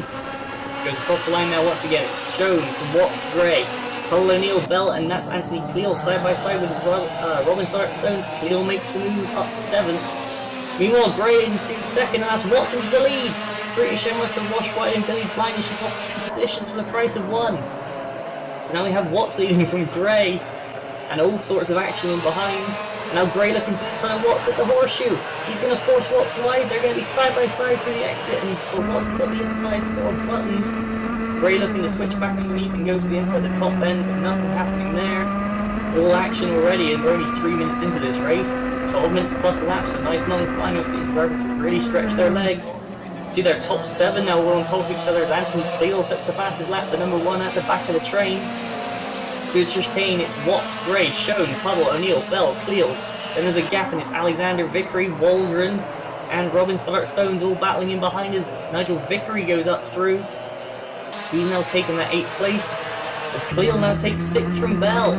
So Bell slipping even further down, his pole position starts going really wrong for him. Anthony Cleel now at number 1, up already from 13th to 6th. Meanwhile, there's up ahead, side by side, looks like Puddle and Sarita Schoen. Nothing happening there though, as you can see already Watts with the new fastest lap, and Gray starting to scamper away, 6, 7 tenths clear already on that previous lap. Schoen really starting to defend. And Richard Puddle now looking to the inside. Puddle's going to make a move. Richard Puddle up into that 3rd place. As Waldron defending from Paul Alexander is all over each other, as that's actually Anthony Cleel's past Russell O'Neill as well. So Cleel up to 5th, O'Neill down to 6th. Bell in 7th. And you can see there the back of the pack going through the horseshoe, but leaders cross the lines. Watts, Gray, and that's Puddle now. Cleel up to 4th ahead of Sarita Schoen. So Anthony Cleel to the inside on the straight. Schoen loses 1 more, and now Russell O'Neill looking to try and count himself. They go through the chicane. Puddle, Cleel. Then there's Schoen, O'Neill, Bell, Vickery. Then David Waldron still defending from Paul Alexander. And that is Chris Underhill making the move on Robin Stolbert Stone. So Underhill up to 11th. Robin Schoen the next in line as they go round through the hairpin, through the horseshoe. In fact, Robin Stolbert Stone starting to slow up, and Kevin O'Neill going around the outside, so potentially a problem for Stolbert Stones. Across the line once more, Cleel now looking to the inside against Puddle on the kink, and he's made it. Anthony Cleel now up into 3rd. Puddle looking for the switch back, but to no avail. They're starting to leave the Sarita Schoen, Russell O'Neill, Mike Bell group behind as they go onto the stone straight out the chicane once again. On board with Bell through the hairpin, and Russell O'Neill looking to get the exit against Sarita Schoen. Jones going to cover that inside line like her life depends on it. They go round the horseshoe up towards Buttons and then top bend. Not really too much of an overtaking opportunity against carts of similar speeds. They go down the straight. Watson Gray though, Stuart Gray starting to reel in David Watson. They're pulling away from everybody else. O'Neill looking to the inside of Billy's blind. No avail though. They're going to slot back in, 3 in a line. But Stuart showing being attacked all over the place by Russell O'Neill. Russell O'Neill being attacked by Mike Bell. And just in behind, Vickery starting to come under pressure from Waldron. And then Alexander and Chris Underhill going with him to the top 11 all-in battle. They go through the horseshoe once again up towards Buttons, that battle for 5th, and then the battle for 8th in behind. There's Rocket Ron shown, still behind in 12th. Across the line once more, David Watts leads from Gray. New fastest lap from Cleo in 3rd ahead of Puddle. Great shown defending in 5th from O'Neill and Bell. O'Neill looking like he's got a round up the inside. Nope, gonna back out of that into the chicane. Now we're into the hairpin. Top 2 go through Cleo, Puddle, Joan O'Neill and Bell, and then there's a gap. Vickery has started to gap David Waldron a bit, and Paul Alexander is starting to close in. These are the 2 big fights at the moment, the fight for 5th and the fight for 8th. Meanwhile, Stuart Gray, is he going to pull in on David Watts this lap? No, Watts pulls out 0.2 of a second, but Cleo pulling in on both of them. We're on board with Bell. O'Neill looking to the inside of Shown to Billy's blind. Bell looking to the outside of O'Neill. They're going to go side by side. Bell's just going to lose a little bit of traction. Russell O'Neill up the inside into the chicane. He's going to hold on to that 6th place. Bell's still in 7th. And both of them still all over the back of Sarita Shown. As they go through the hairpin once more down towards the horseshoe. Number 4 ahead of the number 6 and the number 5. 3 of them losing 4 or 5 tenths a lap to Richard Puddle ahead of them. That's how hard they're battling. Meanwhile, Watts across the line once more, and he pulls out 3 more tenths against Stuart Gray. Cleo reeling them in. Puddle in no man's land in 4th at the moment. And then there's this battle for 5th that's hotting up the bend by bend. As Russell O'Neill looking everywhere to try and get past Rich Shown. Bell looking everywhere to get past Russell O'Neill. O'Neill's in the toughest position here, having to attack and defend. And O'Neill looks like he's got the exit, but Sarita Shown's on the right side of the circuit to hold the inside into the horseshoe. Then there's Vickery, Waldron, Alexander and Underhill in behind. Across the line once more, you can visibly see Anthony Cleo pulling in Stuart Gray. Another 10th on that lap. Meanwhile, O'Neill looking at the back of Sarita Shown. Through Billy's blind once more. Looks like that might be O'Neill's best bet to try and cut up underneath in Billy's blind. As they go through the chicane and out Sturmy Straight. Shown covering that inside. Russell O'Neill looking to the outside. Bell looking to the inside there. And that's Paul Alexander looking to the inside of David Waldron. Oh, and he's going to take a big chunk of curb. Don't think there was any contact there. Certainly they all stay in the same order. Meanwhile, through Buttons once more. Russell O'Neill looking to get a good exit. Up out of top bend. Watts pulls another 4 tenths against Stuart Gray. Russell O'Neill looking to the inside of the kink, but to no avail at this point. Richard defending hard into Billy's blind. O'Neill trying to go up underneath, but to no avail. Then there's Vickery, Waldron, Alexander and Underhill.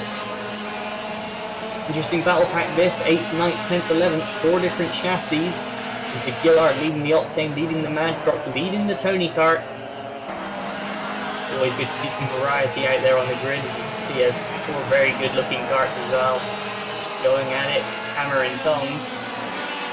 Meanwhile, Anthony Cleo gaining 5 tenths of a second that last lap against Stuart Gray. That's going to be a battle very soon, but what is a battle right now is Sarita Shown, Russell O'Neill and Mike Bell as they go through Billy's blind, all on top of each other pretty much.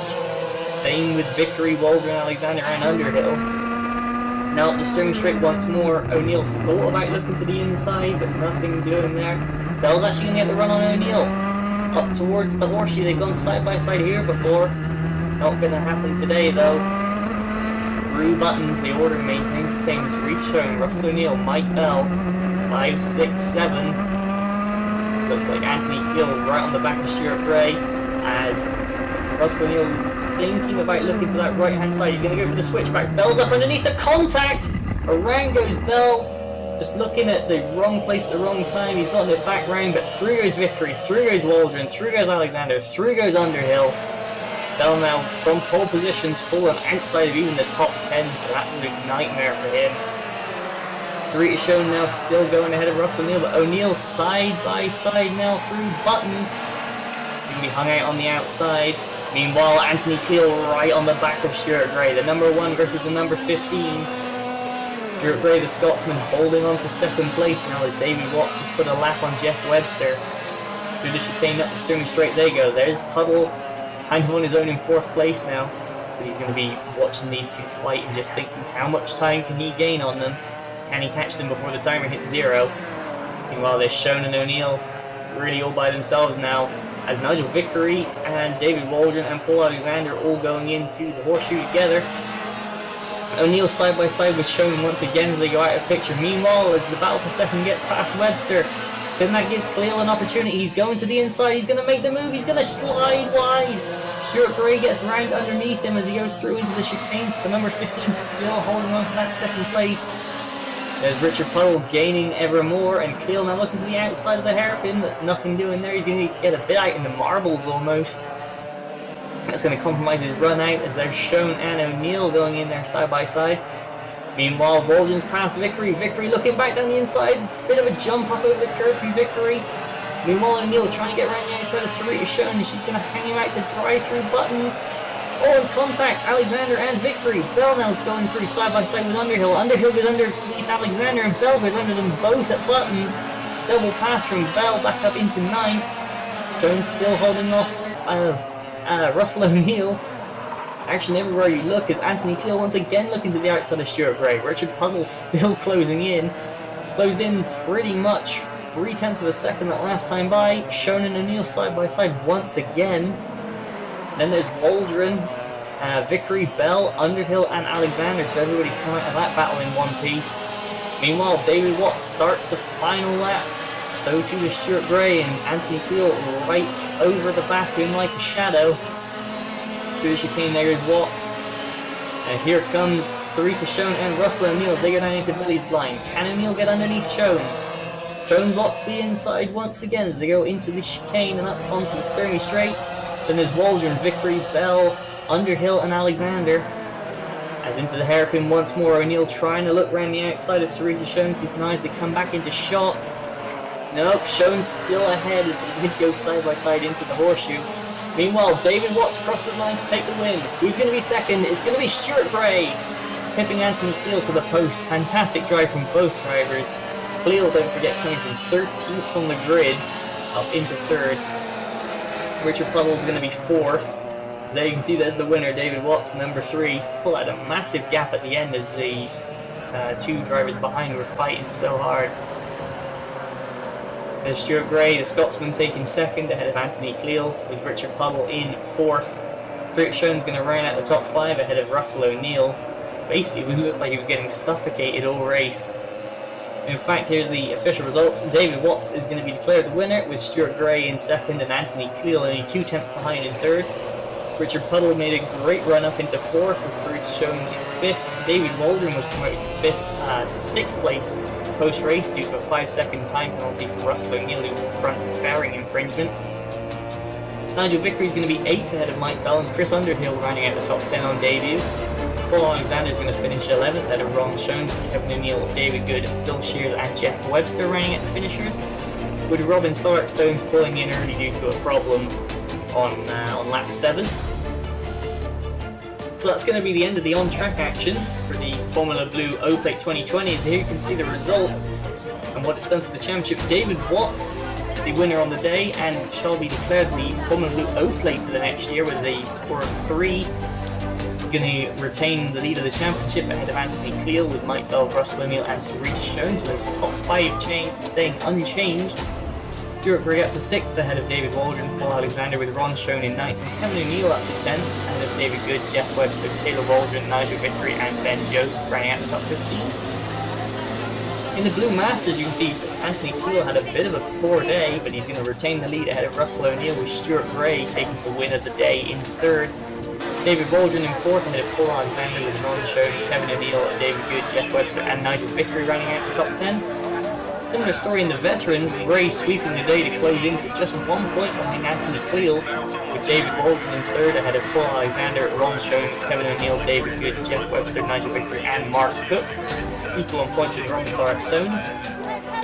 Ray also clearing up in the Blue Legends to take the lead ahead of Ron Shone with Kevin O'Neill, David Good and Jeff Webster in the top 5.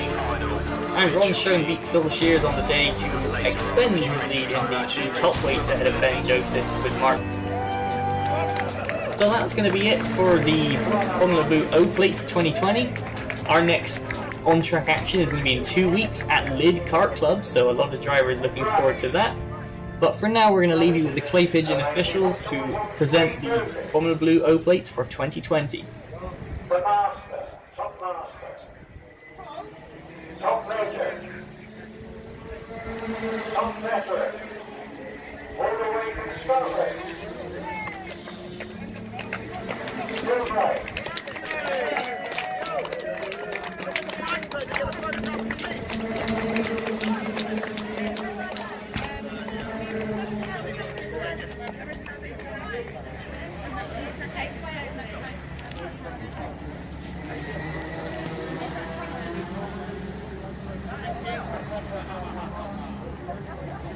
That's a good ball. There is the open one there. There is the winner of the race. The open champion. Can't read that, mate. Number 1.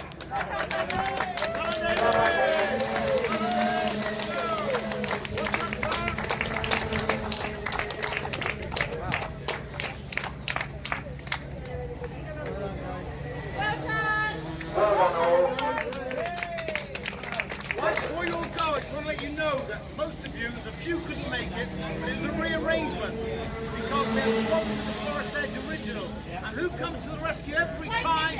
Clay Pigeon. Well done, guys.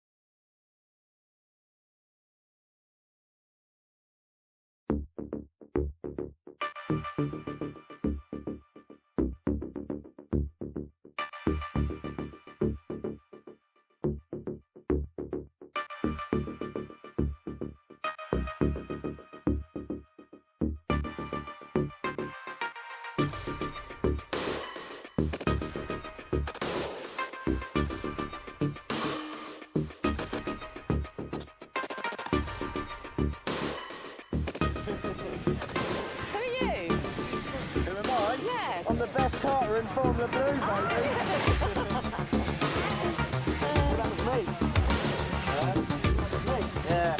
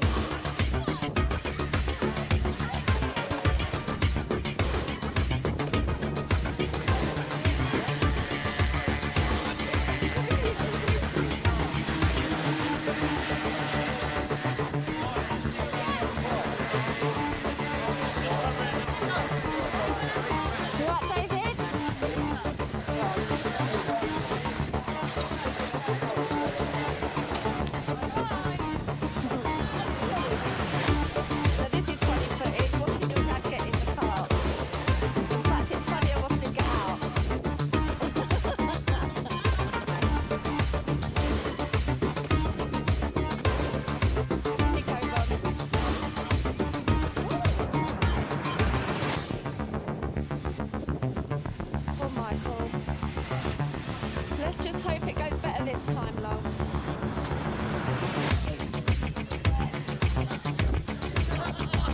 Hello and welcome to Lid International Kart Club for the 5th and final round of the 2020 Blue Challenge and NKRA Championships. First visit to Lid in quite a while for the Formula Blue, several years. Pretty much every driver going in, this is their first race here, certainly in about 8 or 10 years or so. Drivers about to fire up and head out on track, but before they do, the small matter of the championship standings. The championship leader Dave Watts not present here today, so he's going to drop down, and that's going to move the championship battle to Anthony Cleal in second, with Mike Bell, Russell O'Neill and Sarita Schoen all within 7 points, so a good result from any of those could really change things. Stuart Gray ahead of David Waldron, 6th and 7th ahead of Paul Alexander and Ron Schoen. In the Blue Masters standings, Anthony Cleal leads the way from Russell O'Neill, Stuart Gray, David Waldron and Paul Alexander. And in the Blue Veterans, it's Cleal leading again ahead of Stuart Gray, David Waldron, Paul Alexander and Ron Schoen. 2 more subclasses to be fought for on the day include the Blue Legends and the Blue Top Weights, and here's the standings for those. Stuart Gray leads the Legends but is absent, so the battle there is going to be Ron Schoen playing Kevin O'Neill 2nd and 3rd. And in the Blue Top Weights, Ron Schoen pretty much has it mathematically wrapped up ahead of Paul Dybel. Now, Heat 1, 2 and 3 results on the screen. Anthony Cleal ahead of Sam Dybel, very much anticipated return to the grid, with Russell O'Neill finished in 1st, 2nd and 3rd in all 3 heats, with a strong midfield battle in behind, won by Paul Alexander, Sarita Schoen and Robin Stones in the 3 heats. And what does that do to the grid? Anthony Cleal is going to line up on pole position with the number 30, the Tony Carter Sam Dybel alongside. Russell O'Neill, the number 6, in 3rd ahead of David Waldron, with Robin Stones and Paul Dybel on row 3. Paul Alexander and David Good, 7th and 8th ahead of Sarita Schoen, Kevin O'Neill, Ron Schoen, Michael Bell, who'd had poor performances in the heats, and Jeff Webster with a non-start. Around the final corner we go. Cleal leads the pack round. That's a hand up in the air from Bell at the back, so it looks like we're going only with 11 carts. But here we go, up to the green flag, and away we go, and a good start from Cleal, good start from Sam Dybel. Side by side, Russell O'Neill and David Waldron as we jump back on board with Kevin O'Neill, and that's Robin Stones sideways ahead in front of us, and he's going to go alongside David Waldron up the inside, and that's Sarita Schoen passing Paul Alexander as well, so all action in the midfield, the top 3 starting to get away. Sarita Schoen already looking at the number 77 of Paul Dybel as they go through the top bend and now down towards the Yump.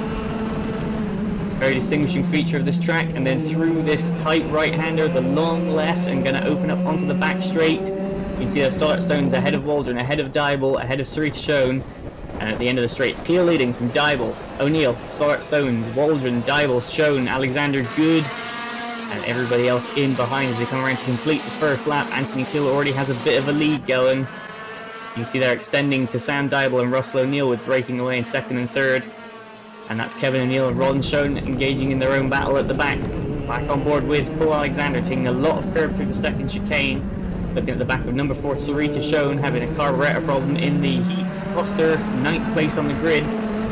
So she's working up already up into 7th place with Alexander hot on her heels. And now we're on board with David Waldron, and that's Robin Stones sideways onto the back straight. Waldron's going to close up on him. He's going to look to the inside for pit bend, and he's going to be late on the brakes. Stone is just about holding on around the outside, but David Waldron in an attacking mood in the Octane in the number 8. Across the line once more, there's David Good hanging on to the back of the pack. You can see the top 3 starting to break away, and now it's Sarita Schoen looking to the inside of Paul Dybel. We jump on board with Paul Alexander, the number 17. He's got a grandstand view of this, and Dybel gets a bit bogged down on exit. That slows Schoen and Alexander, and it will also slow David Good in behind them. As over the Yump again, there's Dybel, Schoen looking to the inside, but only half-heartedly, nothing doing there, as they're going to come around onto the back straight once more. Keeping up ahead for David Waldron against Robin Stones, but everyone looks like they got a good exit. Now we're on board with Russell O'Neill, trailing number 30, Sam Dybel, and you can see that rear bumper started to flap. That may have come loose, so Sam Dybel's race may come to a premature end if that's judged to be unsafe by the officials. Now back on board with Waldron, still chasing his local rival Stones through the 2nd chicane. Now up towards the top bend once more, and the Octane all over the back of the new Mac. Stones with a new chassis, and it's really proving dividend for him. Now on board with Alexander as he goes over the Yump. He's 5th in that 6-cart train. There's Kevin O'Neill, him and Ron Schoen separated off at the back, battling hard. And now Sarita Schoen looking to the inside of Paul Dybel. Dybel moves to defend, and Dybel holds the place. Paul Alexander with a grandstand view of this, waiting for something to happen to give him an opportunity, and across the line they go. The battle for 4th, down to 9th, nose to tail. And at the first chicane, there they go, and Waldron looking to the inside of Stones, Schoen looking to the inside of Dybel. Schoen backside, but Waldron's through. David Waldron up to 4th, and now Paul Dybel attacking Robin Stones, and Sarita Schoen attacking Dybel. One move has kicked off a series of things, and that's Sam Dybel limping. And Paul Alexander side by side, and Sarita Schoen's going to defend. That was Sam Dybel in number 30 limping with the rear bumper flapping, so that's probably a black and orange flag for Sam Dybel. It's going to cut his return short and promote this into the battle for 3rd place now. There's Kevin O'Neill and Ron Schoen battling hard, and this 6-cart train, it's getting feisty. Waldron now leading from Stones, Dybel, Schoen, Alexander and Good. And then there's Kevin O'Neill and Ron Schoen battling away. The two legends battling for the championship in that category. And Sarita Schoen looking to the inside of Dybel again, but to no avail. Dybel looking all over the back of Robin Stones. Over the yump they go. Oh, and sideways for Robin Stones. Is that going to leave the opportunity for Paul Dybel? Don't think so, but look at the run Sarita Schoen has got on Dybel, and Alexander with a better exit than both of them, but just no track to do anything about it. Round pit bend they go, and across the start line. Schoen looking now to the left-hand side of Paul Dybel, who's now looking at the inside of Robin Stones. Schoen looking one way, Schoen looking the other way. Alexander almost getting his nose chopped off, but Paul Dybel still holding on to that 5th place. Kevin O'Neill and Ron Schoen battling over 9th and 10th in behind, but meanwhile up to top bend once more. This fight now really starting to become a fight for 5th as Waldron and Stones breaking away from Paul Dybel a little bit. He's focusing more on defending than he is attacking. Sarita Schoen all over the back of him like a rash. Paul Alexander with a grandstand view as we go down in the straight once more in towards pit bend. Looked like Robin Stones having a go at David Waldron there, but to no avail, and across the line once more Waldron, Stones, Dybel, Schoen, Alexander and Good is the order of this fight. And they go up towards the 2nd chicane. Sarita Schoen now on the inside of Paul Dybel, but Dybel's going to close the door. Schoen all up on the curb. Now she's looking for a good exit and double switch back towards the inside of top bend. Paul Dybel's going to give room and hang on round the outside as they're going to go back down over the yump once more. Dybel hanging on to that 5th place for all he's worth from the number 4 of Sarita Schoen. Paul Alexander, you don't really know if he's got the speed, but he doesn't have any room to attack because these two are going side by side everywhere. And now Sarita Schoen to the inside. And Dybel still manages to cover it off. Round pit bend once more. And on the exit of pit bend, Schoen almost pushing Dybel down the straight towards the first corner. But Waldron leads from Stones. Now Schoen going to go for a switchback once more on Dybel. And once again, Dybel's going to close the door. These two fighting hard. Paul Alexander can't get a look in edgewise, but look at this. Once more, Sarita Schoen to the inside of top bend and finally gets the move done. Sarita Schoen now up into 5th after a game defense from Paul Dybel. The late move in towards top bend. Now can Schoen catch Waldron and Stones, and will she bring the rest of the pack with them? As down the straight once more they go. There's Waldron, Stones, Schoen, Dybel, Alexander and David Good getting stuck in as well. You can see Kevin O'Neill and Ron Schoen still having their battle. You can see it in the background. And back on board with Alexander once more. Now he has the task of overtaking Paul Dybel. As up the road, Sarita Schoen already looking at a pass against Robin Stones. That would be for 4th place. And Alexander looking to try and replicate Sarita Schoen's move against Paul Dybel, but not close enough that time by. Dybel holds on over the yump again. You can see now once the fight has stopped between Sarita Schoen and Paul Dybel, they're starting to reel in Waldron and Stones. Sarita Schoen already there, Paul Dybel making progress as well, and Schoen looking to the inside in the distance. Stones looking to the inside of Waldron. They're going to go side by side around the final bend. And Waldron's just about going to hold it into the first turn. But Stone's looking back to the outside. And Sarita Schoen's going to pounce on that opportunity. She's going to go up the inside of Robin Stones into the 2nd chicane. Sarita Schoen up into 4th place. Paul Dybel and Paul Alexander went side by side, and now we're on board with Russell O'Neill. He's in a comfortable 2nd place, but something's wrong with his car. You can hear the engine node just dropping massively in the middle of the straight. It started to pick up again. Maybe something to do with the throttle cable or so, and he's had to go onto the hand throttle. Either way, that's cost Russell O'Neill a bunch of time, and you can see he's not taking as much speed anywhere as he usually would. Something's wrong with that kart, but can he keep that gap to take second place? Meanwhile, Rissington's going to switch back now against David Waldron. Russell O'Neill now into top bend, and you can see him struggling. You see on the track map the dot is the position indicator, and you can see how much time he's lost against Anthony Teal and then against this group, as now on board with Paul Alexander, looking at the back of Paul Dybel, and Paul Dybel now right onto the back of Robin Stoddart-Stones. Three shown in the distance, attacking David Waldron, and now Alexander's got the run. Dybel's got the run on Stoddart-Stones. Paul Dybel to the inside, not going to make it stick, but there's Russell O'Neill. And there's Three shown now ahead of David Waldron, so shown up to third, Waldron down to fourth.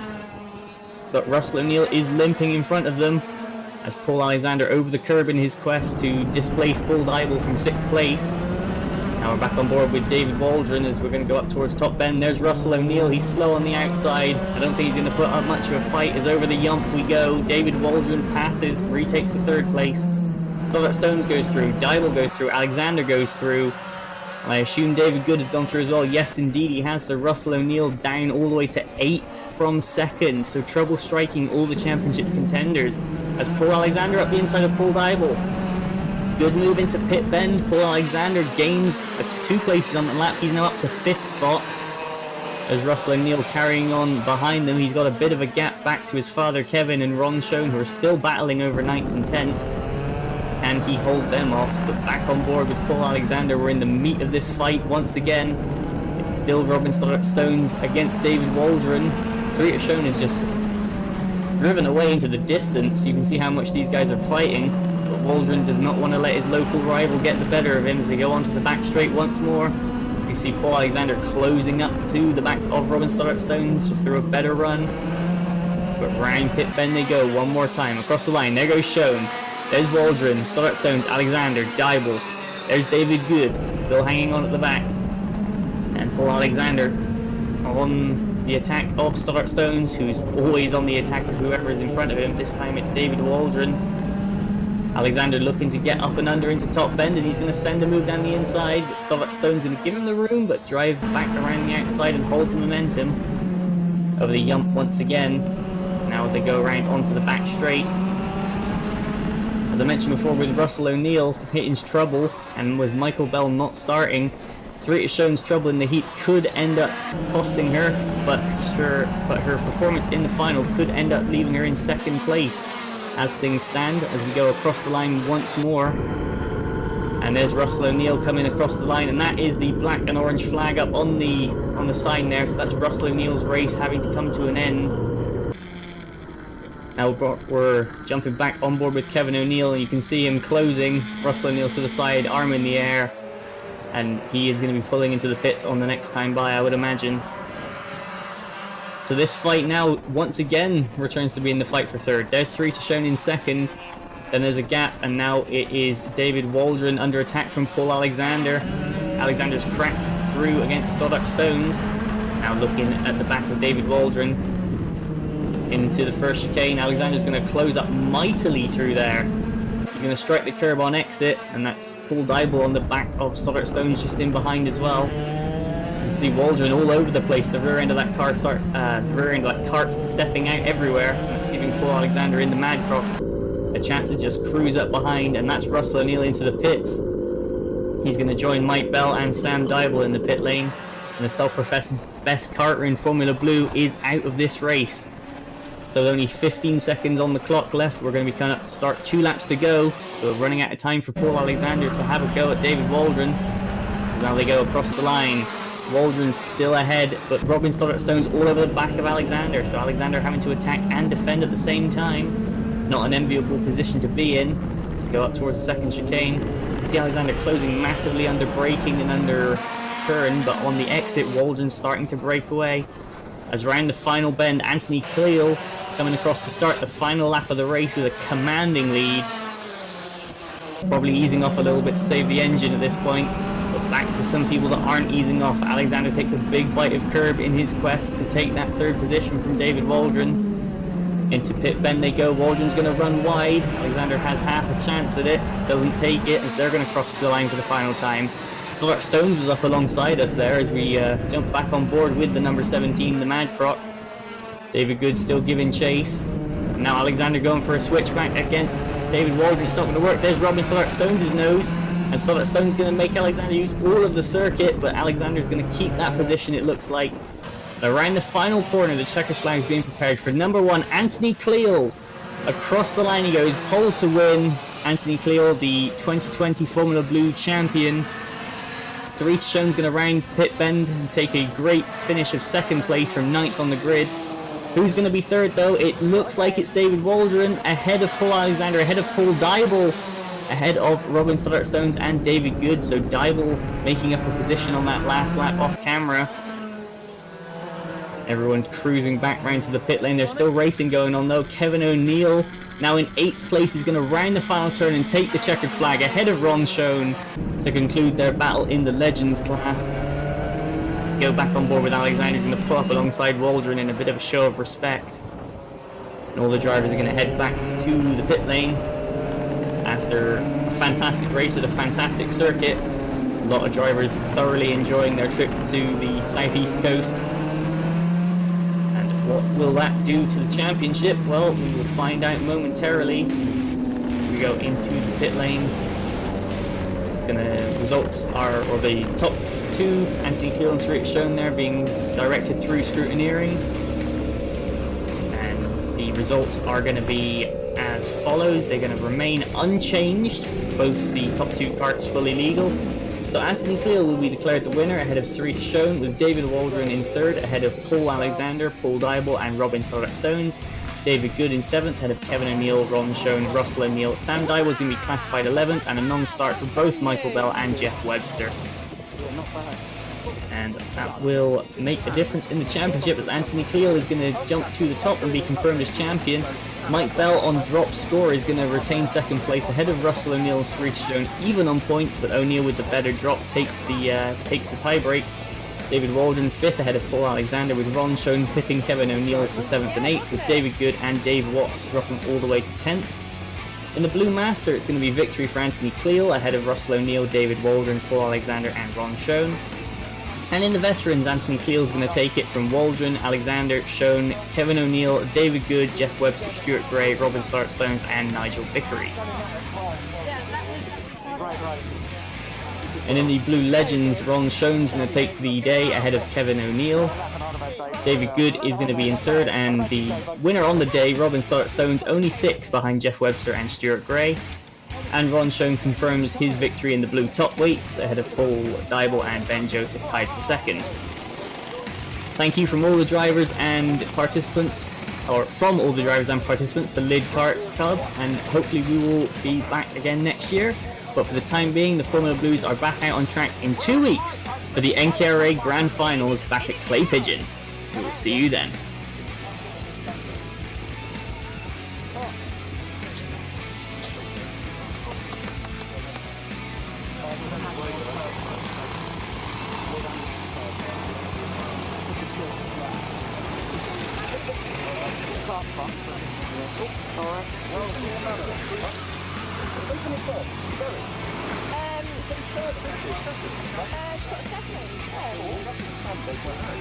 Yes.